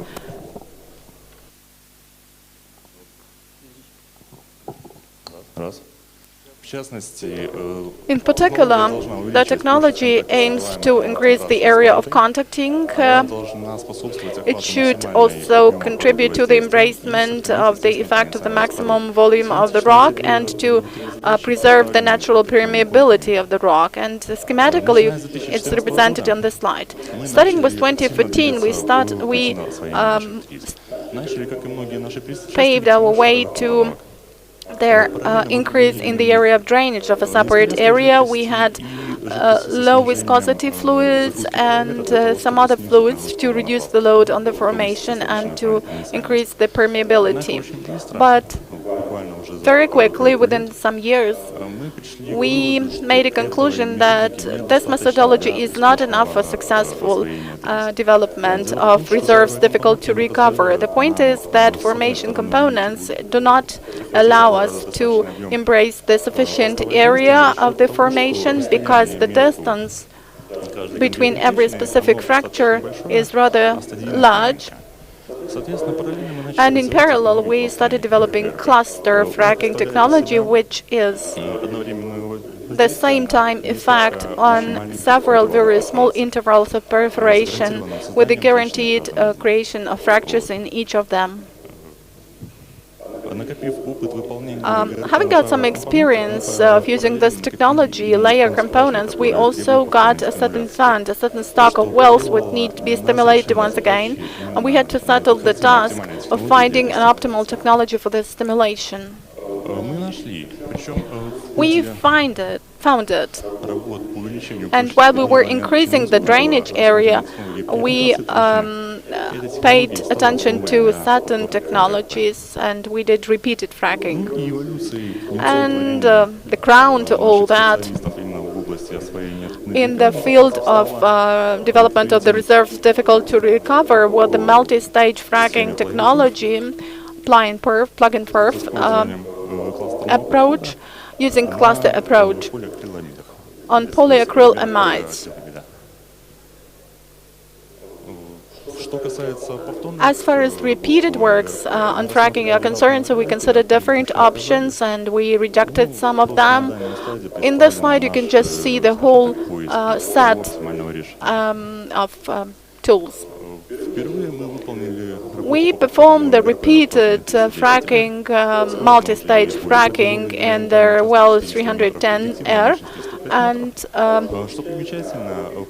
it is characteristics that when we did the development in 2014, out of 4 areas, we involved only 3 in area number 4. I'm sorry, 3 out of 5. And in the area 4, we got stopped, we couldn't work with the area, and we just injected the first ton of propellant there. In 2018-2019, we performed repeat works there. In the slide, you can see the graphs of those works. And also we did post-frac control, which included seismic monitoring and injection of propellant and the influx flow control. Post-frac control allowed us not just to state the fact that this technology is intensive, but we also proved the degree of intensity of this technology. And as a result, we got this graph. This is production in that well. Over 4 years, we got 4,218 units.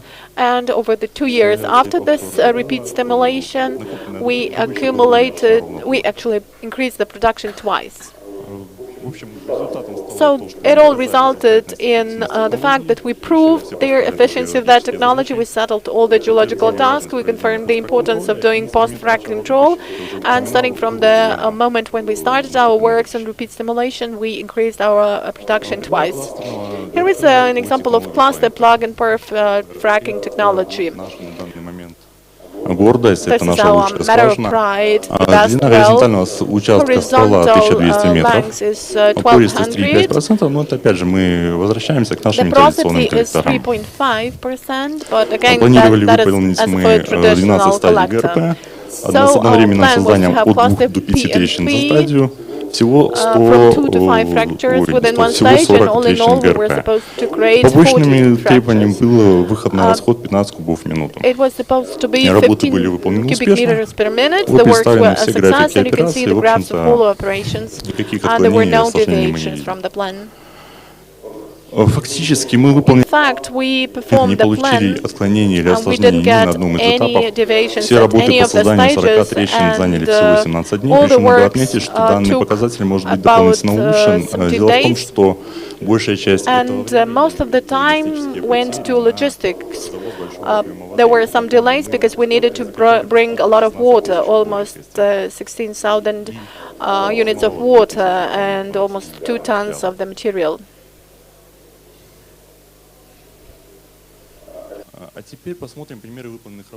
And now let's have a look at the examples of works in the conditions of high temperature, high pressure. Well 29K, record depth 6,000 meters, and very high formation pressure 640 atmospheres. The injection was done following their production string with the production string 89 by 114 millimeters. When we did the test injections, we found a number of complicating factors like high pressure, which is 535 atmospheres, There were no hydro strikes, which is also a problem, a complicating factor, and very low efficiency of the fracking mixture, 5.8%. Many contractors, in particular in the Russian Federation, are really considering the issue of rejecting fracking with such figures, but we did not reject it. In spite of the number of factors which provided some complications to us, the operations were a success and the level of work performance was very high.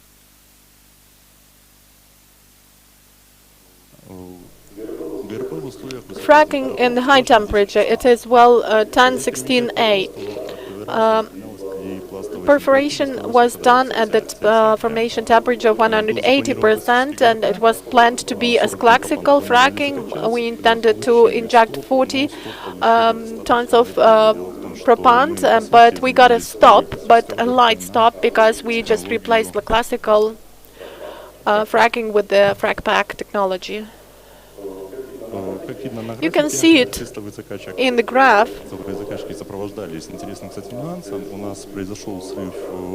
that we had some problems with the packer, and again this was caused by high temperature because the equipment has some problems. The packer resin rubber starts being spoiled, but after we injected propant, there was pressure rise, and at the end we got the stop pressure, but the well-coordinated work of the team and clear control of the situation and understanding of the situation led to the minimization of the risks, and we got a very valuable experience in the conditions of normal high formation temperature. And since we are speaking now about the formulation of the liquids applied in different conditions, I would like to present to you our know-hows nomenclature. These are the know-hows that have been developed during our work. These are guar systems, mineralized water systems in particular, which reduce logistic costs dealing with water heating, and these are also some other systems. The point is that deep wells with high pressure require lowering of this pressure for a successful work performance. That's why we were moving in that direction and we developed the necessary formulations. Also, we should speak about synthetic non-polymer systems based on surface active substances. And their characteristics are high residual conductivity and low viscosity of the system, and also polyamide systems with rather high residual conductivity, low viscosity, low fraction factor, and high injection factor. These systems were applied in well 41602R, and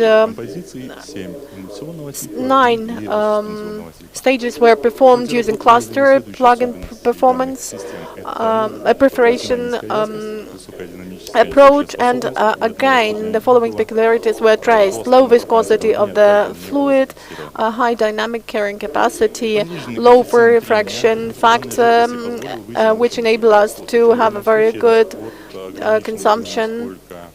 It was really reduced not only due to the pressure but to our fleet, which has been modernized, and we would like to get in the nearest future 18 cubic meters per minute.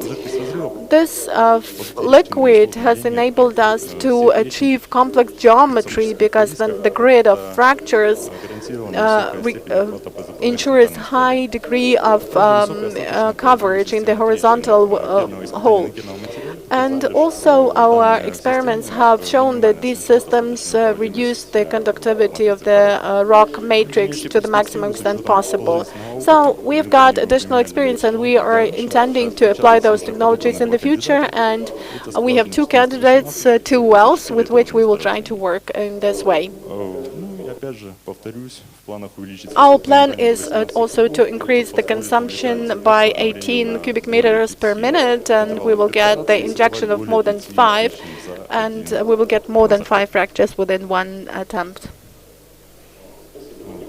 Thank you for attention. And as far as well 41006 is concerned, I would like to point it out that with the best case scenario for production, we intended to have about 20 units of products per day. An application of this technology and the synergy of all the technological solutions which we have developed over these years have enabled us to exceed this figure 5 times.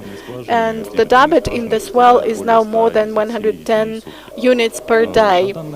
Currently, the figures are very good there, and taking into account the volume of water, definitely we will also have some technological factors, but if we remove this liquid, the indicators, the figures will be higher. Bravo. Вы знаете, сейчас, секундочку, я это забыл сказать. I have forgotten to mention it. Компания «Беларусьнефть», я счастлив. I'm really happy that I got acquainted with Belarusneft company, and I saw the change of the generation in the company.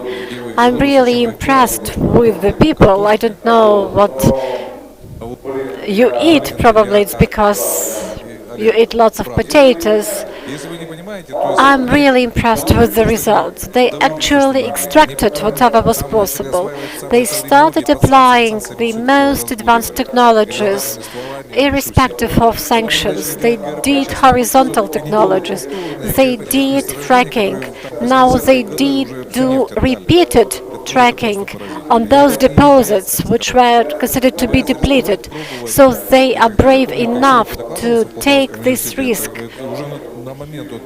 And even 4 years ago, they already had at least 9 standards of fracking which they used. Now probably they have even more.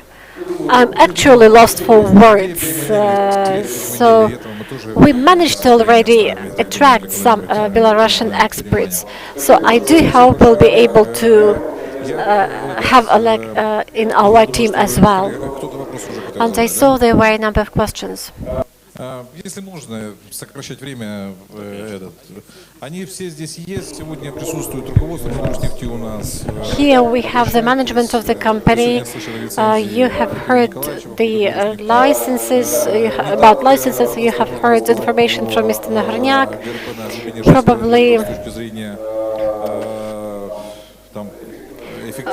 Probably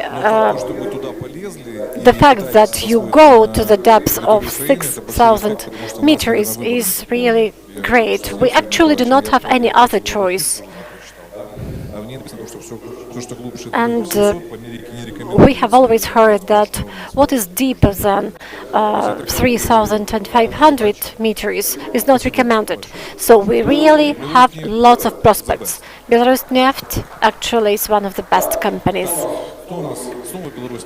And still we have representatives of Belarusneft, though probably they are working in a different company now. When Belarusneft only started working in Ukraine, we had 2 guys who came to Ukraine, and there was the 3rd guy, Andriy Zakrevsky, who was trying to establish this cooperation. So, Belarusneft, we are very much grateful to you for this guy. I would like to introduce Sergei Kazub, who now represents Ukrnafta company and all the services of this company. And thanks God that with you we see development of the oldest oil and gas company in Ukraine. So, Sergei, you have the floor.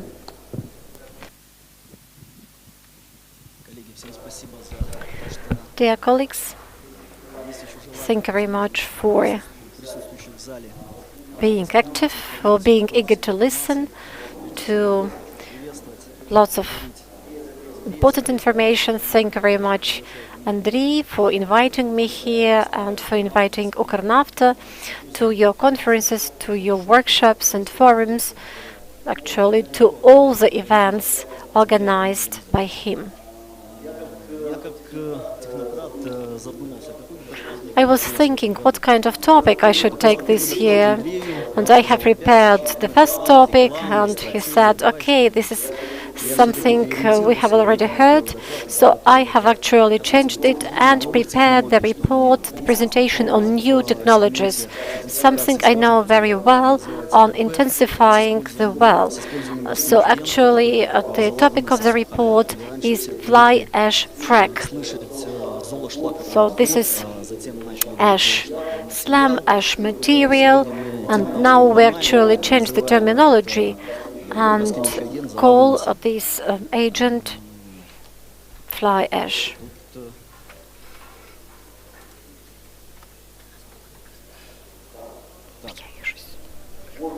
Можно второй слайд?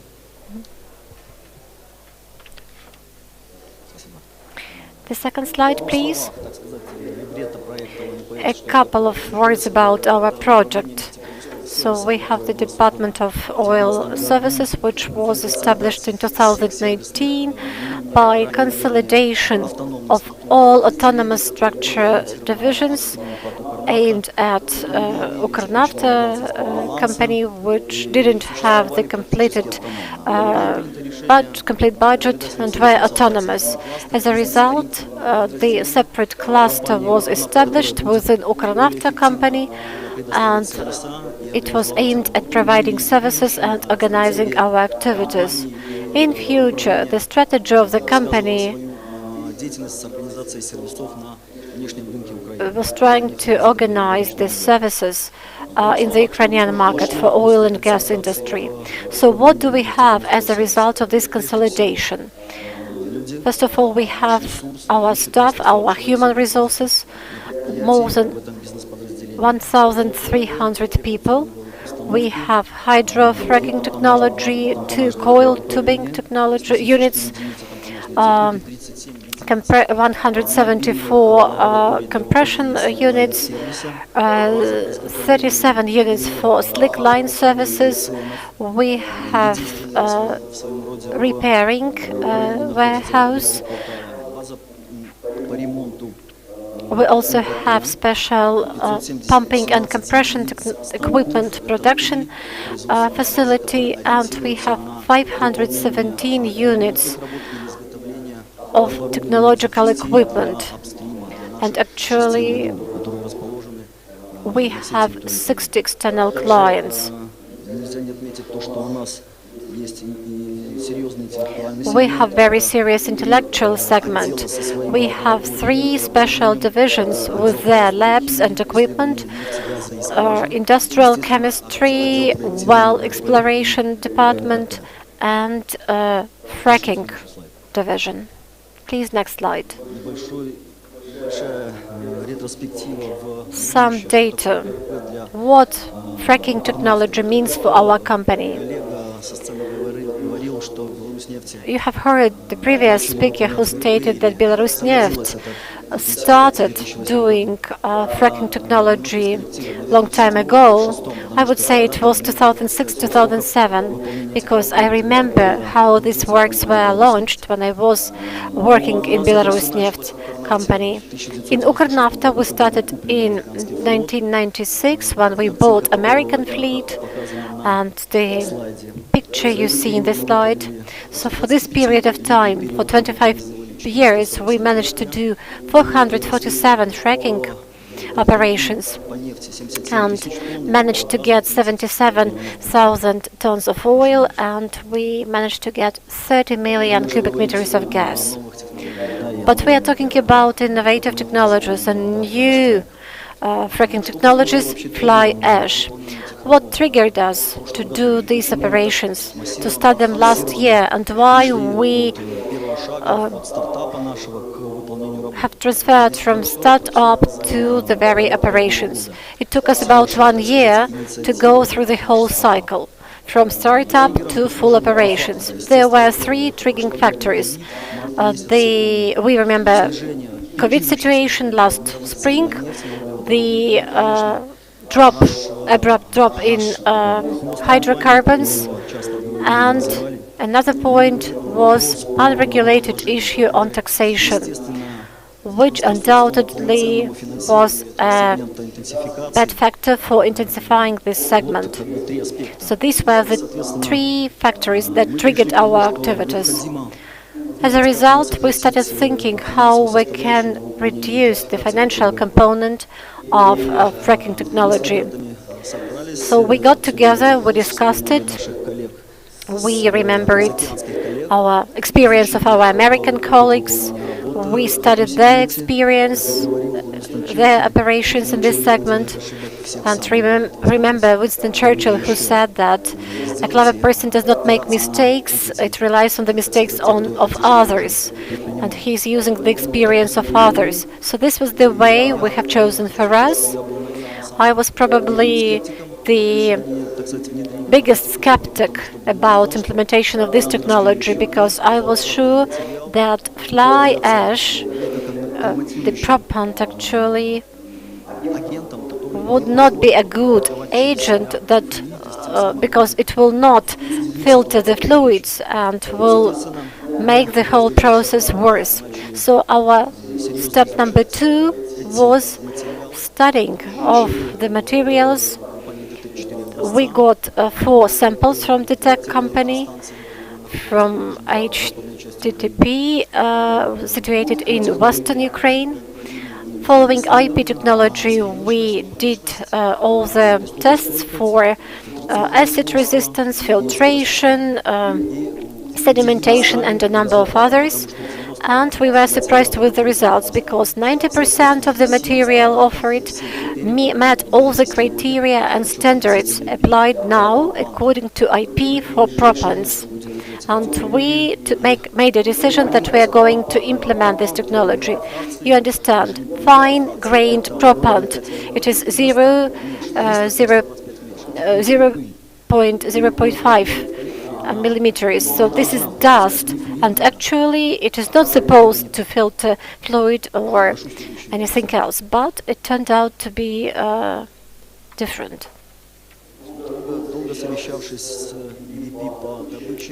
We had some negotiations and we managed to convince upstream that we have to test it, we have to take some risks, and definitely we risked losing the well because we had zero experience here.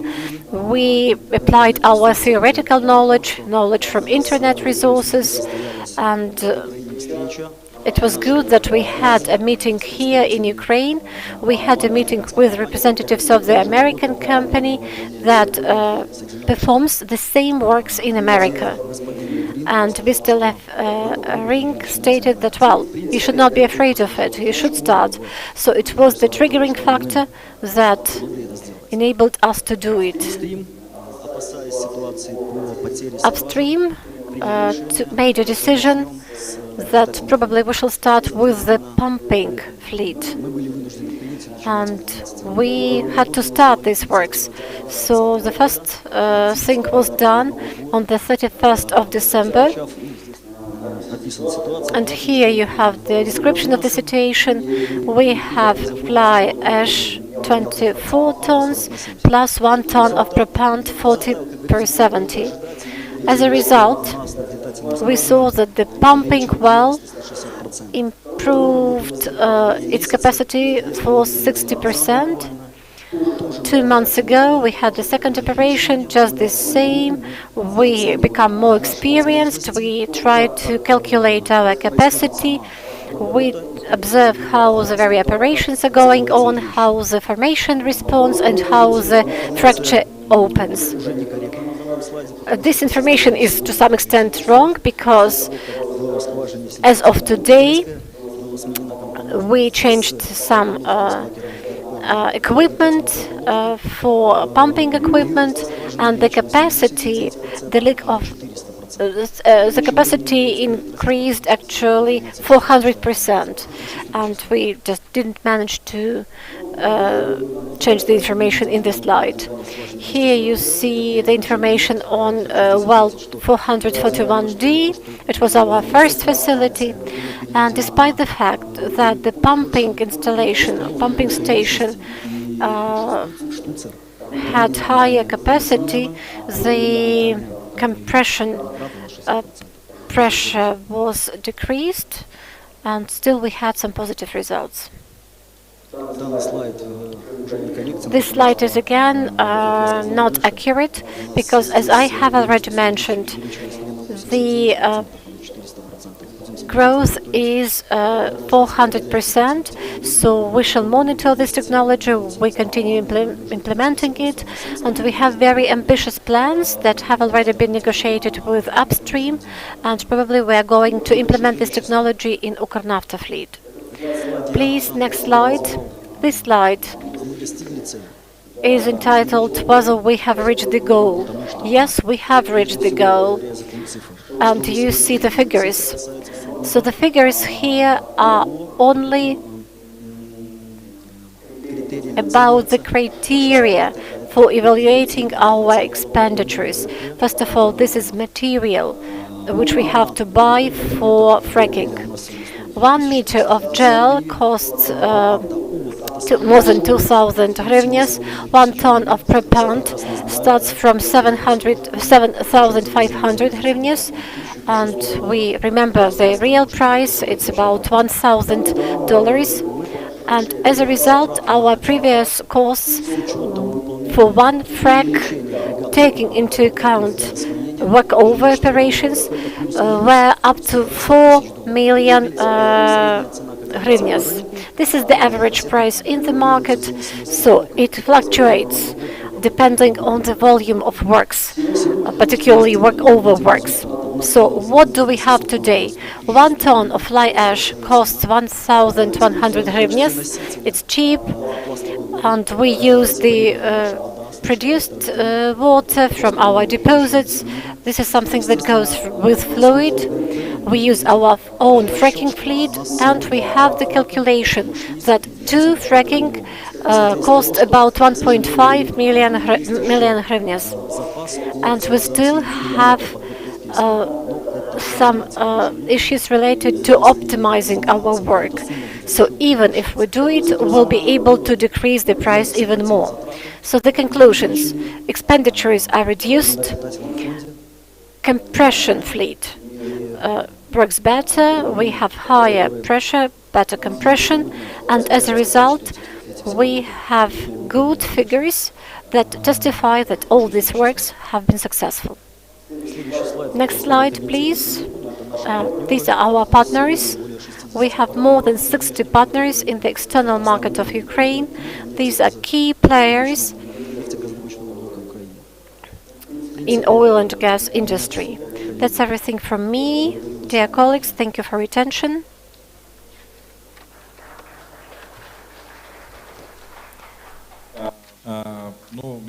I have only one question actually about your presentation. What were the figures? 174 with compression units. It's actually without the terminated wells. And you've brought here new technologies. So, coming back to your compression units, when these ash fracs will be done every day, do you have plans, do you have programs, the internal program for the company? Yes, definitely we have our own program, our own production program, and it is approved within the company. It has been signed by the head of the company, and there was one block for traditional fracking and for innovative fracking technology, flash frac. And definitely our figures are not big as, for example, in Укргазвидобування, but step by step we'll be able to reach the figures. Probably for the heads of the service company, it will be good if you actually show one slide about the volume of works you plan for the next year. So I still would like to ask you, how many frac you plan for this year? 7. 7, that's good, because there was a period when the figure was 0. And also another important question. So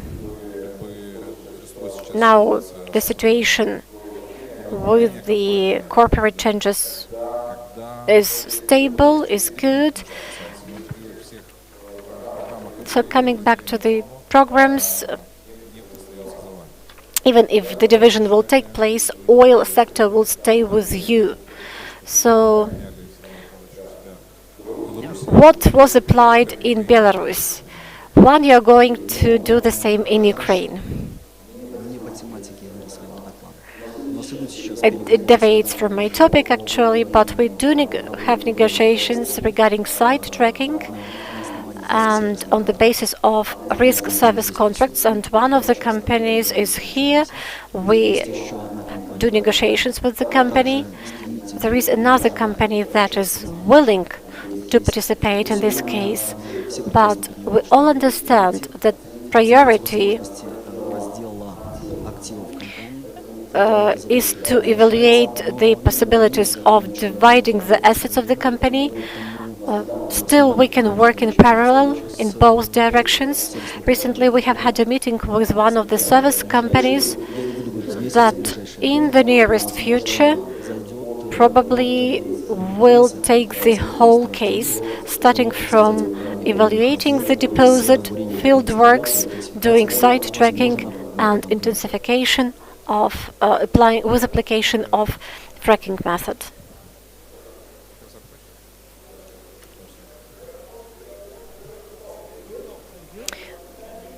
Я сподіваюся, ви мене розумієте. Була дуже цікава презентація. Отже, звичайно, ви зробили дуже велику кількість розривів, але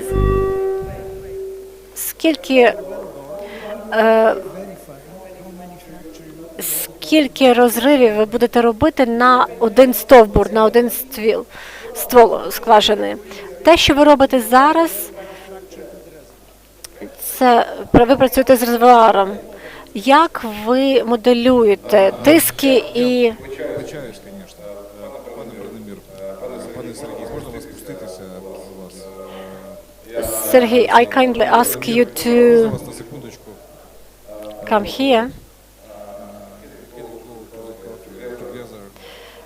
Probably you can go to and have some coffee together and discuss it. So, colleagues, this is a good chance for you to speak and to discuss all the things in details. And we go further regarding our first session. And our next speaker is Taras Derev, who is the Vice Director of the Newtek Ukraine, who will speak about drilling technology with pressure control. We remember Schlumberger company when they were here with us. So they were presenting this technology, and I'm really glad that in Укргазvidобування they tested it. And I'm happy that Newtek Ukraine decided to proceed with it. And let's hear about Newtek achievements in this area. 40 people are in another room, and hope people will come up here. So, Taras, I'm happy to welcome you to our conference.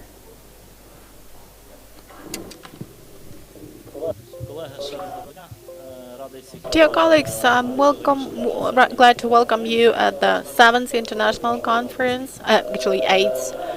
And special thanks go to Andrei Anatolievich for their initiative of the generosity in relation to us, because we will have 2 hours of broadcast at this conference. That is great.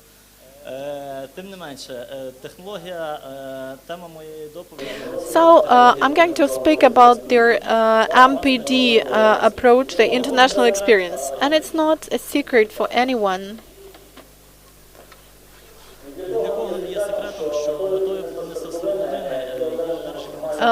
That their well is constructed to get the maximum possible oil influx and to assess the deposits and their geological section.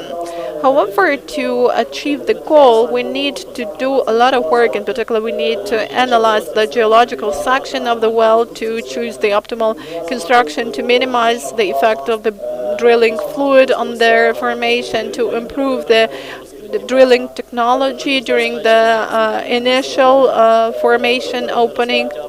And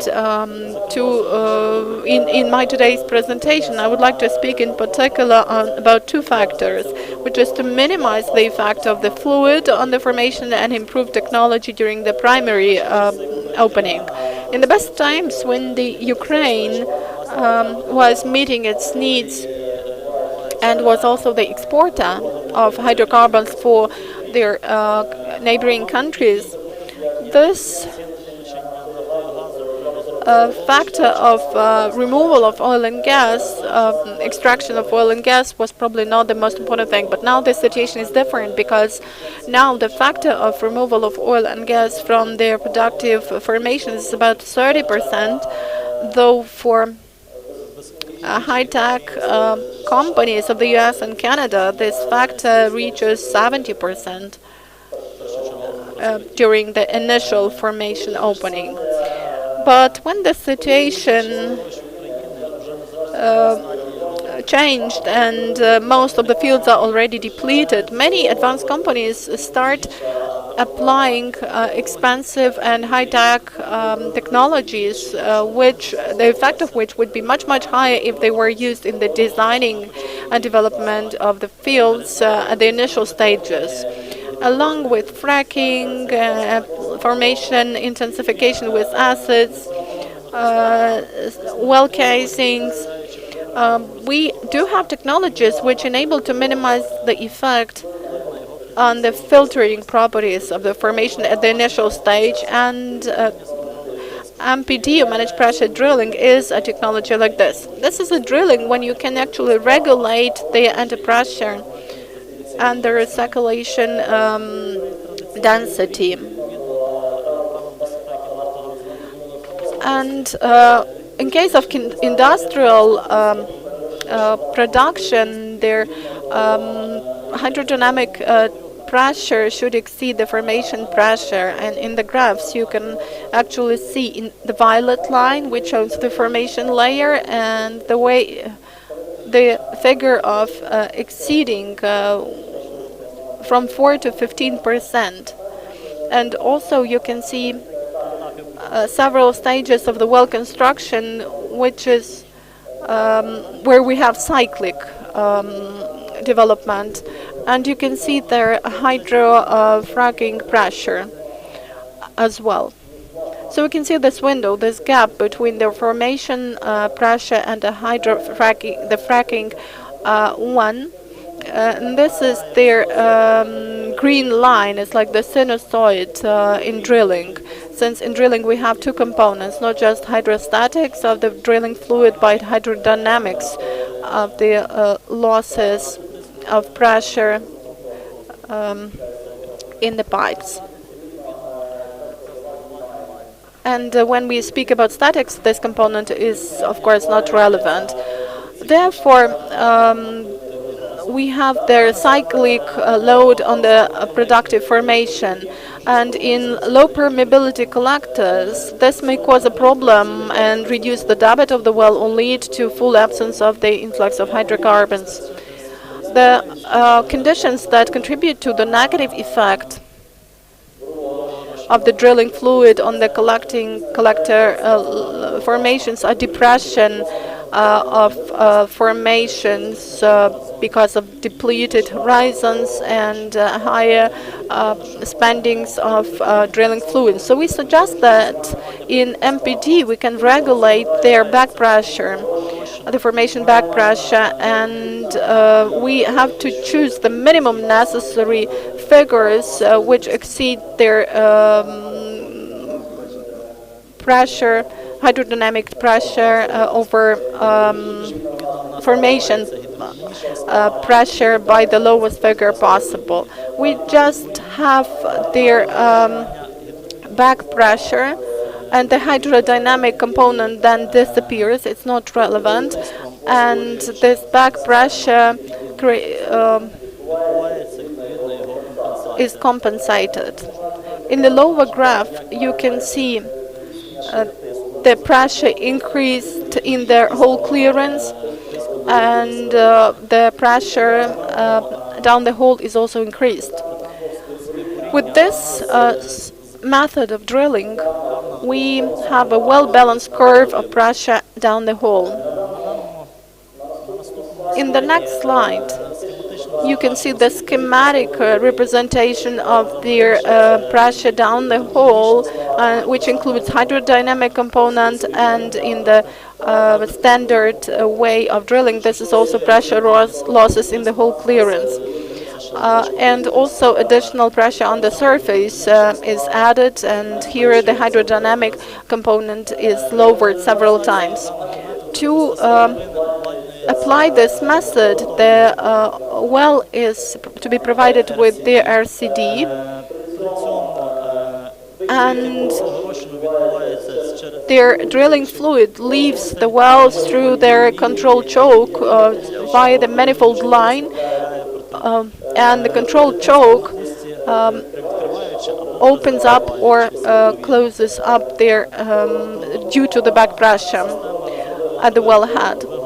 And this system has been fully developed and produced in the US. It is compact in size, and this ensures low mobilization costs. There are no mediators in the work, and the driller himself can manage it all without just with 1 day of training. You don't need to spend time and money on operational solutions, since it is the automated system and reacts to the changes in the conditions.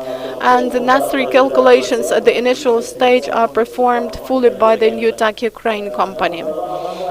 In this slide, you can see the scheme of the system with pressure control. And as far as the sizes are concerned, I told you that these are rather compact sizes, 3.5 by 3.5 meters. And in the picture here, you can see the system which is already assembled and ready for mobilization to the well. And also you can see their system which is ready for just assembly. The other part of my presentation is related to the international experience of using this system in the world. One of our clients in Louisiana for a year and a half has been using TPM3 system, true pressure management of the third generation, and the driller and the supervisors on this well are well trained to control their pressure in the hole without any additional staff. And the problems with this well lie in the fact that the productive formation was with high pressure, and also there were some horizons with salty water. Frequent adjustments were to be made in the drilling fluid as a result of that. And after the MPD system was installed, the density of the fluid went down, and their pressure down the hole was supported at one and the same level. And this well was drilled within a very short period of time, and the last two sections were drilled within 23-24 days. As compared to the previous data with the previous wells, this is about 32-35 days. Our next experience of work performance is related to the reduction of the non-productive time of works. One of our clients in northern Louisiana, Hayesville, faced a considerable non-productive time due to regular intensive gas influxes and frequent adjustments in the density of the drilling fluid, which is of course relevant with the horizontal sections. And also there was a problem of low values of the mechanical speed of drilling. And for all the general contractors, that is really relevant. It was decided to install the MPD system within a selective usage of the system during drilling, during replacement of the drilling fluid, and as a result of that, there was an improvement in the replacement of drilling fluid without any reverse flowing. And the drilling was done without increase in the density of the fluid, and during the drilling we minimized the gas influx volume, and with every new stage we managed to compensate their changes in the density via pressure regulation. The other experience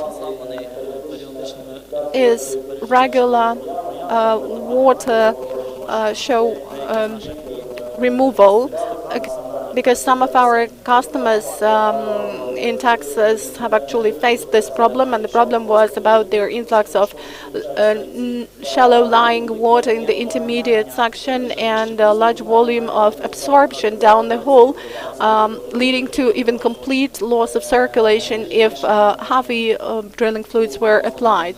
So MPD system was installed, and after 1 day of training of the drilling brigade, it managed to operate the system on its own, using it during drilling, round-trip operations, replacement of drilling fluids, and the systemic data was published, as you can see it in the picture, in the center of the customer in real-time mode. As a result of that, the customer informed that the water show results were decreased by 80%, and also the probability of some effects was made lower. This customer also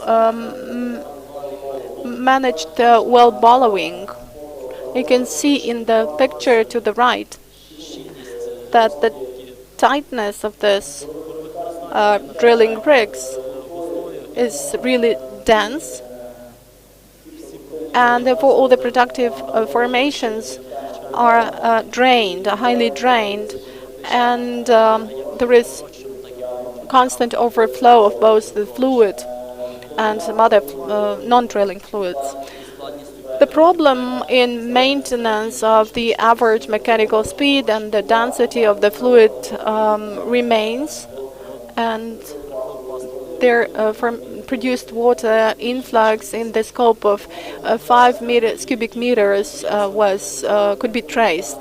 As a result of the MPD system installation, we achieved drilling of the well with the back pressure in the whole clearance, and we minimized their produced water influx and increased the average mechanical speed of drilling. In this deposit, in 95–98% of drilling contractors have installed the MPD system. Already a standard thing for us is liquidation using their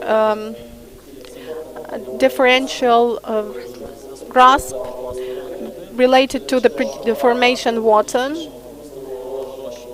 and we managed to increase their pressure, and we lost some drilling fluid, and there was a problem with differential pressure stacking. And as a result of that, the drilling fluid density went down to 1.4 and was equivalent to their pressure down the hole. And we created the back pressure in the amount of 55 atmospheres. Then we did the circulation, and we managed to conduct its turning, and then we applied some more operations, and in general we got the results which we wanted to achieve. So we could say that the differential pressure stacking was actually liquidated, was removed, and the period of liquidation was about 26 minutes. We are proud of the fact that the portfolio of Frontiera International, which is the producer of this equipment and our partner, is working with their cementing and using MPD in Western Texas. The customer here was Axtio Energy, and the task was to liquidate the salt brine shoreline, and their well bore lifting and also cementing and pollution prevention. So we calculated what the volume of the cement solution should be. We calculated the hydraulics. We optimized the place for installation, chose the back pressure to prevent reverse flow in cementing and replacement. And as a result of that, we placed their bore, and we prevented pollution with cement. The cementing was a two-stage one with regulated pressure and no back flows. On the other two slides, we can see the examples of calculations for the use of MPD already in Ukraine for the Ukrainian customer. And the key conclusion may be made that when you use MPD system, you will be able to level the pressure profile and thus reduce different risk without negative influence on collective properties of the formation. And actually you see that it is possible to use the figure of 1.2 per 1 cubic centimeter. So here you have the calculation of MPD usage in Ukraine. You will be able to level the pressure. And here it was possible to use special casing with the following figures, 194, and as a result, the calculations have shown that it is possible to exclude this casing from well construction. This experience is not possible without experience of the management group of Frontier International. Just think about these figures. They have about 100-year experience with with the technology MPD, and here we have such figures in our industry as Jan Cook and Jan Dietrich. Frontier International, together with Newtek Ukraine, has about 1,300 employees. We are present in 14 countries of the world, and we apply lots of business strategies. Here you see our resources. The facility is about 2,000 square meters, and here you also have the equipment with manufacturer calibration, which is ready for operations worldwide and definitely in Ukraine. Summing up my presentation, I may say that MPD increases efficiency, safety and culture of the drilling process in general, enables you to manage the pressure, and as a result you will be able to reduce instability of the well, and you do not change the parameters of the drilling mud. As a result, the drilling process takes place without any terminations and stop.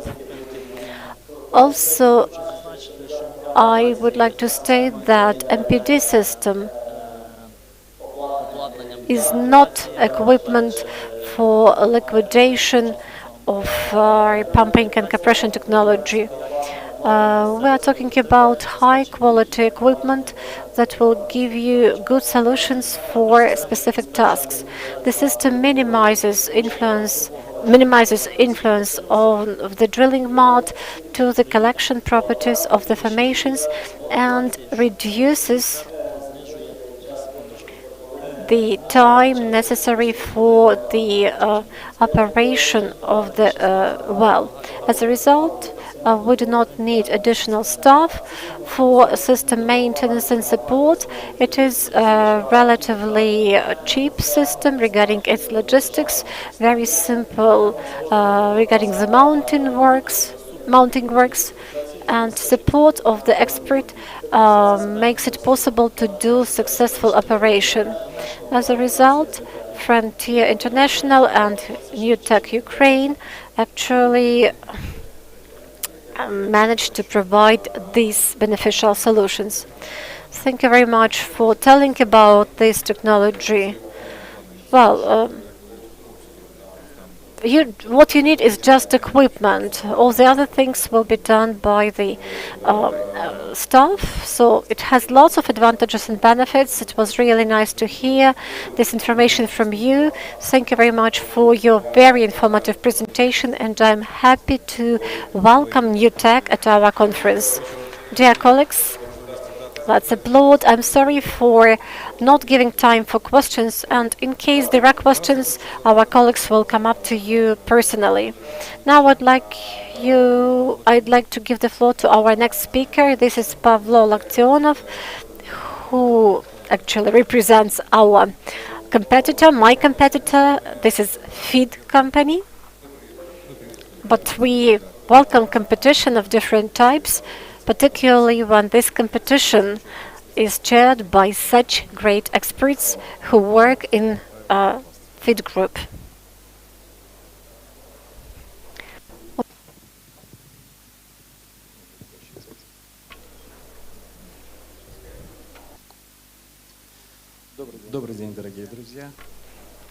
Good afternoon, dear ladies and gentlemen. It's my great pleasure to work here with you, and I really would like to express our gratitude to the organizers for making it possible and for the possibility to communicate with you. I will give you some facts about our company. This is Grupa Feed. This is a number of enterprises creating innovation equipment for oil and gas works. The very group is about 30 years old. It was set up in 1989. And we deal with a number of projects. Now we produce COLTUBING technologies, cementing equipment, fracking equipment, and equipment for the other operations. Now I would like to mention fracking technology, and tomorrow you'll be given more information about COLTUBING technology. So here you have information about our company. We have more than 15-year experience, more than 160 units of fracking, and we can produce a fracking fleet according to the terms of reference of the client. Pumping units are tailor-made for the needs of the client, so they are quite powerful.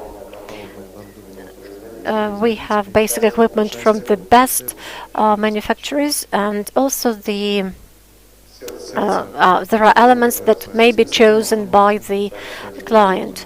So here you have the units which can be produced in different variants, like mixing technology. Usually the parameters are 10 or 12 cubic meters. Control and management stations, consoles, these are the basic element. Here you have good workstations for the experts who will work with a fracking fleet.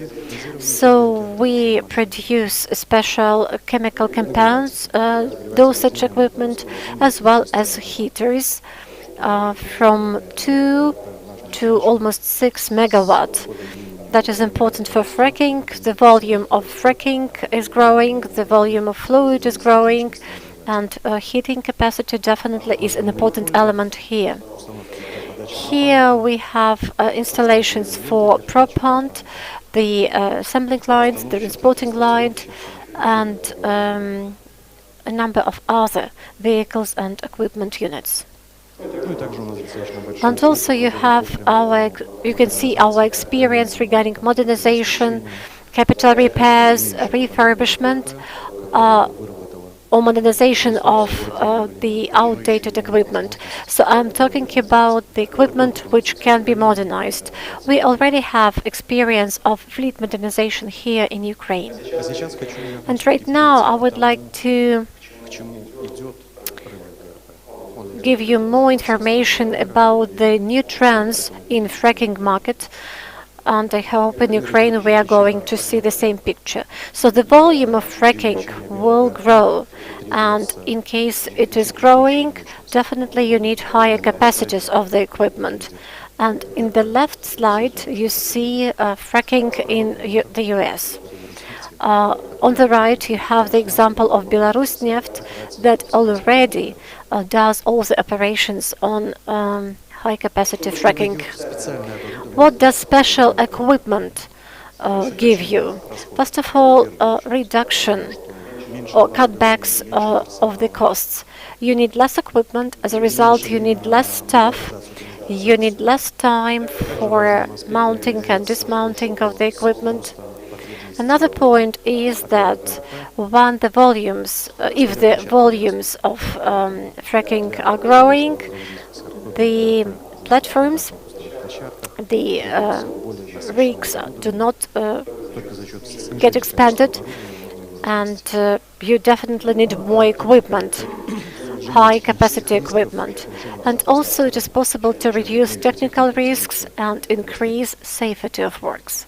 The less equipment, the less risk.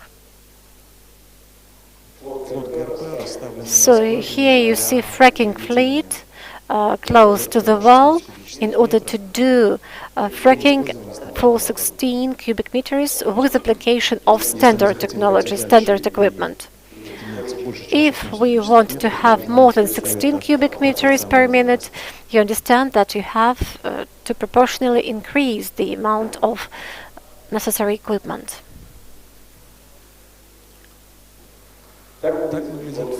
This is the way fracking fleet looks like if you use specialized equipment, high capacity mixing units, high capacity pumping units, and other units. And you see that we have really a great decrease in the number of units. Currently we produce blender for 22 cubic meters, and one blender will be powerful enough to do these high fracking operations, and it will be ready to do to apply this technology this summer.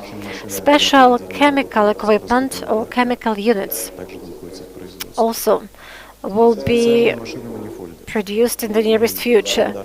Special manifold machine, and it is possible to use up to 12 pumping technologies, and it is possible even to connect 4 other pumping units, and as a result 16 can be operated. Talking about hydration equipment, you need more and more gel, and if we are talking about one unit, it is quite difficult to implement the whole cycle. The concept was developed when you use dry gel, and as a result you have this equipment for delivery and mix of this dry gel. Also it is possible to use liquid gel, and also there is a special container up to 65 cubic meters for all the operations in order to bring together big amount of gel. And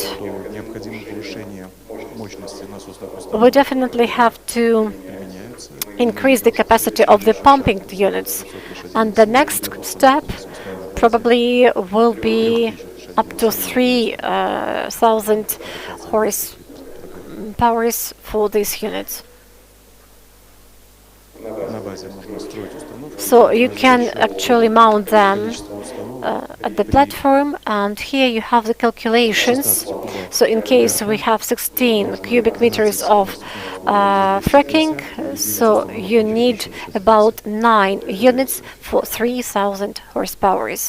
And you understand the difference. Our equipment works with a special database. It is in Russian. Here, this software is developed by us. It is registered, it is licensed, it is owned by our company, and it can be tailor-made to the needs of our clients. Here you have the pumping units, blender unit, hydration machine, and data collection system that accumulates all the data and enables you not only to control the information but prepare the reports. That's everything from me. Thank you for your attention.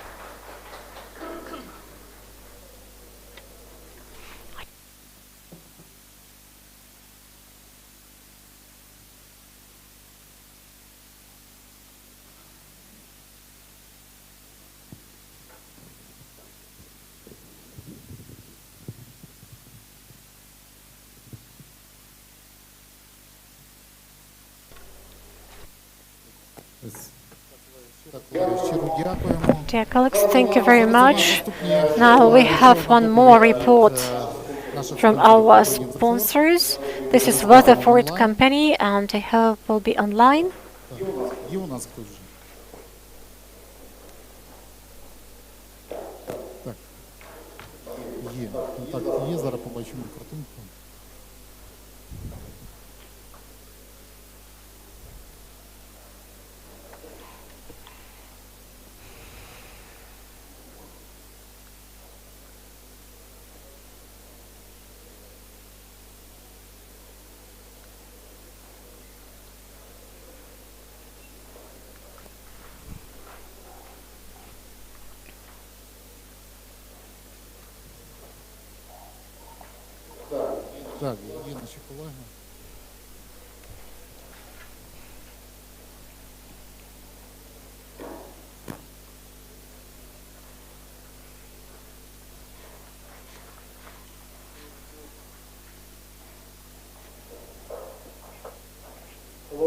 Hello, colleagues.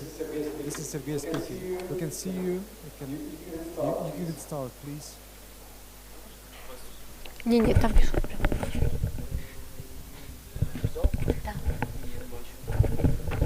Can you see the presentation? Do you see the presentation? Not yet. Not yet, Richard. Can you share this screen, please? We can see you. We can see you at the moment. We'll share screen. Okay. Got it.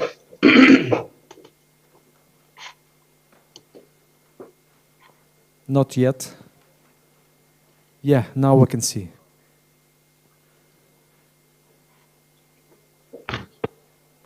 Full screen mode.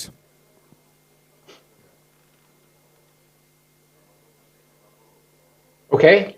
Yep, you may start. Okay. Dobry den. Mene przyjemno być zaodni тут z wami. And a special hello today to Natalia Rudovich, who came to visit us in Houston. Отже, доброго дня всім. Всім учасникам.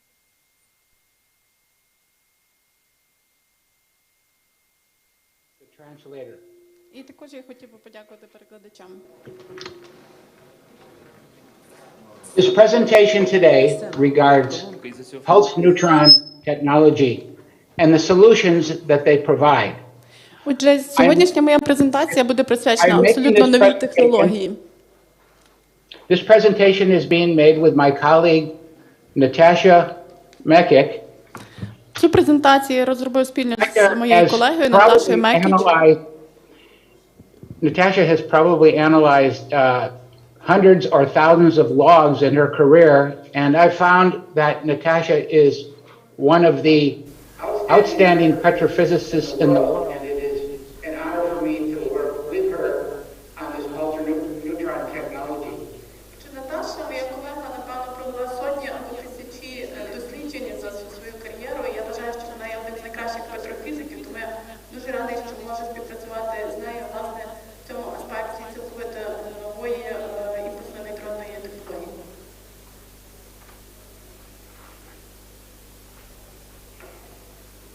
I've been in this industry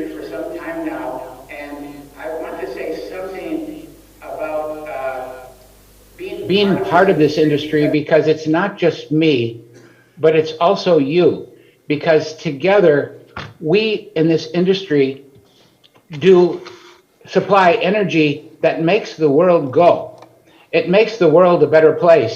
And I want to give you some examples. If you think about the energy that we provide for farming, manufacturing, transportation, communication, our very cell phones that we use are powered by energy.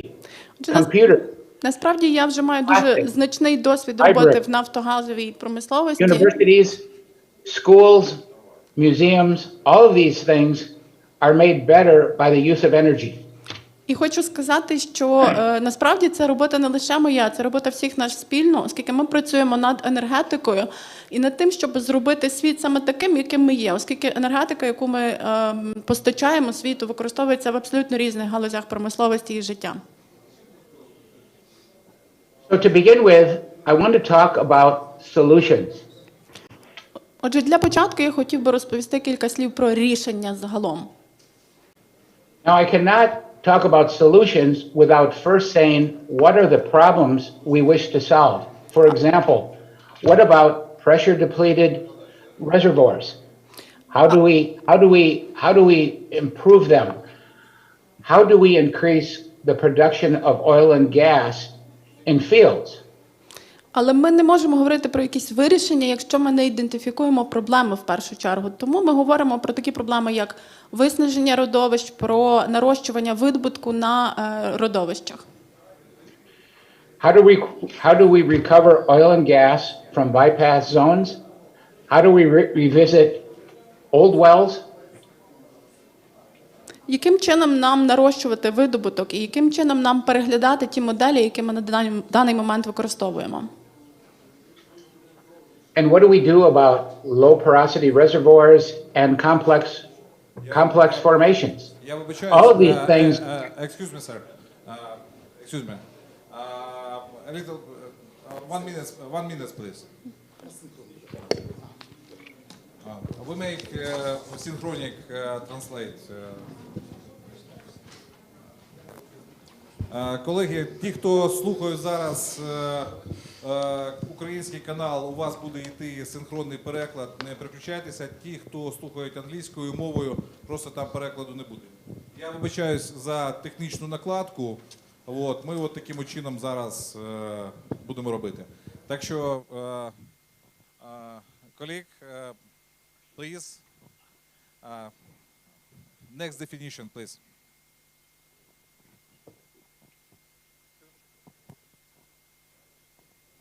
You can continue, please. So, continue, please. One of the ways we solve these problems is by having the best possible information about our reservoir. And so one way to do this is with the help of the tools like the GSI and the Raptor, both which I would like to talk about today, which provide solutions. The wonderful thing about the GSI and the Raptor are that they can work in both open and cased hole wells. We can measure carbon in reservoirs. We can detect and identify subsurface geology and mineralogy, including carbonates, включаючи наявність карбонатів, піску та сланцю, визначати зони з природним газом.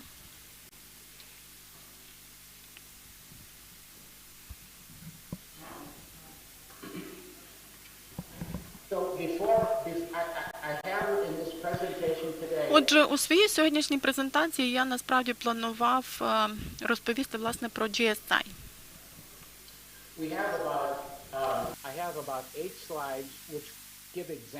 У мене десь 8 слайдів, на яких наведено приклади тої інформації, яку ми отримаємо.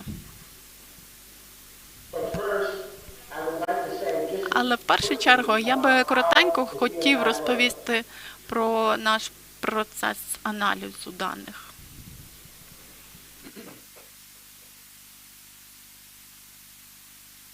It all begins with the pulse neutron tool. It all begins. Отже, все це розпочинається в нашому інструменті ось з цього моменту. So it all begins with the source. З джерела.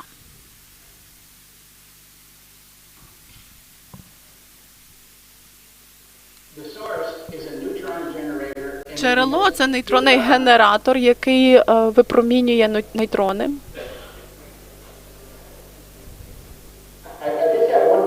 І в мене тільки одне запитання щодо презентації. Чи ви чуєте переклад і оригінал? Бо я просто не знаю, чи немає якихось перешкод, чи чутно нормально імена і переклад.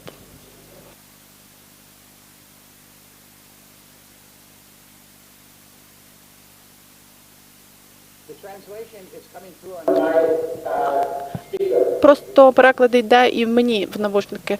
Everybody can hear the translation. It just goes into the English channel, but everybody can hear you. Будь ласка, продовжуйте. Це просто синхронний переклад. Але ви чуєте імена і переклад, так? Так. Якщо говорити про цей інструмент GSI або інструмент геохімічної спектроскопії, то все розпочинається з джерела. Нейтрони випромінюються, десь буквально 1 мільйон нейтронів за секунду. І я роблю паузи просто тому, що я теж чую переклад і мені складно зосередитися. Але все гаразд. Насправді ми все добре чуємо, можете продовжувати і не робити пауз.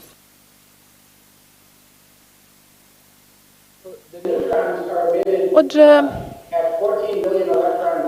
нейтрони з'являються зі швидкістю 14 мільйонів електрон вольт.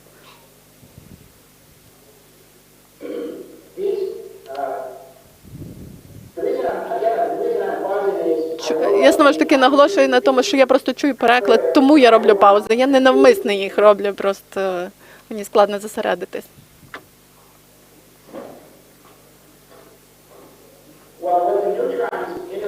Отже, нейтрони взаємодіють із пластом. І ці нейтрони interact with the atoms in the formation, specifically the nuclei. The nuclei then emit. І далі вже випромінюються гамма-промені.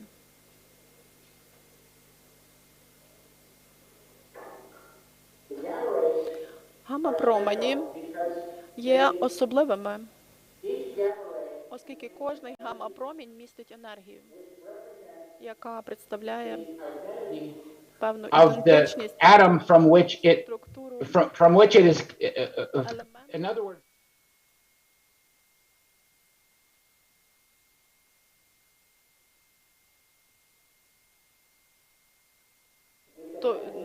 Того, звідки вона з'являється, відблиском джерела.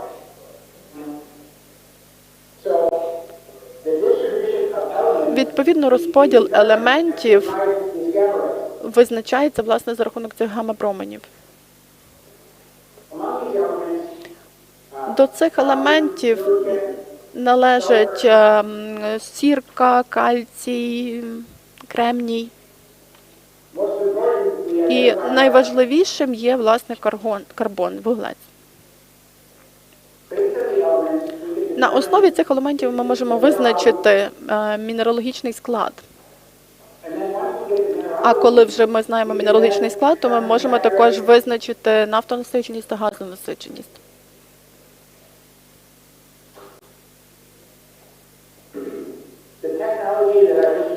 Технологія, про яку я хочу вам сьогодні розказати, це абсолютно нова технологія. Попри те, що все почалося майже 80 років тому, сам процес почався.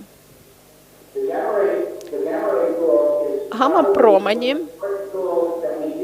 які є, можливо, найкращими інструментами, які ми використовуємо, допомагають нам робити чимало речей. Отже, цей інструмент підраховує, ми маємо інструмент, який підраховує кількість гамма-променів. Через 25 років, в 63-му році, ми розробили так званий Sigma-log, або коротаж при дуговому зварюванні металевим електродом. Тоді ми вже могли вимірювати енергію, яку несуть гамма-промені в часовому аспекті. Тобто ми відстежували кількість гамма-променів, вимірювали їх в часовому вимірі і в плані енергії.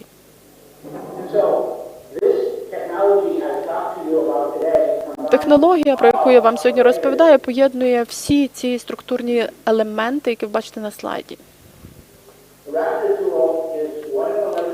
Зокрема, Raptor – це інструмент, який було винайдено у 2017 році. І це надзвичайно важлива технологія з 4 детекторами. А інструмент GSI фактично це інструмент спектроскопії.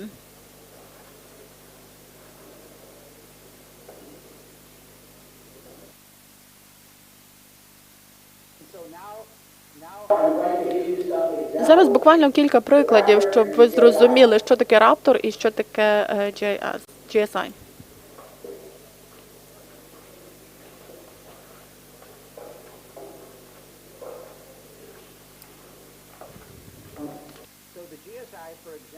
Отже, GSI може вимірювати насиченість вуглецем та геологічну структуру в необсадженій сверловині.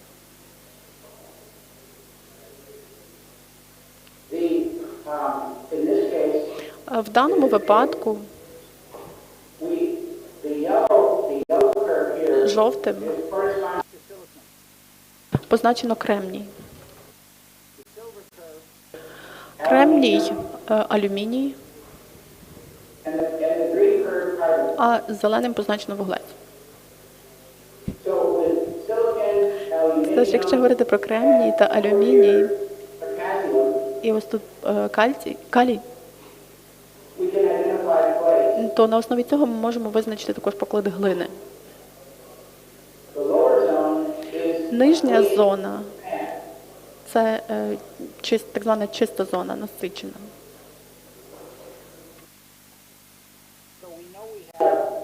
Отже, ми знаємо, що в нас тут є вуглець. Пористість тут складає десь 35%. І рівень насиченості перевищує 73%.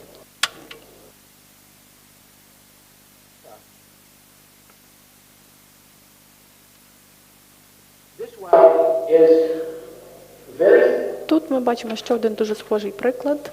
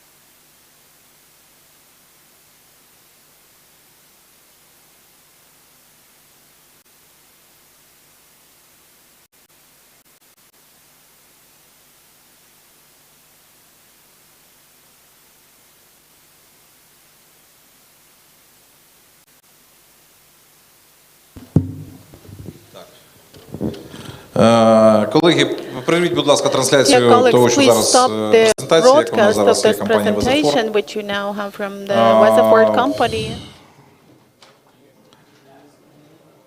Запустіть, будь ласка, презентацію ви свою вже без презентації, да? О, слава Богу. От. Тоді заставку, будь ласка, на екран заставку нашої конференції і так. Компанія Nordic Wood, група Західна Дросервіс. Я сам не знаю, про що ви будете розповідати, з задоволенням послухаю.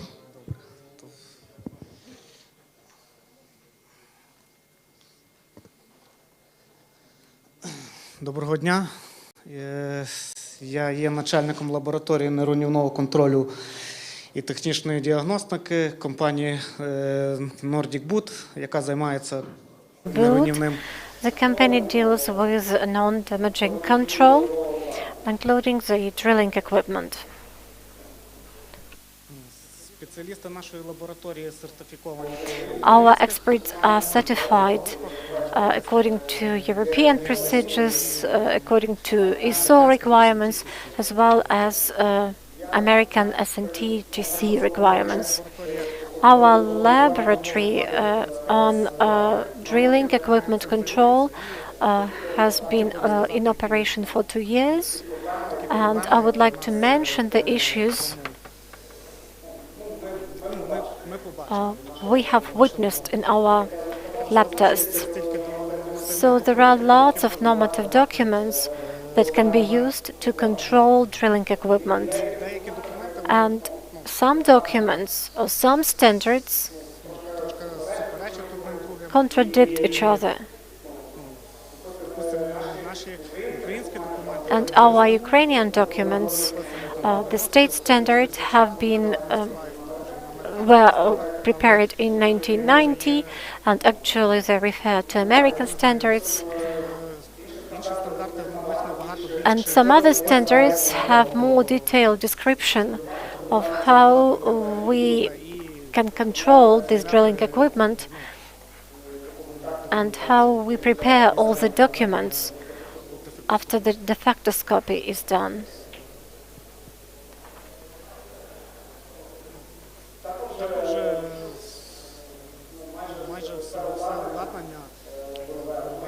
Almost all drilling equipment has been produced abroad and is manufactured according to IPI standards, and it would be logical if we managed to control this equipment on the basis of foreign standards.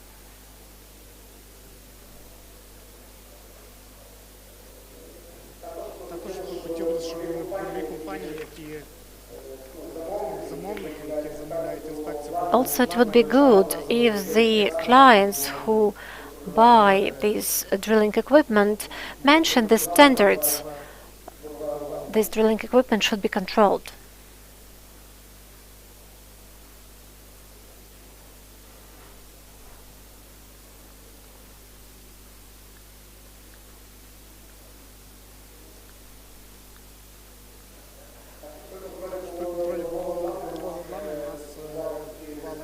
When we dealt with the control of the drilling equipment, we had some issues related to the time needed for a defectoscopy of this drilling equipment. Preparation of the drilling equipment is probably the key point here when we talk about cleaning of the equipment, certain type of preparing it for a certain type of control, so it requires cleaning. Therefore, we should think about time which is necessary for this cleaning.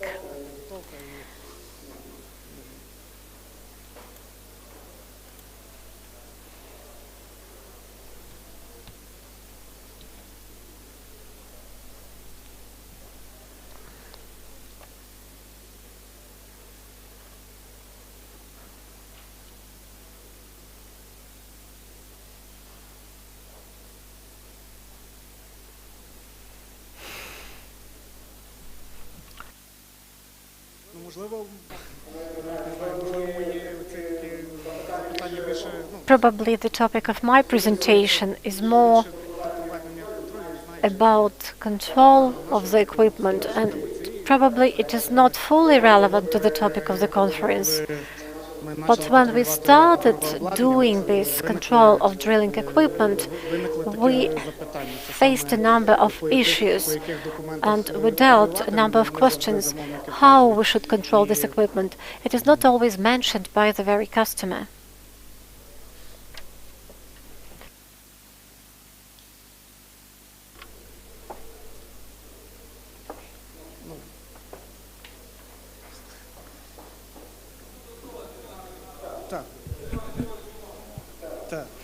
Probably I will help you.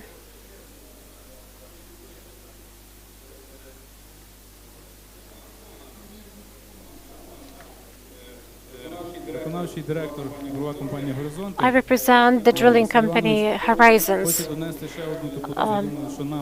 I think that we, as contracting organizations, the topic is really important because we often face the issue that the clients, the customers, have certain requirements and set these requirements to us as the contracting organization. We actually hire the organizations that deal with non-destructive control. In Ukraine, we do not have any specific regulations or standards. I was present when the topic was discussed at one of the quality meetings, and when we had the representatives of the companies that dealt with non-destructive control. And one expert said, well, you require from us going into space or taking a photo with a certain equipment, but now we are equipped with an outdated camera which was used in the previous century. So really, we as contractors have the tasks to do this control, non-destructive control, with the help, and we have to meet the latest standards. So we have a requirement on the part of contractors and probably the subcontractors represented by our speakers that it should be regulated. I'm talking about time regulations. I'm talking about methods that should be applied for us to be able to do our task in a good way, in a proper way. Because currently the customer itself doesn't know what should be actually knows what to be done, but doesn't know how it should be done. So we really have to follow the latest standards, but it means we have to support the standards with our regulations. And the company Nordic Wood, actually, this is a company that belongs to our group of companies, Західна Service. So this company is really well equipped, but what we lack is regulations. And whether we are talking about it here, or probably we can have some sidelines discussion, but we have to raise this issue, and this is really something that we still have to settle. Thank you. Would you like to add something? My colleague has actually mentioned lots of things instead of me. I hope. Thank you very much. Колеги, так, Андрію, Dear colleagues, запрошую тебе. Є у нас людина на конференції, яка завжди приходить і забезпечує мені 100% унікальність. Тому що provide something unique at our conference. Lots of things that are mentioned here at our conference are new. They are new for Ukraine, sometimes they are new for Europe as well. And we know that the US is actually ahead of all the countries, and I may read sometimes about some novelties in America. But Andrei Bilohan always comes up with such things which seem to be impossible, which are innovative and unique. I remember him talking about artificial intelligence. Then he was talking about the methods for the condition of the well exploration, which are 100% unique. So you may actually go to the videos of our previous conferences and find this information there. And I hope we'll hear something unique today as well. Thank you very much. My name is Andrei Bilagan, and I would like to give you 3 new technologies that have partially been developed and patented by me. Some of these technologies are unfortunately not available in Ukraine, and worldwide there are only pilot projects. And I will start with the agenda. What I would like to show nowadays, I hope it works. The first point is some brief information about myself and our company. Then the scope of work, I mean something we offer and how we are going to use it under Ukrainian conditions. And then I'm going to provide you information about these 3 technologies. They will be prepared very briefly.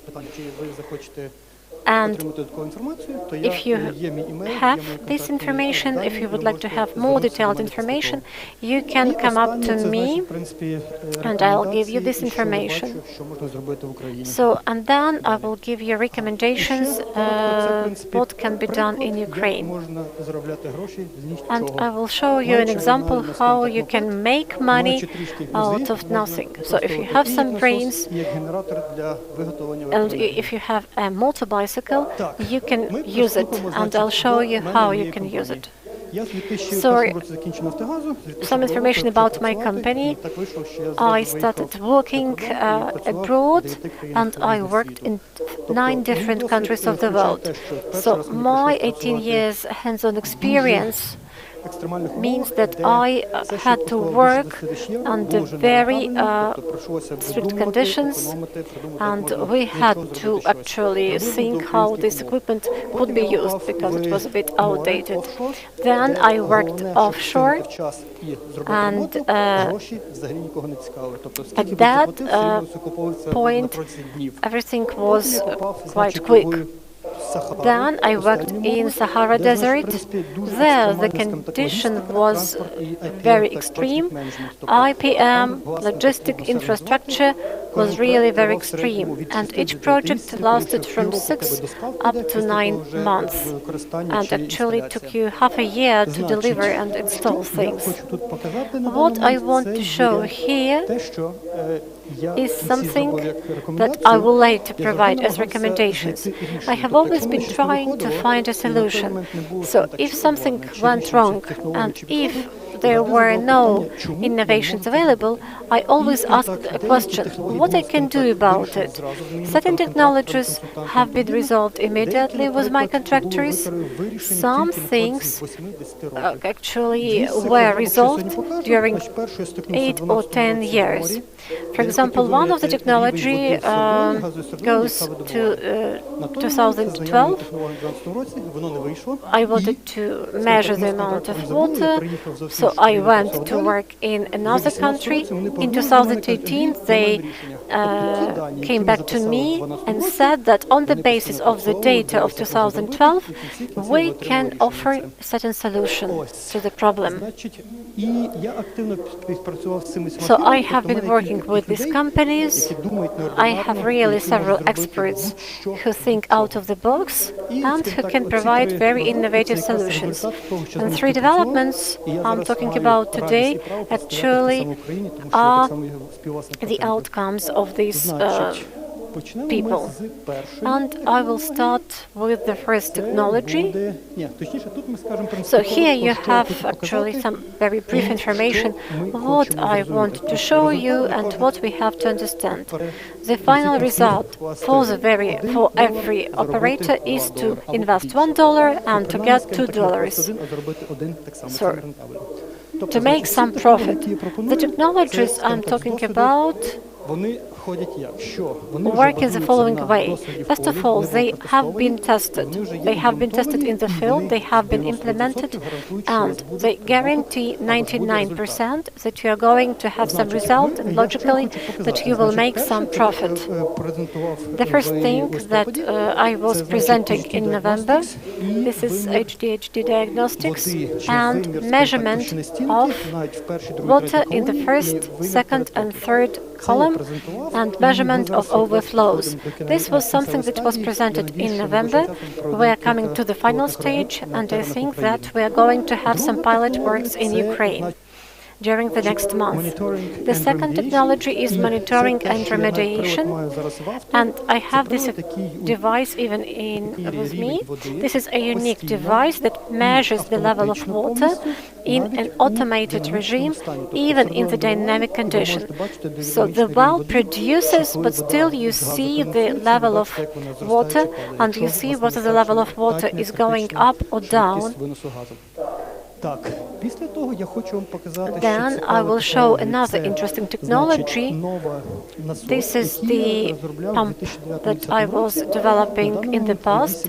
Now it is installed in 8 sites, and its main parameters are very low installation costs and very quick profitability. And one more technology, which I actually started working on several months ago, and I think that the very technology is based on downhole monitoring. The sensors are really very sensitive, and you do not need a cable to measure this. Now we need electric cable or some other, there may be pulse technologies, but acoustic technologies so far have not been used, and I hope that in autumn I'll be able to demonstrate the results of this work. This is the most topical, the most innovative topics. In Europe, practically, people concentrate on the condition of the well, whether your pecker is good, whether you do not have the corrosion. So the condition of the well is the primary importance, well integrity. Now, lots of attention is paid to these things. So I'm going to talk about this area when the well is drilled. So it is operating, you produce gas or oil, everything is fine, but in 3 years you start facing past problematic issues. So I will discuss different stages when you produce, when you intervene, and when you probably abandon the well. As you know, every engineer, when working on the well, has to think about the whole life cycle of the well. Designing, drilling, producing, etc. And this diagram shows the results of your engineering works. So if we thought everything in a proper way, we have this green line that lasts for up to 20 years, and our failure frequency is really close to 0 or very low. But during the first several years, we already face some problematic changes that show that engineering works have not been good, or geology were not good, etc., etc. So, in this respect, we are going to talk about well integrity monitoring production stage. So, what we can improve during the very production stage on the basis of the current conditions, in case we have some problems. And another thing I would like to mention is the issues related to depleted wells, how we can stimulate them, how we can intensify production, and how we can improve the stimulation. And the third issue is liquidation of wells. I think that in Ukraine is not yet topical, well abandonment, but in Europe, the criteria for liquidation for abandonment have become more and more complicated, and now it's one of the greatest precision works. And for example, in the Netherlands, The liquidation lasted 50 years, and now they have to repeat all the works because in the IB area there is pressure increase, and they have some state service, all those state bodies that demand them to open the well, to do the liquidation, cementing, and to do everything in a proper way. Of course, that stands for millions of euros.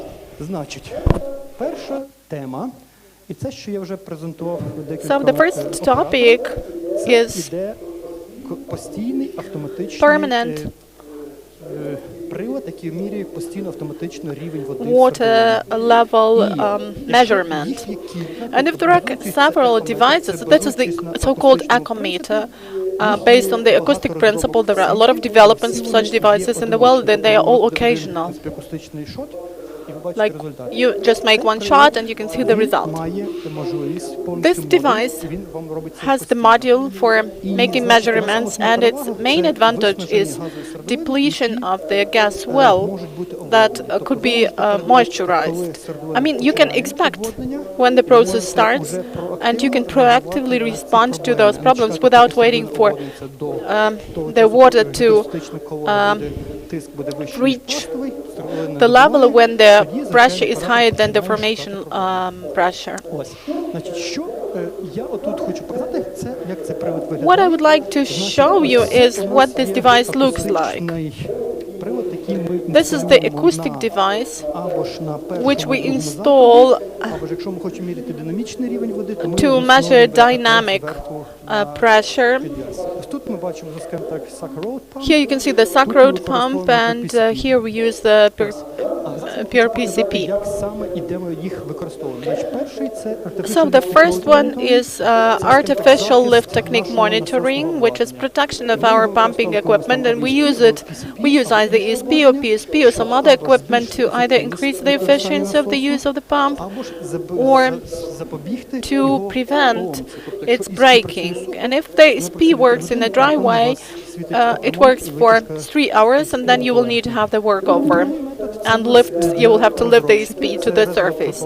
Another method for developers is the reservoir performance management, and on the basis of the level of the water, we determine what the water level is and whether we have enough water on the surface. And also we can calculate the pressure on top of preparations, because we have the pressure at the wellhead pressure.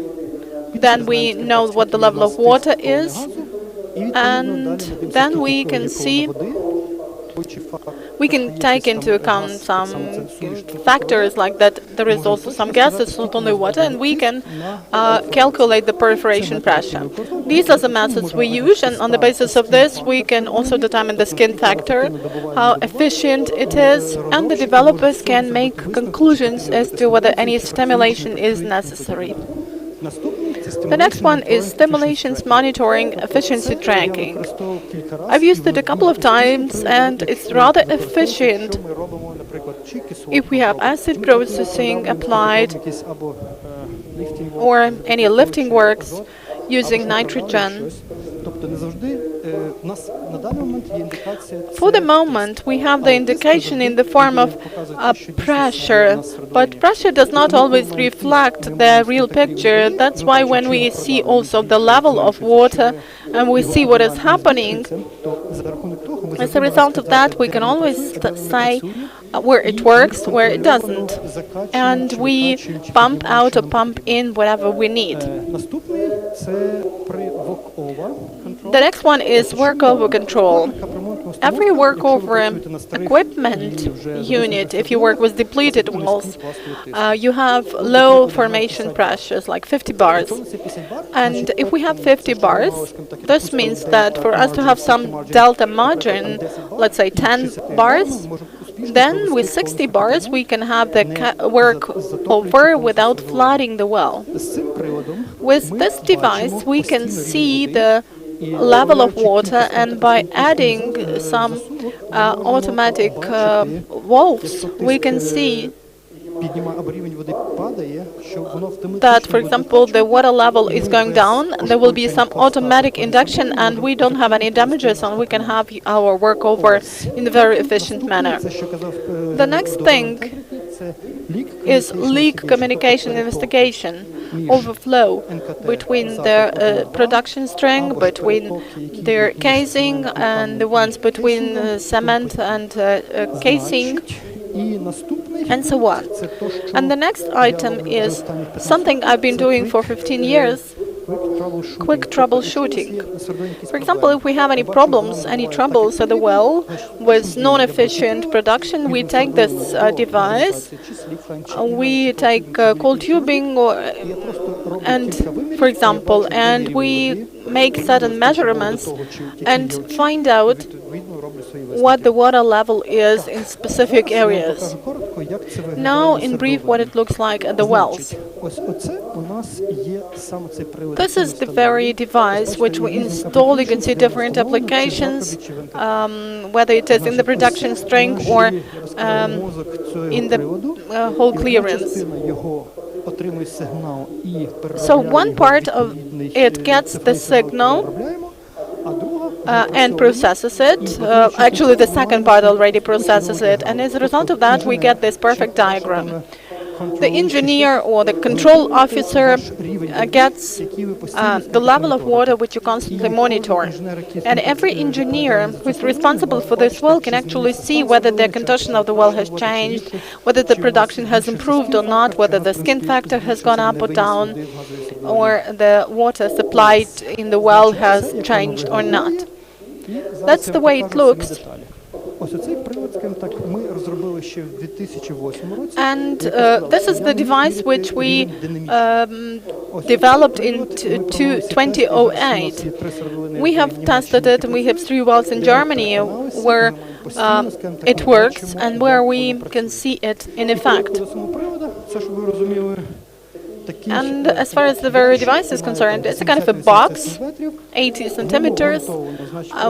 In it, we have the measuring device, the interpretation device, or the processing device, and we have the MLT module, which sends the signal if there is no connection, if there is no cable. And after that, the cooling agents, the ventilators, are applied, and we have a spare battery.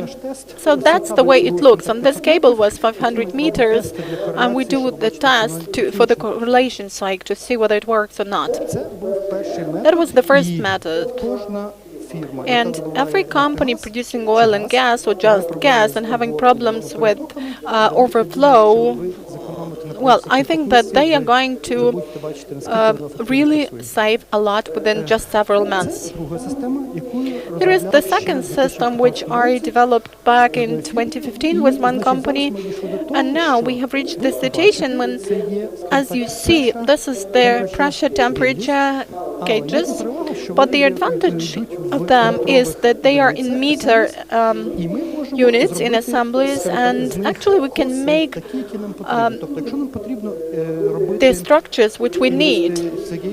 If we need the investigation for 50 meters, then we connect 50 modules like this. If you need to do it for 100 meters, you just connect 100 of them. And the main advantage is, as compared to standard units, that here our sensor is just a small quartz sensor, and it just gets the signal about energy consumption just via the cable, while all standard systems have the sensor plus the electric part, which is also based on the module which you insert into the well. I can say I'm pressed for time. Okay, and this technology is highly important. I'm going to show you the example of it, and I will show you how it works. So you insert it into the well, and here is the result, what we get. This is the well, somewhere distant from us. The problem was to find the area from which gas came and from which water came. Here is the result. We have 60 temperature sensors, very sensitive ones, and you can see where water flows or where gas comes. And you can see that they use very smart software, and we can see that 90% of water is going from the lowest area, then 20% comes from the middle zone, and from the uppermost area gas comes. Therefore, it was decided that we need to exclude the lower and to continue working with the upper one. And here is the latest technology. This is a pump that is really not costly as compared to the workover. It has no specific isolation dynamic elements. Just in brief how it works. This is the pump work principles. Water comes to the well, and we can see that if I pump my power fluid and it raises my piston upwards, we suck the water and it is isolated.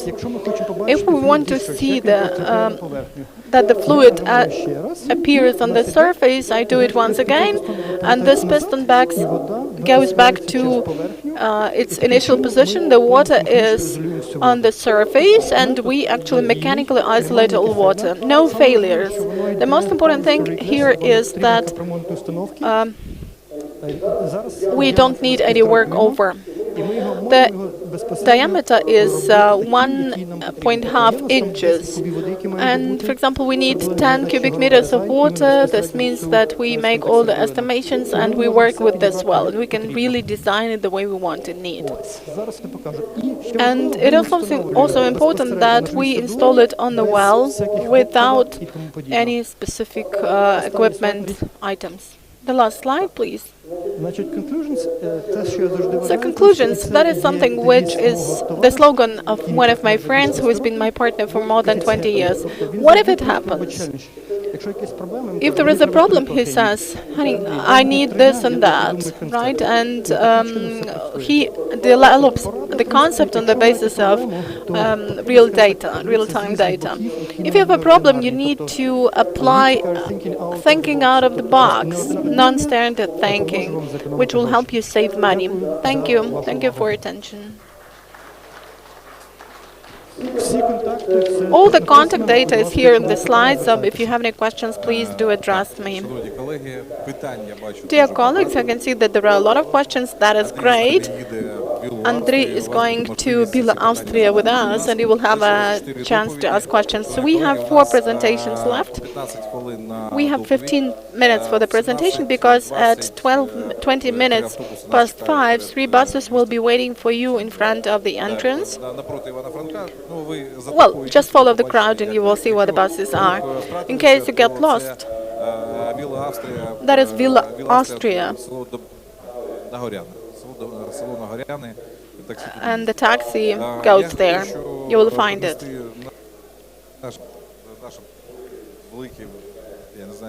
I would like to apologize for technical problems with the broadcast of the Weatherford company. We will try to record this presentation today and to broadcast this tomorrow because we have a large time lagging.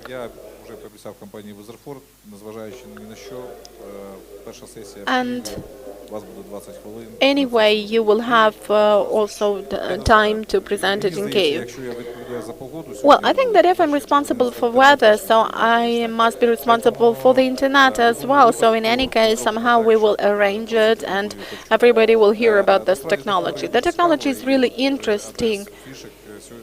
And at today's conference, it would be good if you could had a chance to communicate with the developers, because it's not often the case that you can really communicate with developers. Andriy, thank you very much. I can see that 3 hands already raised. That is perfect. That is really works. And the things you are speaking about really work. So I would really advise you to contact Andriy and to speak to him. Our next speaker is Vitaly Koval and Dmytro Kostenko.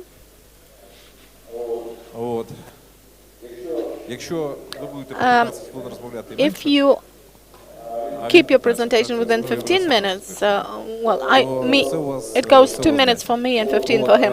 No, that will be too much, I think. So I'm going to speak together. I'm just going to deliver the introductory part. I would like to say that this is the Brandwick company, which is a part of the Danimax company, and Danimax became the partner of our conference last year, and I'm happy to see Danimax present here in its delegation. And I would like to point it out that the company, well, everybody is living through tough times, but Danimax is anyway developing. And Danimax is really inviting the best people, and as I can see it in the room, there is already some Danimax environment center created here. So I hope that everything is going to be all right with Danimax, as the same as with us. The floor is yours. Metro Vitaly. I'm glad to see you, dear colleagues, and it's really good that we have this conference. I would like to express our gratitude to Mr. Zakrevsky and his team for making it happen and for giving us a chance to share our experience. So once again, separate gratitude to you. And now about the topic of our discussion. We are not going to tell you about any hardware things, but our key topic will be geology. When we do this geological and economic feasibility study, particularly when we are talking about deposits which are in industrial exploration, when we have a certain amount of information and we are supposed to evaluate the initial amount of hydrocarbons. And it does not depend on the system. It is generally important to do this evaluation. And on the basis of this evaluation, you do the economic model, you forecast the production volumes, and people who invest money into this have to understand this issue. Very often, we apply different methods, and very often we face a number of ambiguities. They may be objective or subjective, but they are all the time present, but it should not be the case. Our colleague that has been invited by our company is an expert on the issue of mathematical balance model, Mr. Koval Vitaly. So he has elaborated a comprehensive approach that enables us to have more objective evaluation. So he will give you more details and formulas and pictures. So he's an expert in the field. Thank you for giving me the chance to present this information. So we shall be talking about the method of evaluation, such as complex comprehensive mathematic modeling. It is important when you plan certain geological issues, and generally when you plan your production. The classical method which is used is the method of direct line of material balance.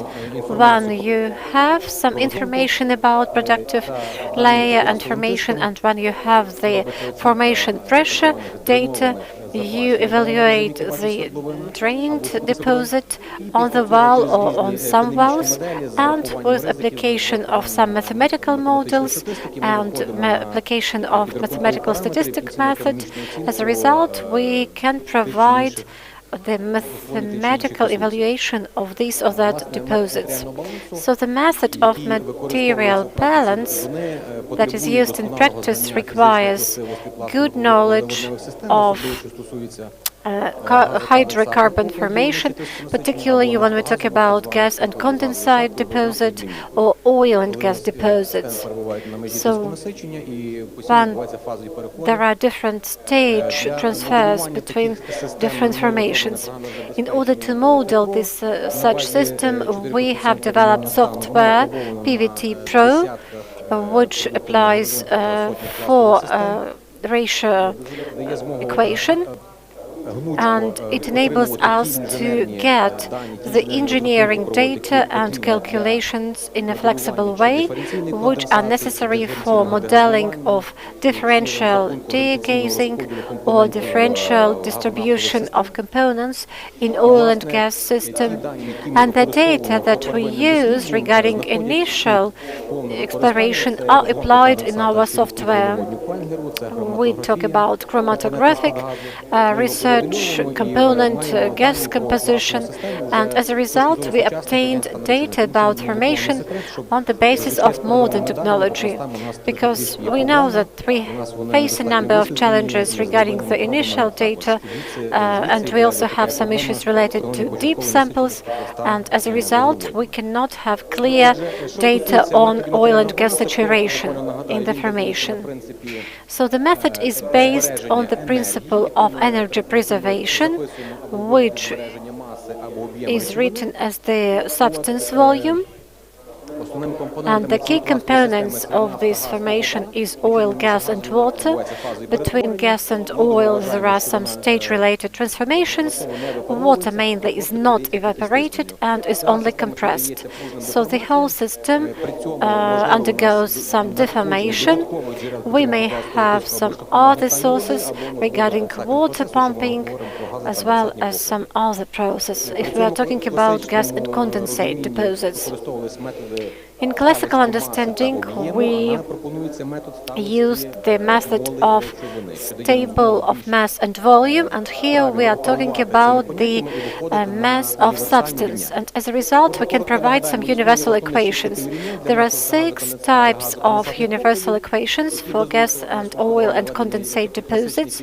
So here you see the classical approach of this to this equation, where we have the volumes and ratios, and they can be divided into oil and gas deposits. So, for example, here you have the first method when we take into account the inflow of the formation water, and another one is by the volume, which applies differential condensation not only in direct but also in reverse process. So when we increase pressure we have evaporation, and we cannot model it under laboratory conditions. So we tried to improve this approach on the basis of the component equation, where we use all the data about the deposit. For example, the data on chromatographic research, when we measure the formation pressure. This method is patented. It is tested on the deposits of Ukernafta company and is an effective method, and we recommend to use it when you have enough researchers on formation systems. If we do not have these systems, so if we do not have primary data or they are not credible, we offer to apply the improved approach based on the comprehensive mathematical modeling of the formation systems and their material balance. So what is the basis behind this approach? We sum up all the data, we model the primary formation system, we calculate the initial saturation, be it oil, gas or any system, and then we have a cyclic regime. Here it is indicated with an arrow. We try to model the proportions of the formation system, and we get some coefficient, and on the basis of this ratio we evaluate the reserves and then correlate it with the accumulated produced figures. And then this specification cycle is over, but taking into account specificity of differential condensation, we do not have direct figures, but we have grams per cubic meters, so it depends on the cubic meters. So while evaluating the initial volume of gas, we do 3 or 4 iteration cycles, and as a result we come up with the initial figures. So what we offer is that coefficient, and I hope you know it, that the people who apply mathematical balance method take some initial point and that try to calculate the Z characteristics.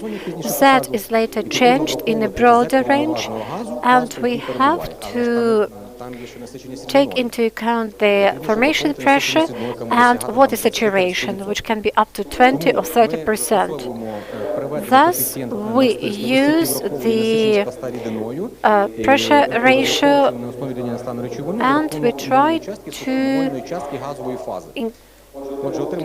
talk about gas phase. So you see the formula, and we try to work out the formula. We try to see how saturated the formation is with fluids, and in case we calculated everything in the proper way, we shall get a straight line, and we shall have the formation pressure taking into account its volume. The extrapolation on the line is the one that is demonstrated with the formula. Why is it important? Because the ratio are actually far from 1.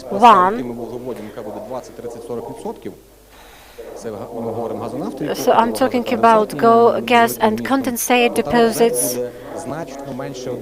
So that will be less than 1, and the data may be 1, 1.2, or even 2. So if we extrapolate it up to 0, there may be some deviations. And just for you to understand how this method works, here you see two issues. So here you see development of gas and condensate deposit with the pressure of the gas, and another one we talk about changing of the regime. Here you see the real formation system from one of the deposits according to the condensate composition and gas composition. We calculated the differential condensation with different degree of distribution condensation. So here we take it into account, but we do not identify the method of gas issues. Отже, на рисунку 3 наведено привід диференційної конденсації суміші і насиченість поста конденсату на рисунку 4. Отже, so here you see the graphs in this slide. Група залежностей наведених на рисунку 5, де ми бачимо, що при розробці невиснаження це зелена крива. Here you see the green line. This is classical dependence of the formation pressure on production. And when we talk about water pumping regime, we have the primary area, which is higher, and later it goes up to 0. And there we see how the gas will be fixed or bound in comparison with the initial volume. So according to our methodology, we have the following curves. So here you see the number of curves. Blue curve is fluid, green is gas, and the red line is the ratio. So with low pressure formation pressure, it drops up to 0.2, 0.15, and we see some deviations. And in picture 8, we see how it influences the interpretation of the formula and how the formation pressure depends on the relative accumulated production.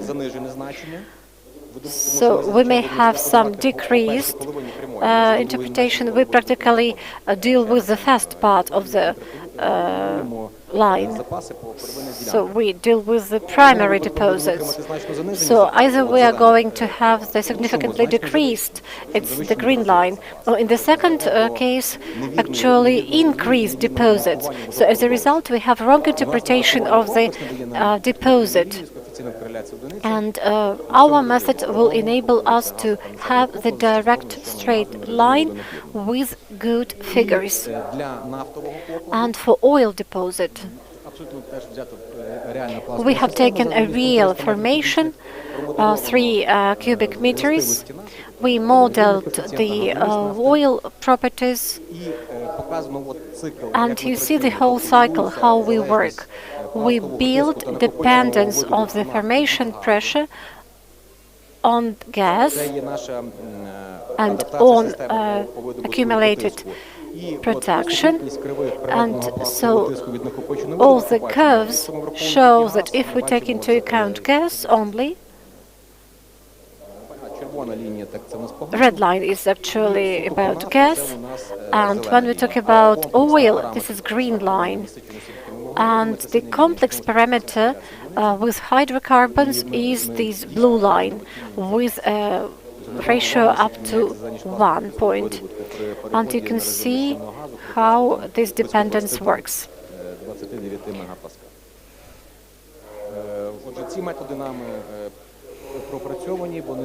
These methods have been tested by us, tested in real deposits, in real fields, so they are effective, they work, and as a result, they enable us to provide more detailed information about gas deposits and changes in pressure on the exploratory stage. Щось 3 восьмерки нам покажуть все ж таки, чи не покажуть? Це Snapdragon новий, чи що 3 восьмерки? 3 восьмерки ОГВ. Нам щось. Завтра будемо слухати. I think tomorrow we'll have more information about it. Unfortunately, we do not have questions. Дякую. Я знаю, Thank you very much. I'm really sorry, but we do not have time for questions. У вас буде свій час. You'll still have time for some sidelines questions. Так, хто у нас? Следующий. До речі, пану Бронеміру сьогодні теж... By the way, Bronimir also asked to have his speech. Пане Дмитро? Шановні колеги, So, dear colleagues, того, які лінії у нас you know that we have certain trends at our conference. You understand that we have the technology line and production line, and we also are interested in 2 other lines, like what happens in the future with hydrocarbons. That is our tomorrow's workshop, the last one, and the other line which I suggest today for the servicing companies. This is conclusion of risk agreements. I would like to introduce to you a person who has been supporting and accompanying the most successful contract, not just in oil and gas industry, but in Ukraine. Yeah, I know Mr. Ostapov from Zaporizhia, who also participated in it, but I understand that your one was the most successful. So I would like to introduce you to company Radcliffe, which accompanied PAC contract, the only but the most successful one in Ukraine. Probably then you will have some informal question, the same as you have to Yuri on PAC contracts.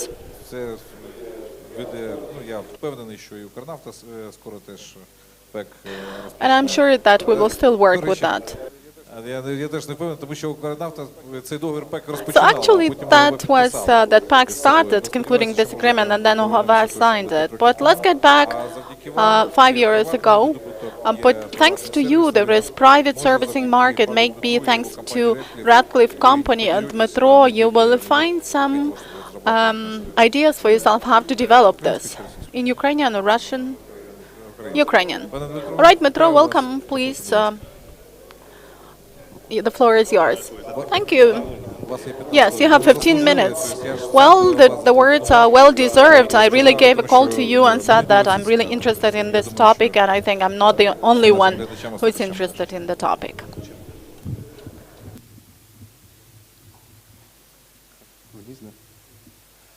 Yes, I'm Metro, and I understand that we are about to finish the first day, which has been quite saturated with formulas, with models. That's why I thought that I will try to use some plain language and tell you in a much simpler way. That's why I would ask you for some attention. I will explain details, what's what. I will tell you why I'm doing this, and I would like you to memorize that there is Radcliffe Partners, a legal company with the leaders in oil and gas projects support, and we have been supporting the first PAC project in Ukraine. So if you have any idea and you want to do something like PAC, you need to know that we could do this for you and we could help with this. I don't know whether you have heard about this PAC contract, the first in Ukraine and so far the only one. It was concluded last year by Укргазвидобування company and Expert Petroleum. And actually it made a lot of noise. Why? Because a lot had been said about the need for such an innovative legal instrument in terms of structuring of agreements and production, oil and gas production. Because before that, if we speak about servicing agreements, we just have the contraction agreements, and also we had production sharing agreement. And this is the third type which we didn't have back in 2018. Is PAC, Production Enhancement Contract. Why is it an innovative instrument? That's what I'm going to tell you.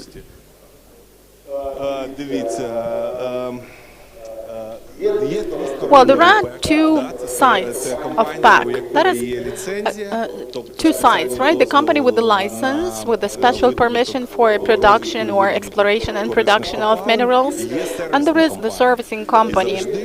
And it has been historically the case that the company with the license concluded contraction agreements and the servicing company just was in charge of production. And now we got some foreign companies like Expert Petroleum saying that they have very good technologies and they could actually take our fields,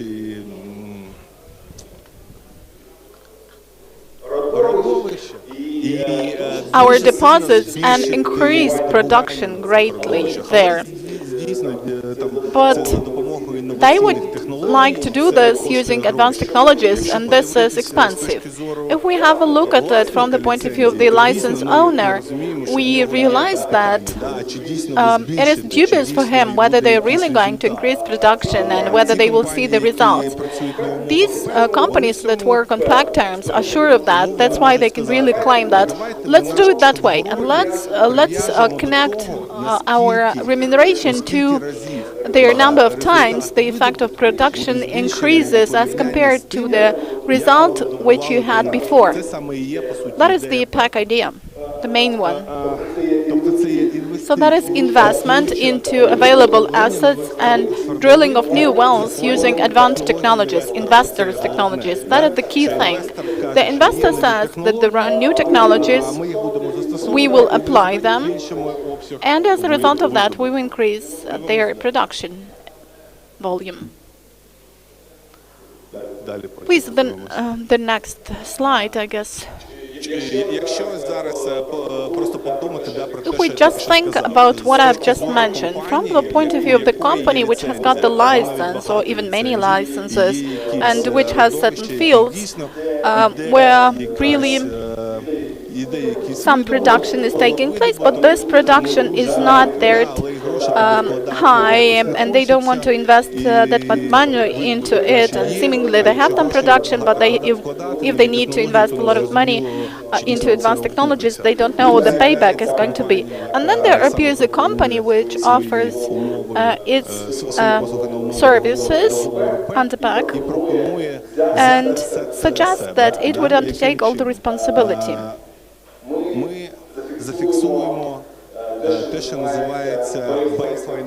We record what we call baseline production, and we have a look at the volume of production from a certain field as of the date of PAC conclusion. We realize that this is the baseline level. And then the company, which could be called a contractor, gets a certain remuneration, but not some extra remuneration, because that's not the idea. The idea is not just to start producing something as other contracting companies do. The idea is that the company claims that using their technologies we will really double production, increase it several times within the same field. And if it really happens that way, the baseline's production would require some minimum amount of money, but if we use these advanced technologies and production really increases several times, then that would mean that the remuneration would also be higher. It seems to me that it's absolutely logical, and that is the idea behind PAC. Let's move on. Andriy has already mentioned that some other companies also wanted to conclude PAC, then they changed their mind.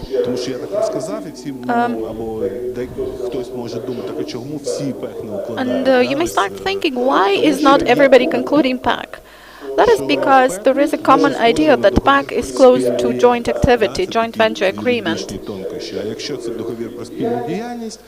But there are some legal nuances behind that. There is some difference. But if that is a joint activity agreement, the taxation conditions are not that beneficial.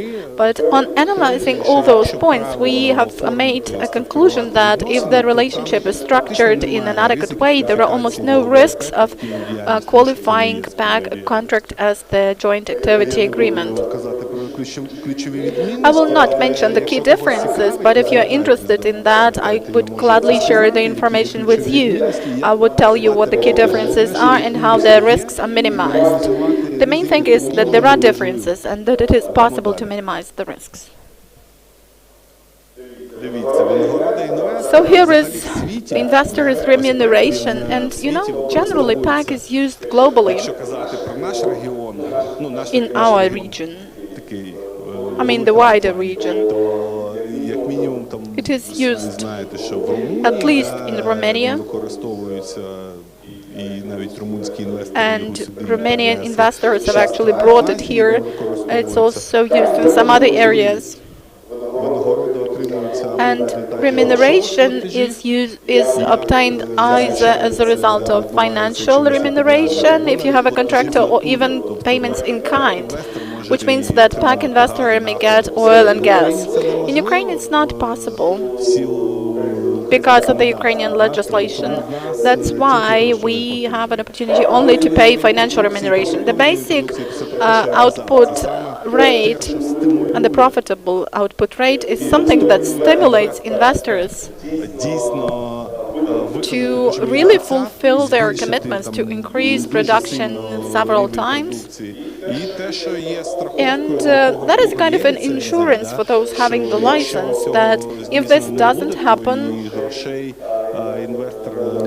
then the investor will not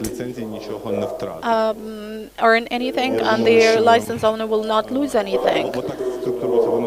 That is the structure of remuneration payment. Their ownership of the assets, if you're interested in this, remains with their license owner. I'm not speaking about any specific contract, like, for example, the one UHAVA has. It's clear that the assets are staying with it, but the investor gets the right to use such assets. The investor with his team comes in and fully undertakes the responsibility for increasing production several times. Certain assets created within PAC by the investor, for example some wells, could become the ownership of the minerals user, and it's clear because when PAC is over, it will not need these assets. And other know-hows, technologies, new assets used by the investor remain in his ownership.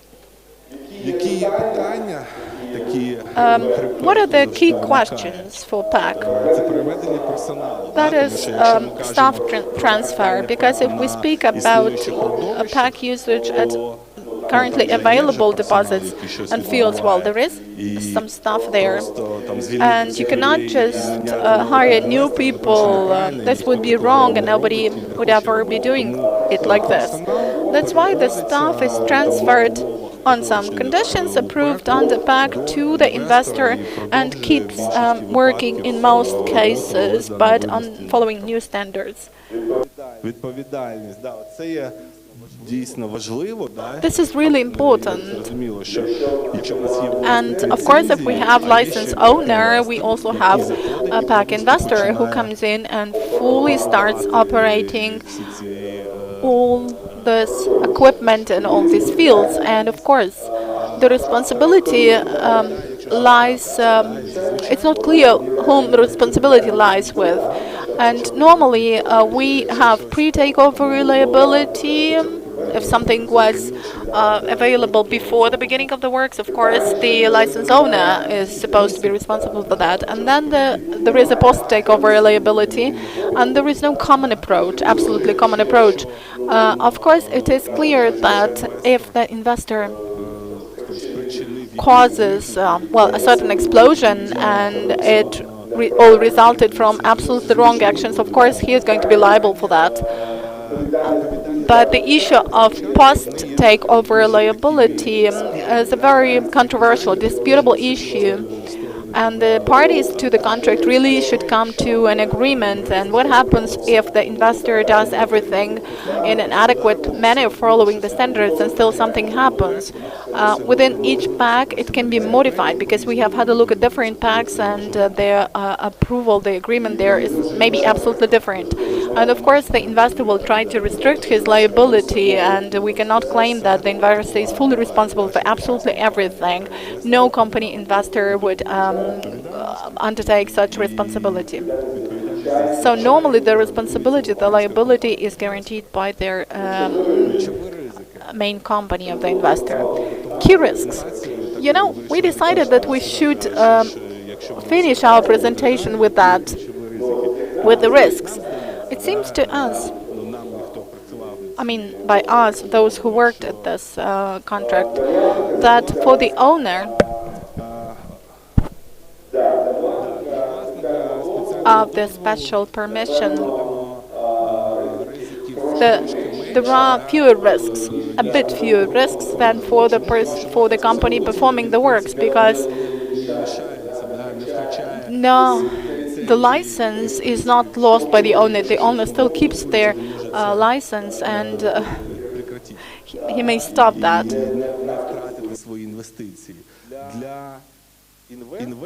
And for the investor, the key risk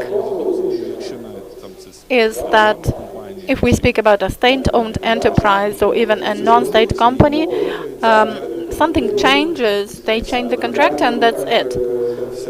But it's not that bad for the contractor, because the contractor is just the contractor. And here, if we claim that the investor has really invested his money, he has transferred technologies and stuff, and he is just kicked out of the project, so of course that is a very important risk. And if we speak about the risks, that is somehow an extraordinary risk, so a clear structure is required. As far as the grounds for the dissolution of the contract are concerned, I mean on behalf of the license owner. And it's really important to have an opportunity for resorting to international arbitration, to have an independent expert, and to thus secure the rights of the investor and license owner. That's why, to sum up all this, I would like to say that many companies, if they have a look at the use of PAC in Ukraine, will see that this is a win-win situation, and that is a very positive experience both for the owner of the special permission who doesn't want to risk his own money and doesn't have the necessary technologies. And this is also absolutely positive for the investor, because the investor may have a scheme, and if he fulfills his commitments, he will earn a lot, but if he doesn't fulfill, he will not earn, and this is logical. If everything goes under the plan, that is a win-win situation. As far as the risks are concerned, even if we have any, they can be minimized through adequate legal structuring. That's why I wish success all of you in PAC application. Thank you.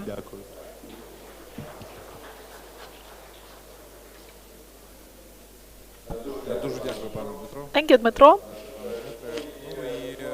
And I hope that in some time you will be speaking about other types of other PAC contracts from the stage, and you will announce their amounts.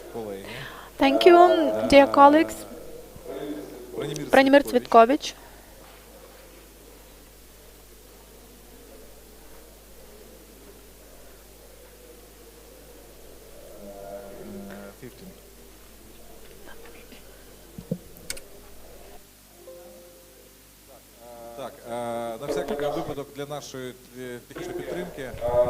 For our technical support, Mr. Cvitkovich will deliver his report in English.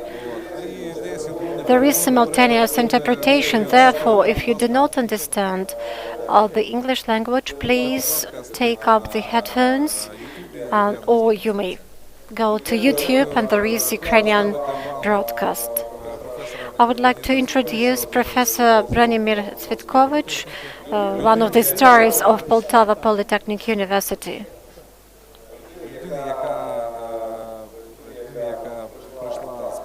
He is a person who actually has lots of experience. He has been working in extraction industry, so this is the person who is an expert both in theory and practice.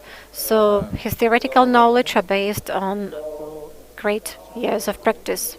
Dear colleagues, ladies and gentlemen, мені дуже приємно бути сьогодні на цій події. Це дійсно вражаюча подія.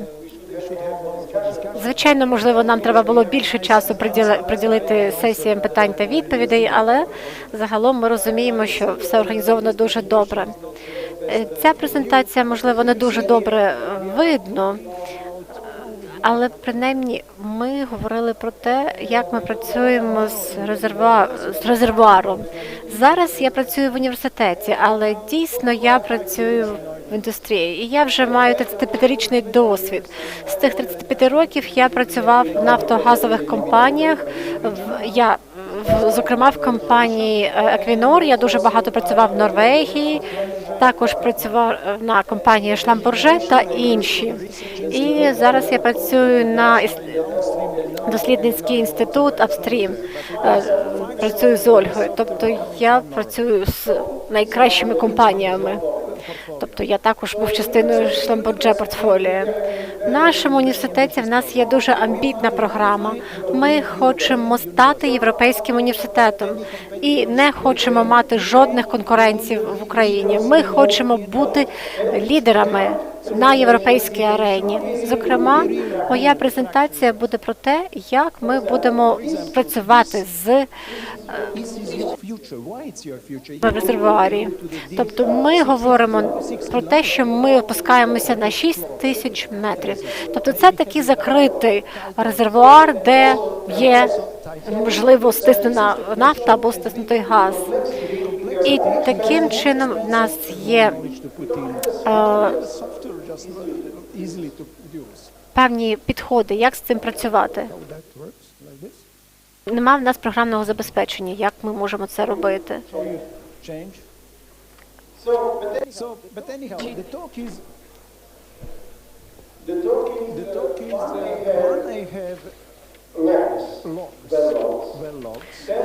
У нас є каротаж, і каротаж має відбуватися таким чином,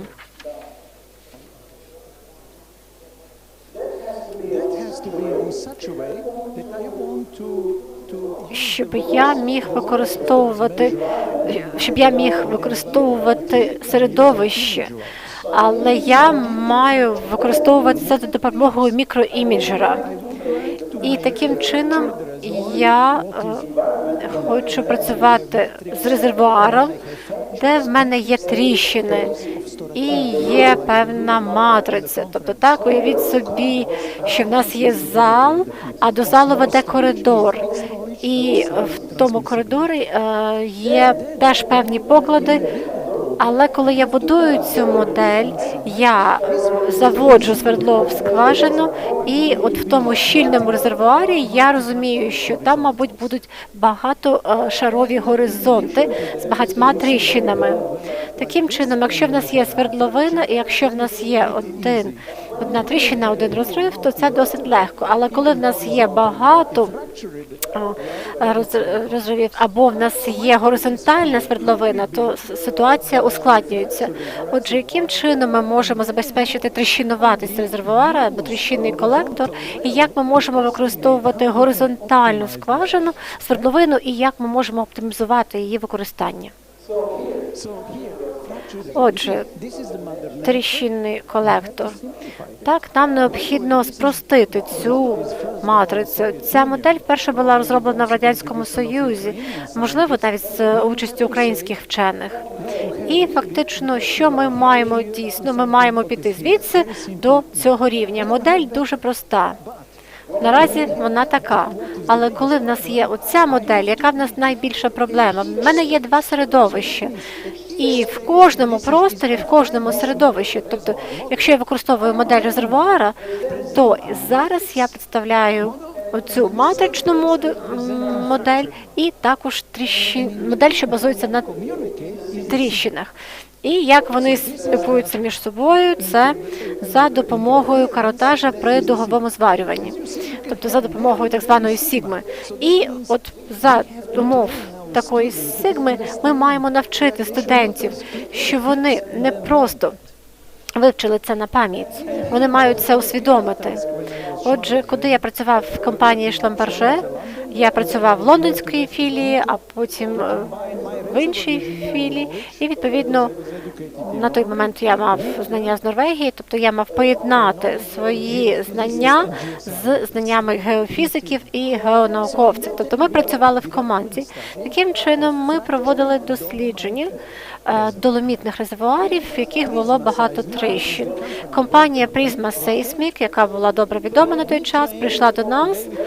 От сьогодні, до речі, ми говорили про ту версію, і ми говорили, що ми можемо побачити ці тріщини на певному рівні. Ми казали, це неможливо. Вони сказали, ми зробимо.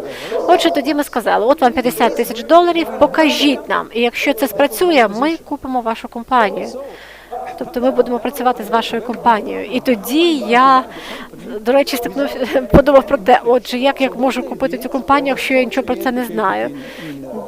Я отримав освіту в Норвегії у відомого професора з Тронхейму, і фактично я був його асистентом. І тоді я подумав, добре, я розроблю власну модель, а потім ми порівняємо вашу модель і мою модель. Отже, як це все починалося? Ми отримали дві моделі. Одна модель CFM, інша модель DFM, тобто мікроіміджери. І в нас є експерт з Шламберже, який, наприклад, навчився тільки переключати кнопки. У нас зараз є сервісні компанії, які надають ці послуги, але необхідно на рівні університету давати такі ґрунтовні знання, а не просто знання про те, як натискати певні кнопки. Отже, ми спочатку працювали з сейсмічними даними. Так? Тобто, якщо у вас є стовбур свердловини, то він фактично не знаходиться не тут, а ось тут. І за допомогою коротажу, за допомогою іміджингу ви маєте чітко знати, де саме розташована ваша свердловина. Якщо моя перфорація відбувається на 2-му ярусі, це ви так, можливо, ви думаєте, а насправді це на 4-му, то це означає, що ваша модель не працює взагалі. Саме тому ми говоримо про геологічне моделювання. І ми намагаємося підрахувати все. Тобто, таким чином ми намагаємося перевірити цю модель. Отже, фактично ми будуємо цю модель, і в такому випадку ми використовуємо цей каротаж мікроіміджера.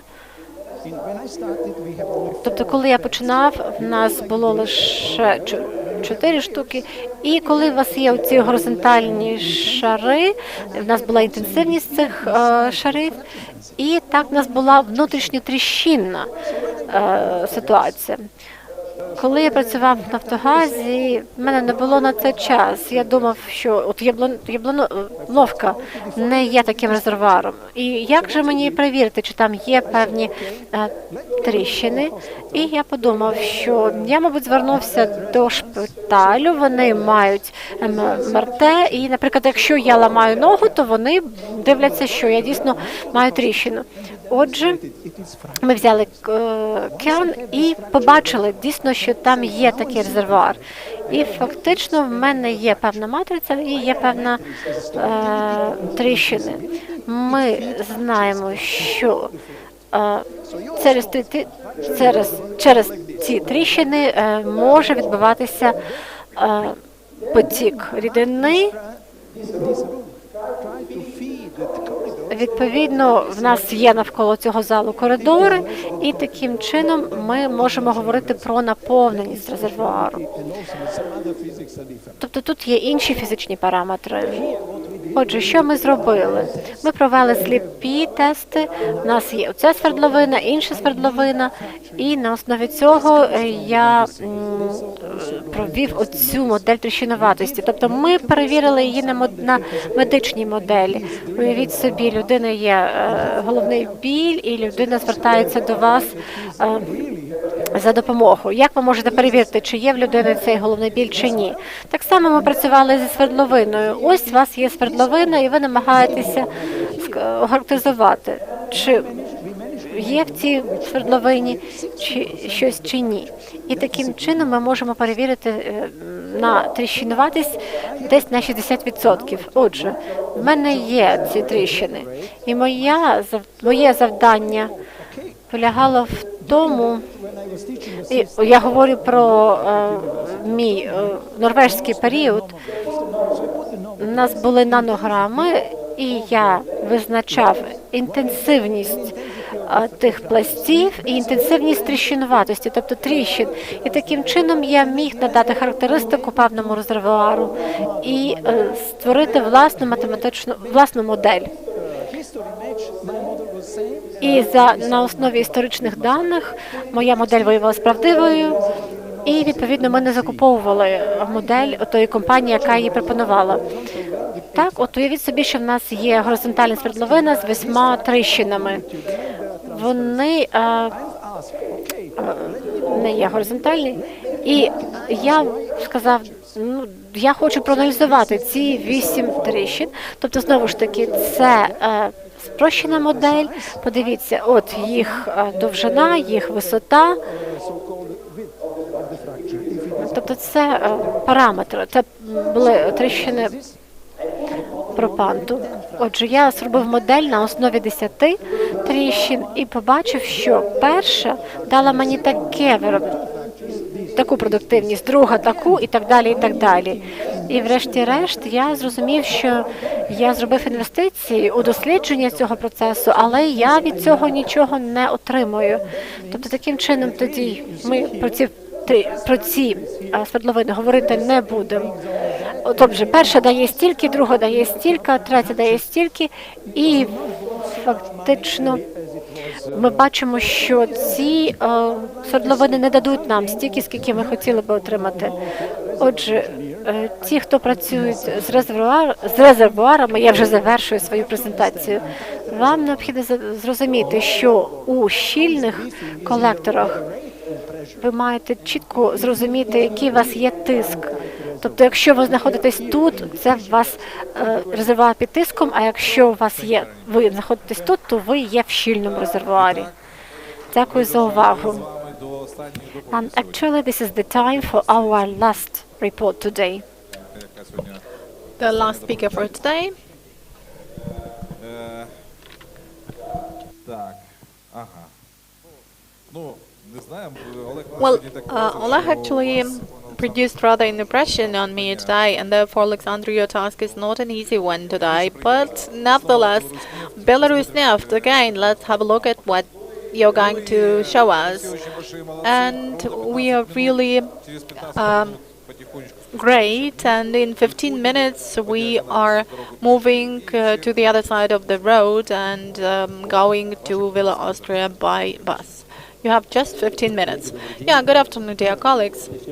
It's a pleasure for me to be the last speaker for today, which has been the day of great presentations. I would just ask you to pay 15 minutes of more of your attention to listen about the method which has not been applied in Ukraine. And special thanks definitely go to the hosts for the invitation, and I'm expressing my gratitude on my behalf and behalf of my company. Before I tell you about the microseismic monitoring which we apply at our field, I would like to tell you in brief how our company has started using this method and why. Therefore, the plan is as follows. Just brief general information about our region, untraditional accumulations, and the approach to those reservoirs, and also from theory to practice. The only oil-bearing capacity is the Pripyat flexure, which is one of the faults in the Eastern European tectonic structure. As of the 1st of January 2021, 90 fields have been explored. Here you can see the seismic 2D profile, which characterizes the geological structure of our region, and one of the characteristics is availability of two salt-bearing layers, the upper one being developed with the power of more than 2 kilometers, and these layers also have some prospective carbonate deposits. And the main part of our fields is at the last stage of development, and the raw material base actually unfortunately is the same as in many depleted areas, is characterized by still a relatively high capacity. That's why the key task for our company now is to involve untraditional, unconventional resources from untraditional collectors. According to the results of our studies, in our region we have found a number of sites, and availability of these sites have been contributed to by the special development conditions, these like normal salt level with good hydrodynamic regime, long-term flexure, high biological productivity of the reservoir, deficit of oxygen in the reservoir, and pollution of waters, and also the depth of the sea basin. We have some sites like that, and our task was to develop them. But at the beginning of the way, we had a lot of questions to give answers to, because there were many wells in those fields, and a lot of them were considered to be non-promising, non-prospective, because according to the GIS exploration materials, these sites were considered to be not non-prospective, and in the course of drilling, only small oil deposits were shown There were different bad smells, and there were leaks, and as a result of development, what we got was a very low debit or no debit at all. And all those deposits were understudied for many years. That's why I'm not going to enumerate the problems which we were faced with and where we didn't have knowledge before we started drilling of the operational wells.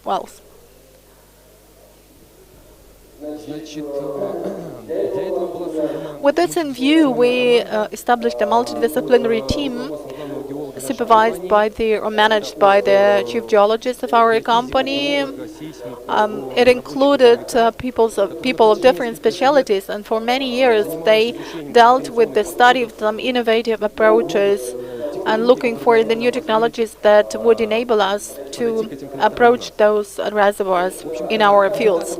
As a result of the work of this team, we got the roadmap. I will not tell you in detail about the roadmap because a special report should be delivered on it. But we chose one of the first sites, Rechinskaya field, and that roadmap presupposed a lot of surveys in the transit wells, the ones dealing with traditional reservoirs, but when we were dealing with the interval we were interested in, a number of works were to be performed. Of course, the main one in this complex is the study of core. This is lithological, sedimentological studies, geomechanical studies, mineralogical studies, special studies, and well, in the first stages of performance of this roadmap, we involved other companies, but in the course of our work, we understood that it would be more expedient to achieve the results in the future, and our decision was to equip our current storage facility with the most advanced device fleet. I will not read it out to you, but our core storage facility has been fully equipped, and it performs the whole list of surveys which currently exist in the world, and therefore I'm inviting all those interested to visit our core storage facility, to get acquainted with it, to see all this equipment, to see how it works and what results we get. Please do visit us. Definitely, over the period of working under this roadmap, we studied and implemented geomechanical modeling. I think that now, when we drill a multi-million horizontal well bore with a multi-stage fracking, we probably consider it to be an offense not to use geomechanical simulation, because if we invest a lot of money and if we drill a well without understanding the basics, well, that would be absolutely wrong. Over this period of time, we have acquired the scratch test device, their 3-axis compression equipment. As far as geophysics is concerned, of course, we needed to know the phases and to know some other parameters to apply horizontal drilling. So in all those transit wells, we had the information fracking, and we performed both the standard and the special complex of tests. I will not read it out because Ivan Gafic has mentioned these methods. We also used them. Part of the methods were applied before, and some of them were applied after the information franking for us to, again, understand some anisotropic properties of our reservoirs. Of course, we did microseismic monitoring, and I'm going to tell about this in detail. It all resulted in the following. We completed the first stage of our roadmap, which meant that we drilled a horizontal well with the horizontal length of about 1,300 or 1,200 meters, and we chose the site under this roadmap, the direction of this well on the basis of the results of our studies, which we had conducted for many years. And as a result, the input debit was about 70 cubic meters of fluid and about 30% of water saturation. And the well has been in operation for about half a year, even more, and the percentage now is about 50% of fluid, and the percentage is not gone down, but as far as oil is concerned, has even increased. Now, about microseismic monitoring is one of the methods of fracking control. Some theory at first. You all realize that when fractures are developed, there is some deformation of the rock, and there are some seismic waves irradiated. And if the approach is correct, you can actually catch those seismic waves with the sensor. And as a result of processing and interpretation of the data, you can find the azimuths and some other parameters. And you can also determine what the areas of the possible appearance of proponents are. Fieldwork and supervision system, monitoring system. Our first experience was in 2013 as far as monitoring is concerned, which means that for almost 10 years we have been working in the field. And over this period we have cooperated with different companies in different regions of the world. It was Europe, it was the US, and of course the CIS countries. In this slide you can see different monitoring systems out of the range which we now have. This is the Mini 3D, the RACE system. For example, the RACE system with some noise points and without the cable equipment, just located in a certain order. Again, over this rather long period of time, we have tested different types of equipment available in the market. These are seismic meters, registrators, wireless ones. These are 3-component, 1-component sensors. This is the RD2 system. These are blind systems, wireless and wire systems. And we passed certain decisions as to how we would continue our work. That is just an example, the way it happens in the field, wireless sensors, right?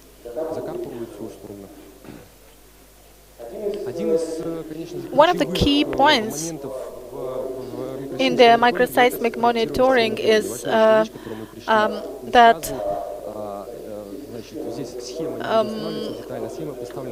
we need to pay attention to the scheme, what the distance of the channel should be along the across the surface. The distance should be the same as the vertical depths of fracking, and there should be also some visualization area.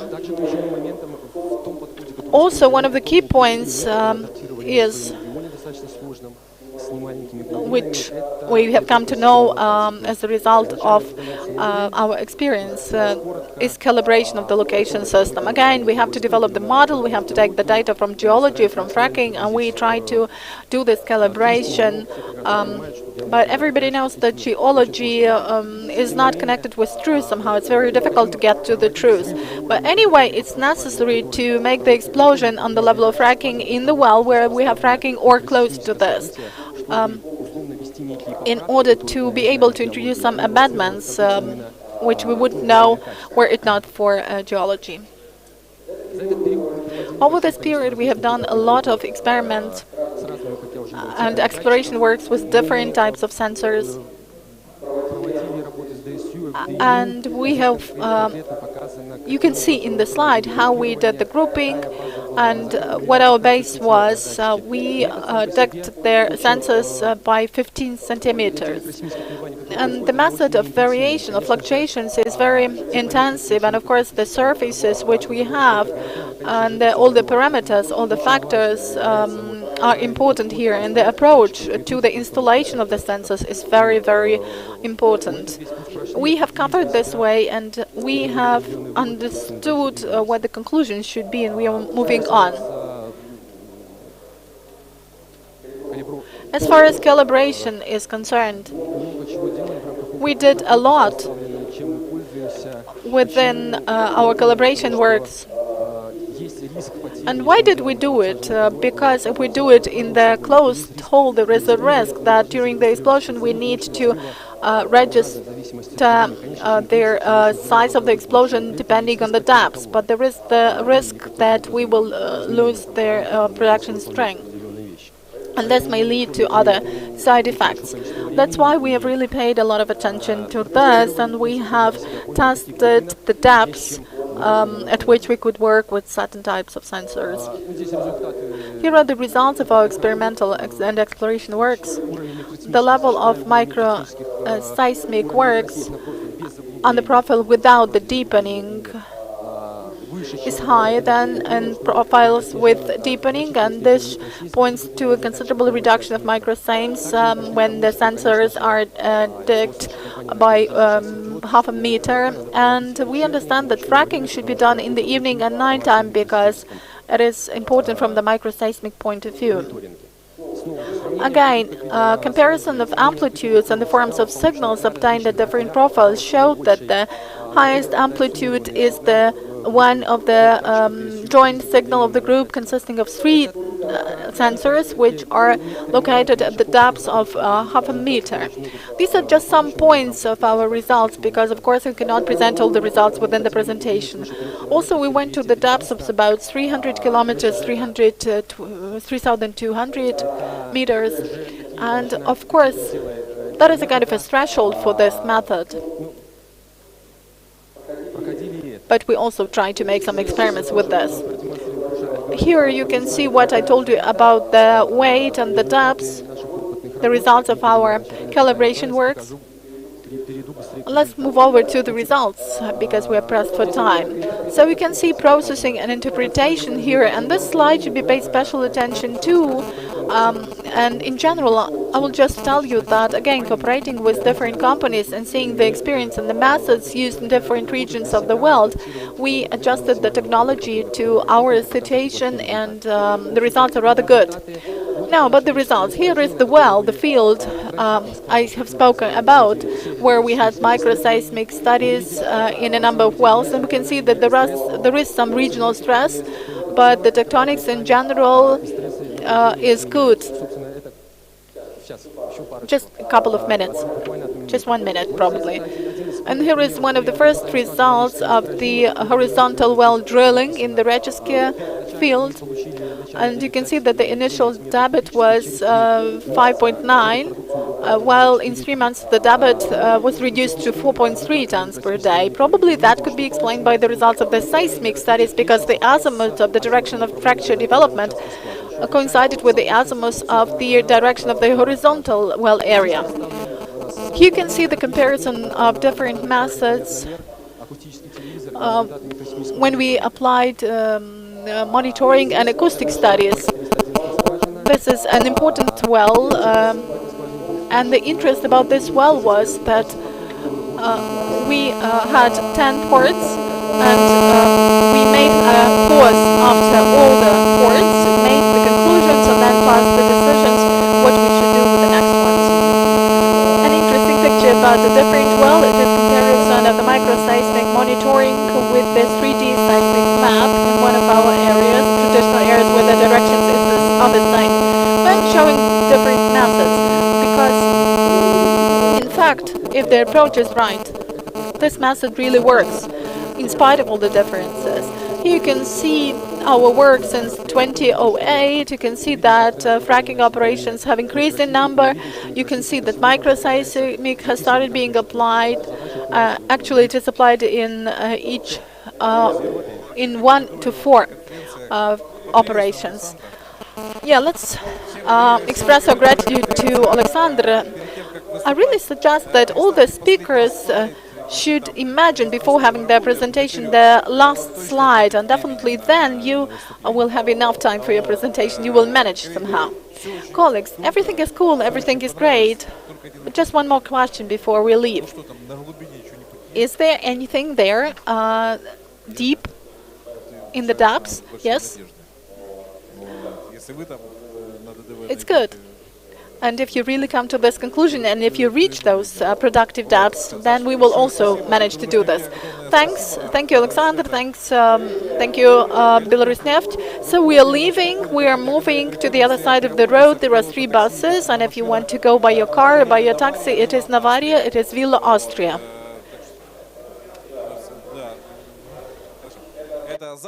And tomorrow,